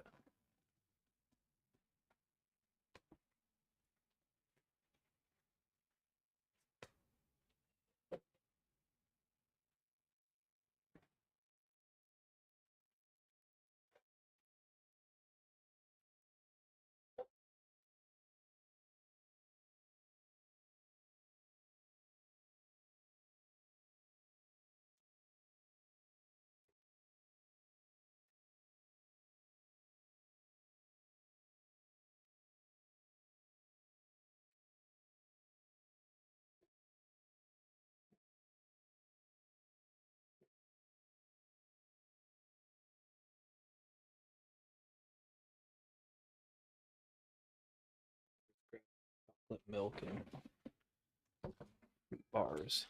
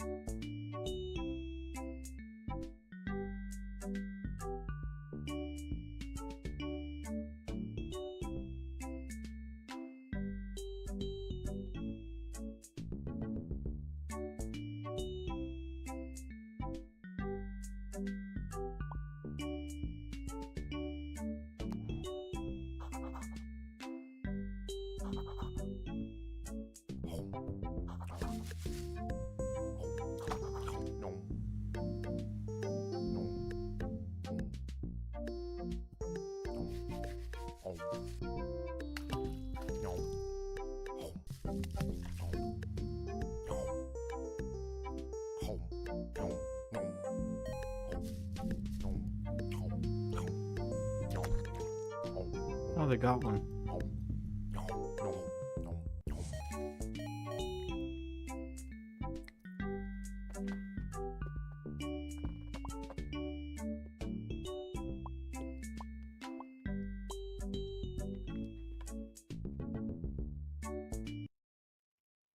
Hold on a second.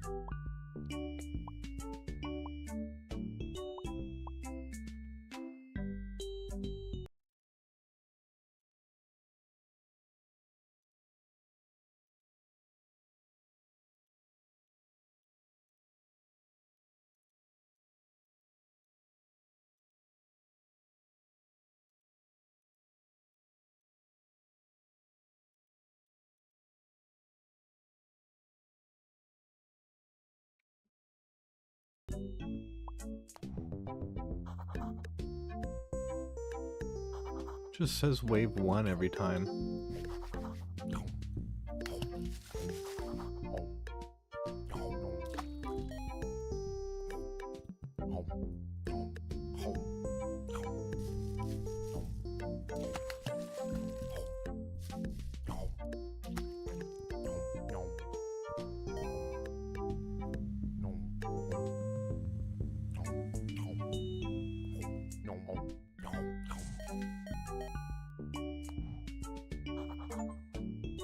There we go, get to wave 10 without any upgrades. We did it.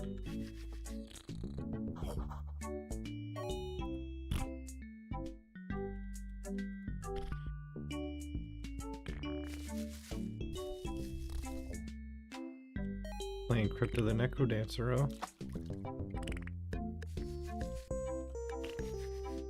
I also have that one.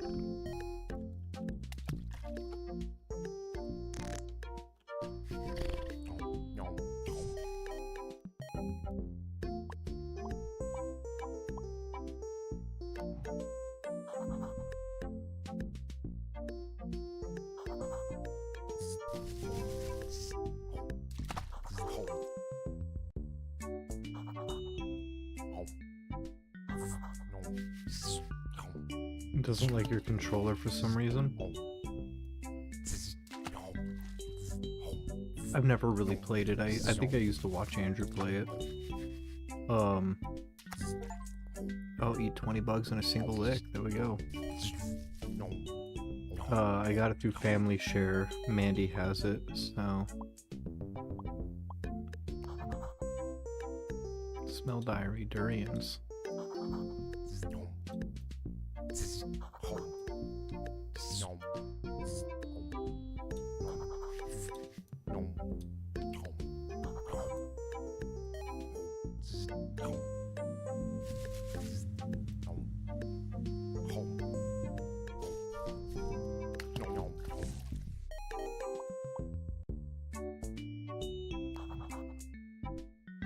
Smell diary, antiseptic.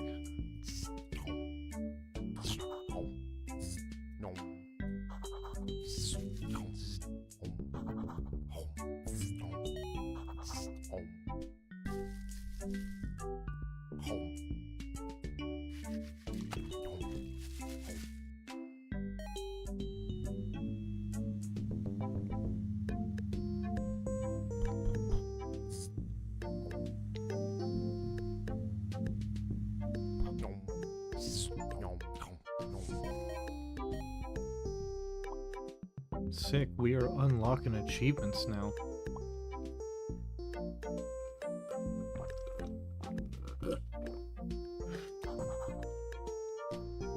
Salmonella.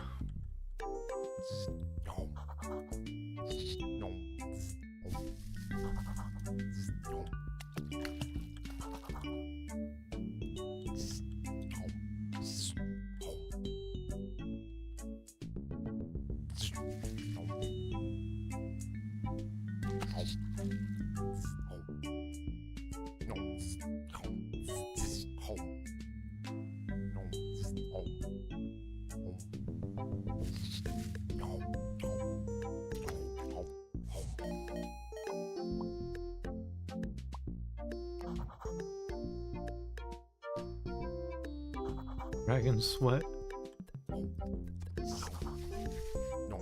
Oh, I'm on like sticks now?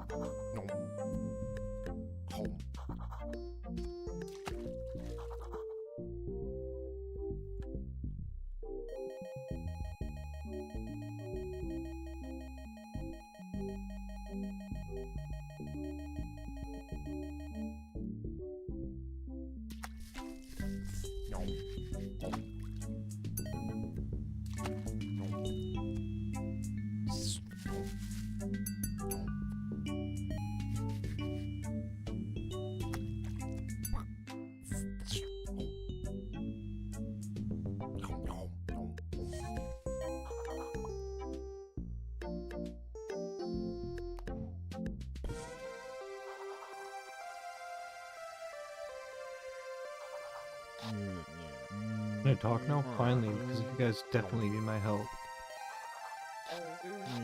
Dude, I'm talking now. First thing, that hat, it's gotta go. And have you ever seen a frog wearing a hat? Frogs don't like hats, it's unrealistic. Their heads aren't built for it. You glue it on. Am I getting angry? Don't interrupt me. I came here expecting to be entertained and the hat is just so political.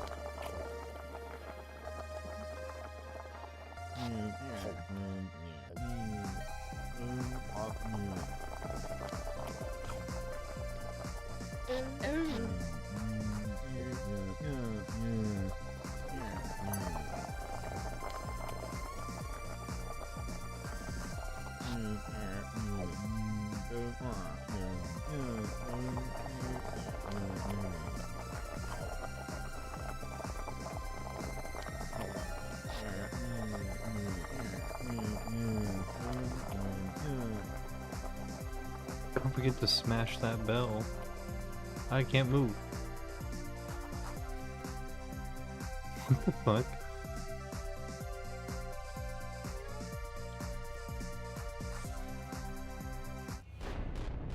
Content aware Phil? Bro, what is this? You can't shut me up. This is audience participation part of the show and I'm the audience. We take this production extremely seriously and every decision is carefully considered. Warm hat, it gets cold in here and it keeps my head warm. Look, I'm a frog and I choose to wear this hat. Hats are cool.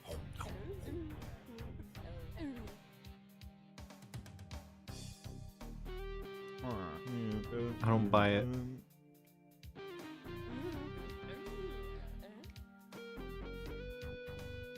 I don't know how to prove to you what I feel.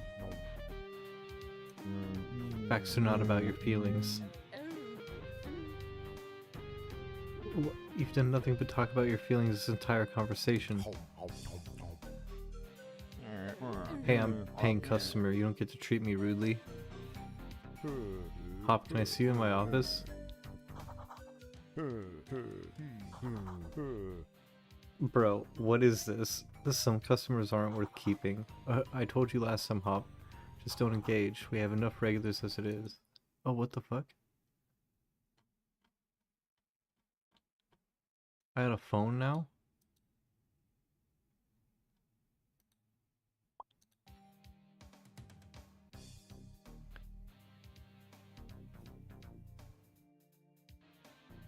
I can't work like this, Mickey. I don't like him either, but you can't blow up like this. Take the rest of the week off. Jeff will fill in. Jeff barely knows the lines. Jeff's a good kid. He can handle your part. Go do something fun. Come back Monday. Dab. Throw a smoke bomb.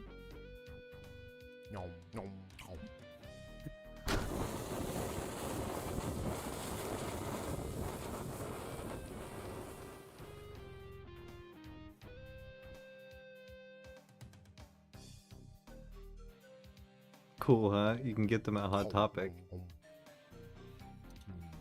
Doors on your left. Out. Ring ring. Hey babe, I'm on my way home now. Just so you know, I'm taking the glider home.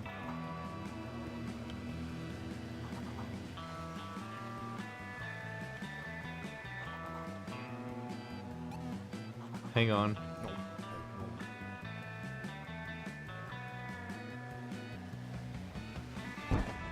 Oh.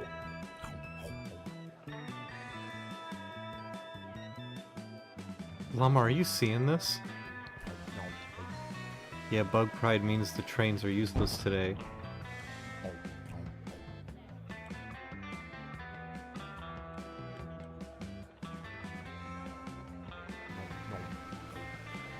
Just the price you pay for living in Bug Frisco, I guess. Can I call you back?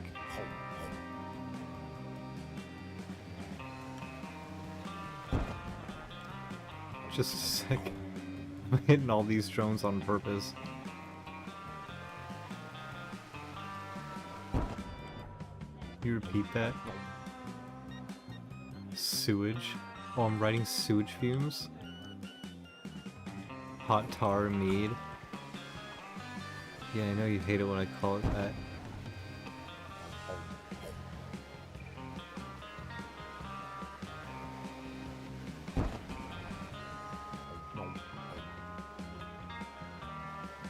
Did you know about this? Is this all hat DLC stuff, or would have this happened without the hat?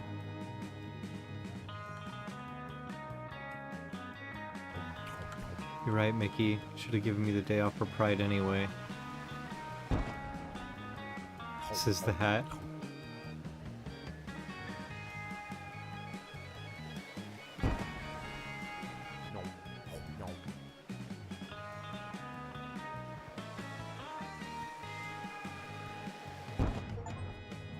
Destroy 12 drones, nice.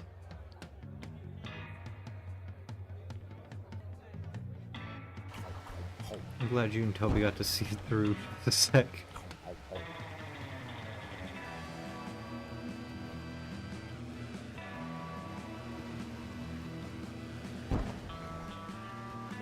Now there's so many drones.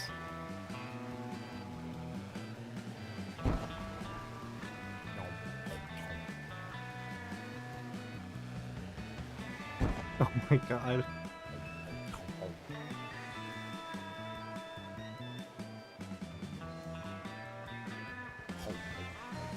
Okay, I'm almost there. See you soon.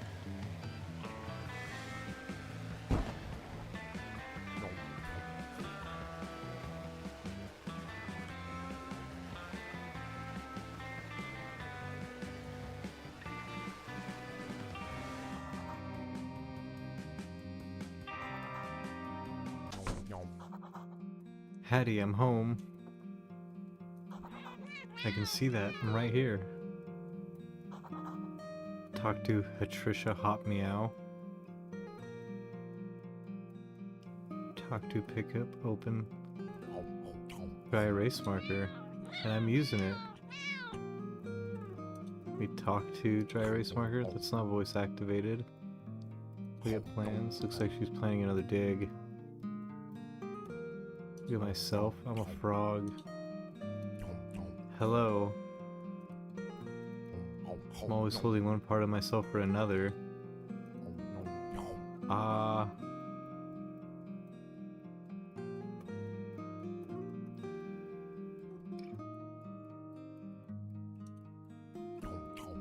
Earlier, a system of graphenes used to visually represent language because I can't spell girlfriend material without you. Did you mean you or just the letter U? This is why I love you, you just make me better. I'll be skipping a whole lot of bases. What would? Oh, we'll talk later. My wife. Hey, hun. So what really happened at work? Customer was causing trouble and my boss wouldn't back me up again. Job is wearing you down. This job is my life. Yeah, that's why it's wearing you down. Mickey said the same thing basically. He sent me home. It's really for the best. You can't relive your one grand adventure for the rest of your life. Maybe it's time for a new adventure.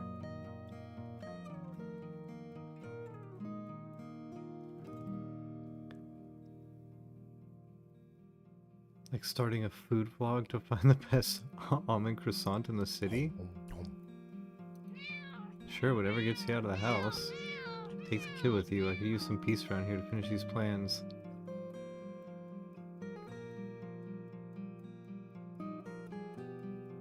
Can I use that marker for a sec? You can find me that drafting pencil I lost yesterday. You can use the marker until I lose a pencil again. How's Toby doing? She thought of a new organizing principle for her bedroom and has been banging around in there all day long. Working on the new dig? The tomb of Ial de Baal, the lion face? Yeah, we break ground very soon. Can I see? I'll show you later, it's not ready. You know, Ralph isn't going to let me leave. Presidential curfew, he calls it. Sneak out. I usually just go out the window. Can I go?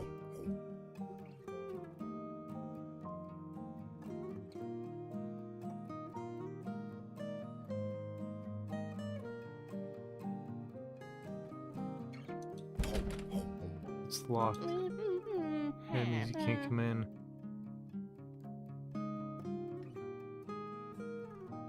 What if there's something I need in there? Get a warrant. It's so boring out here. Why can't he be in the cool room with the cool team? Oh, fine, come in, but only if you'll stop shouting right next to my mom. She needs to concentrate. I'm just gonna say.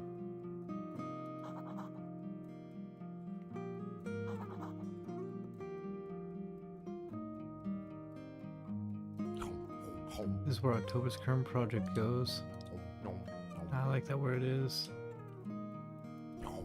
It's not voice activated. It's not openable. It's just like me, but smaller. Found the frog. I found the gift receipt for that thing. Finally, it's heck of ugly.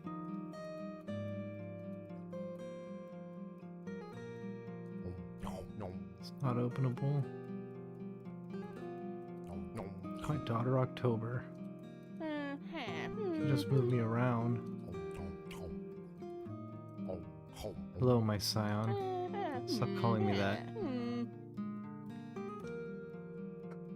Laundry day, I'm collecting blankets.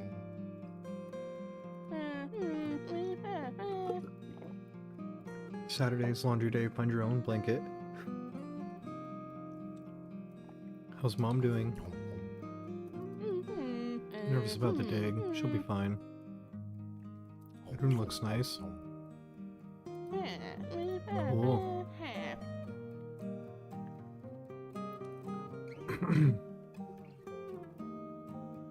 I get it. Smoother objects in the northeast corner, rougher in the southwest. All I'll say is that you're ruining it by standing there. Wanna go on a vacation with me? Mean an errand? You never go anywhere cool.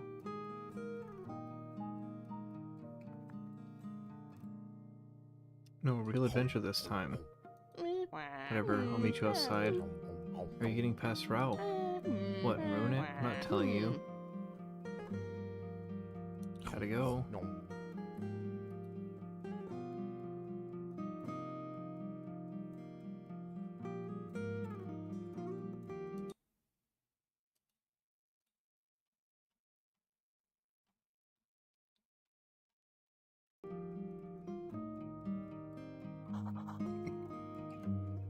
Secret Service Ralph.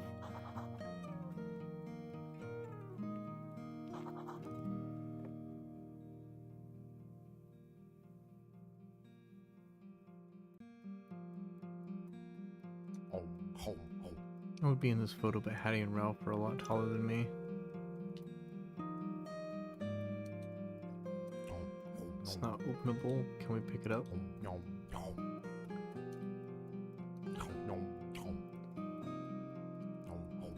Our tiny TV provides a huge image thanks to this lens.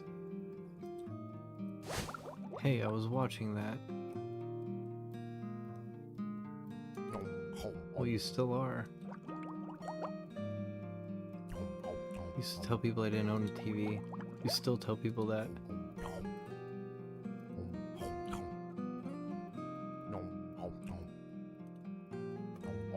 Dodge, go for the knees. Hope this is a good show. Secret Service Ralph was still protecting me after all these years. Oh, not moving.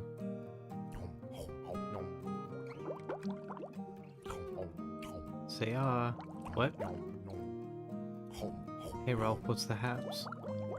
Rusty was in the lead, but lost $20,000 on a daily double. Now it's anyone's game.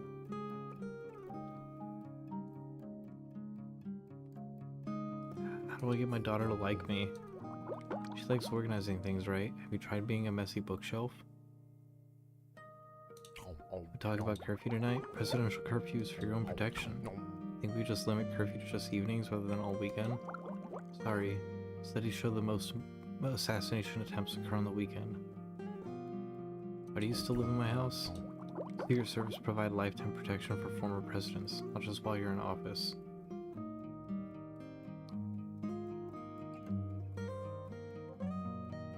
Can one of your daughter duties be a food run? I'm jonesing for a burger. It's not the Secret Service charter. Get a counterfeiting ring to investigate, we could talk. I think I have frog SARS. It might be contagious. Oh, I looked this up when I got this job, just in case. Not contagious until you get the red splotches. Alright. Patty and I want to watch some TV tonight. Why don't I call you a cab? Sorry, I'm allergic to cabs. Alright, you're fired. Sweet, I'll start my staycation tomorrow. Oh my god.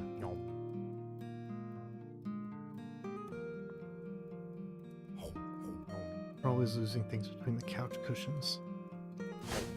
Hey, there's that pen. Got the drafting pencil.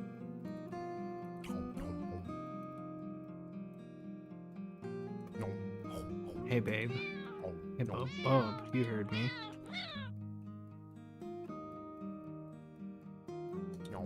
Can I use that marker for a sec? Found your pencil. Thanks. It'll work way better than this marker. Here, take it. Gotta go.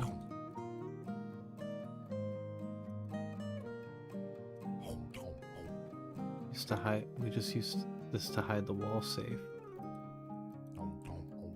I need to get anything out of the wall safe. It's Hattie's collection of archaeological tools.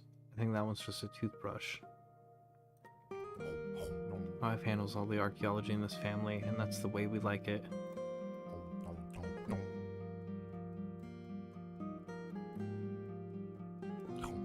Never found a mini disc to play in this. Maybe we will find one. It's unpowered. It needs a CR2032 coin battery. Nice blanket. Oh, got the blanket. Good bed, nice bed.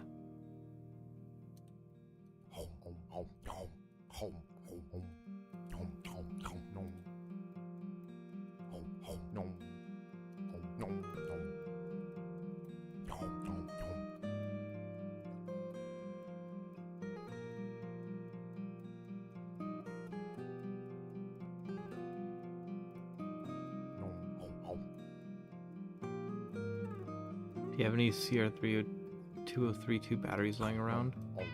Probably check the junk drawer. Can I borrow your toothbrush? What toothbrush? The one on your archaeology desk. It's not. Wait, do frogs even have teeth? Never mind.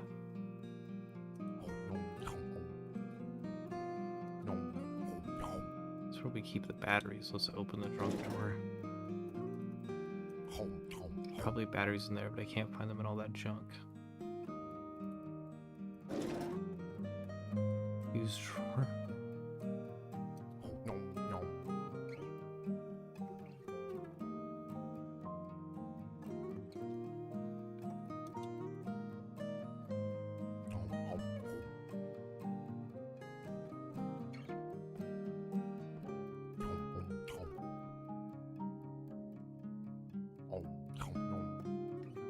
I have the whole fucking drawer.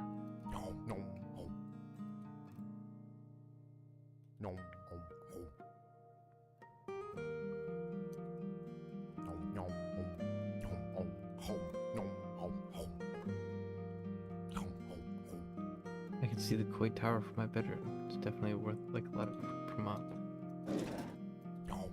Need a way to safely lower myself. To use the blanket with the window. Not long enough to reach the ground by itself. Doesn't need to be kept warm. Use a Fresnel lens with a blanket.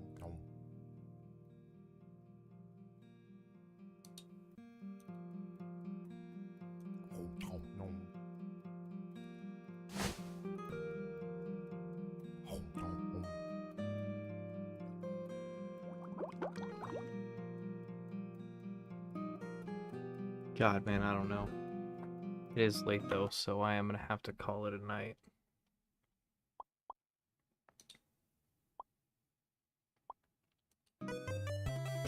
Alright, chapter select. Frog fractions with a hat. Okay, yeah. Home is where your stuff is.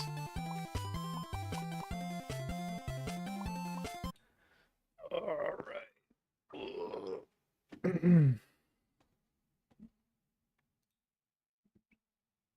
Let's see. Who do we got online right now?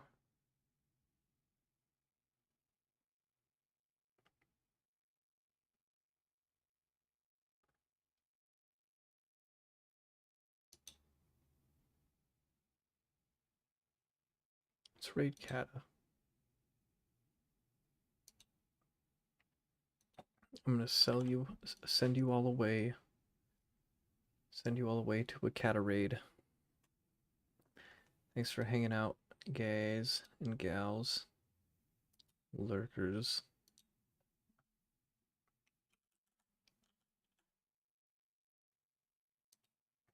Kata's playing Silk Song. Later, gamers. Yeah, we'll definitely play more Frog Fractions tomorrow. And then once I finish Frog Fractions, I'll probably play Glittermitten Grove. So that's gonna be fun. And again, Llama, thank you for gifting me the hat DLC. It's way more than I thought it was. I literally thought it was just a hat for like several dollars. I was wrong. Hop's iconic hat is fucking awesome. But be my horror game grind starting tomorrow. Dude, did you see me playing Darkwood? That game is shit your pants scary. I might play Darkwood. The 250 was worth it. Thank you anyway for the 250. Yeah, I've started playing Darkwood as my first horror game. And I'm like, dude, I can't play that at night. I was like, I'm only gonna play that in the daytime. Like, I've already gotten like 3 clips of me being like, fuck, like screaming. Dead Space is gonna be fucking cool, man. I'll try to jump into your streams when I see you live. Um, yeah, all right. Have a good night, everybody. Thanks for being here. Smash that like button, hit that bell, fucking all that stuff, and we'll see you later. We'll see you later. All right, bye everybody. Have a good time.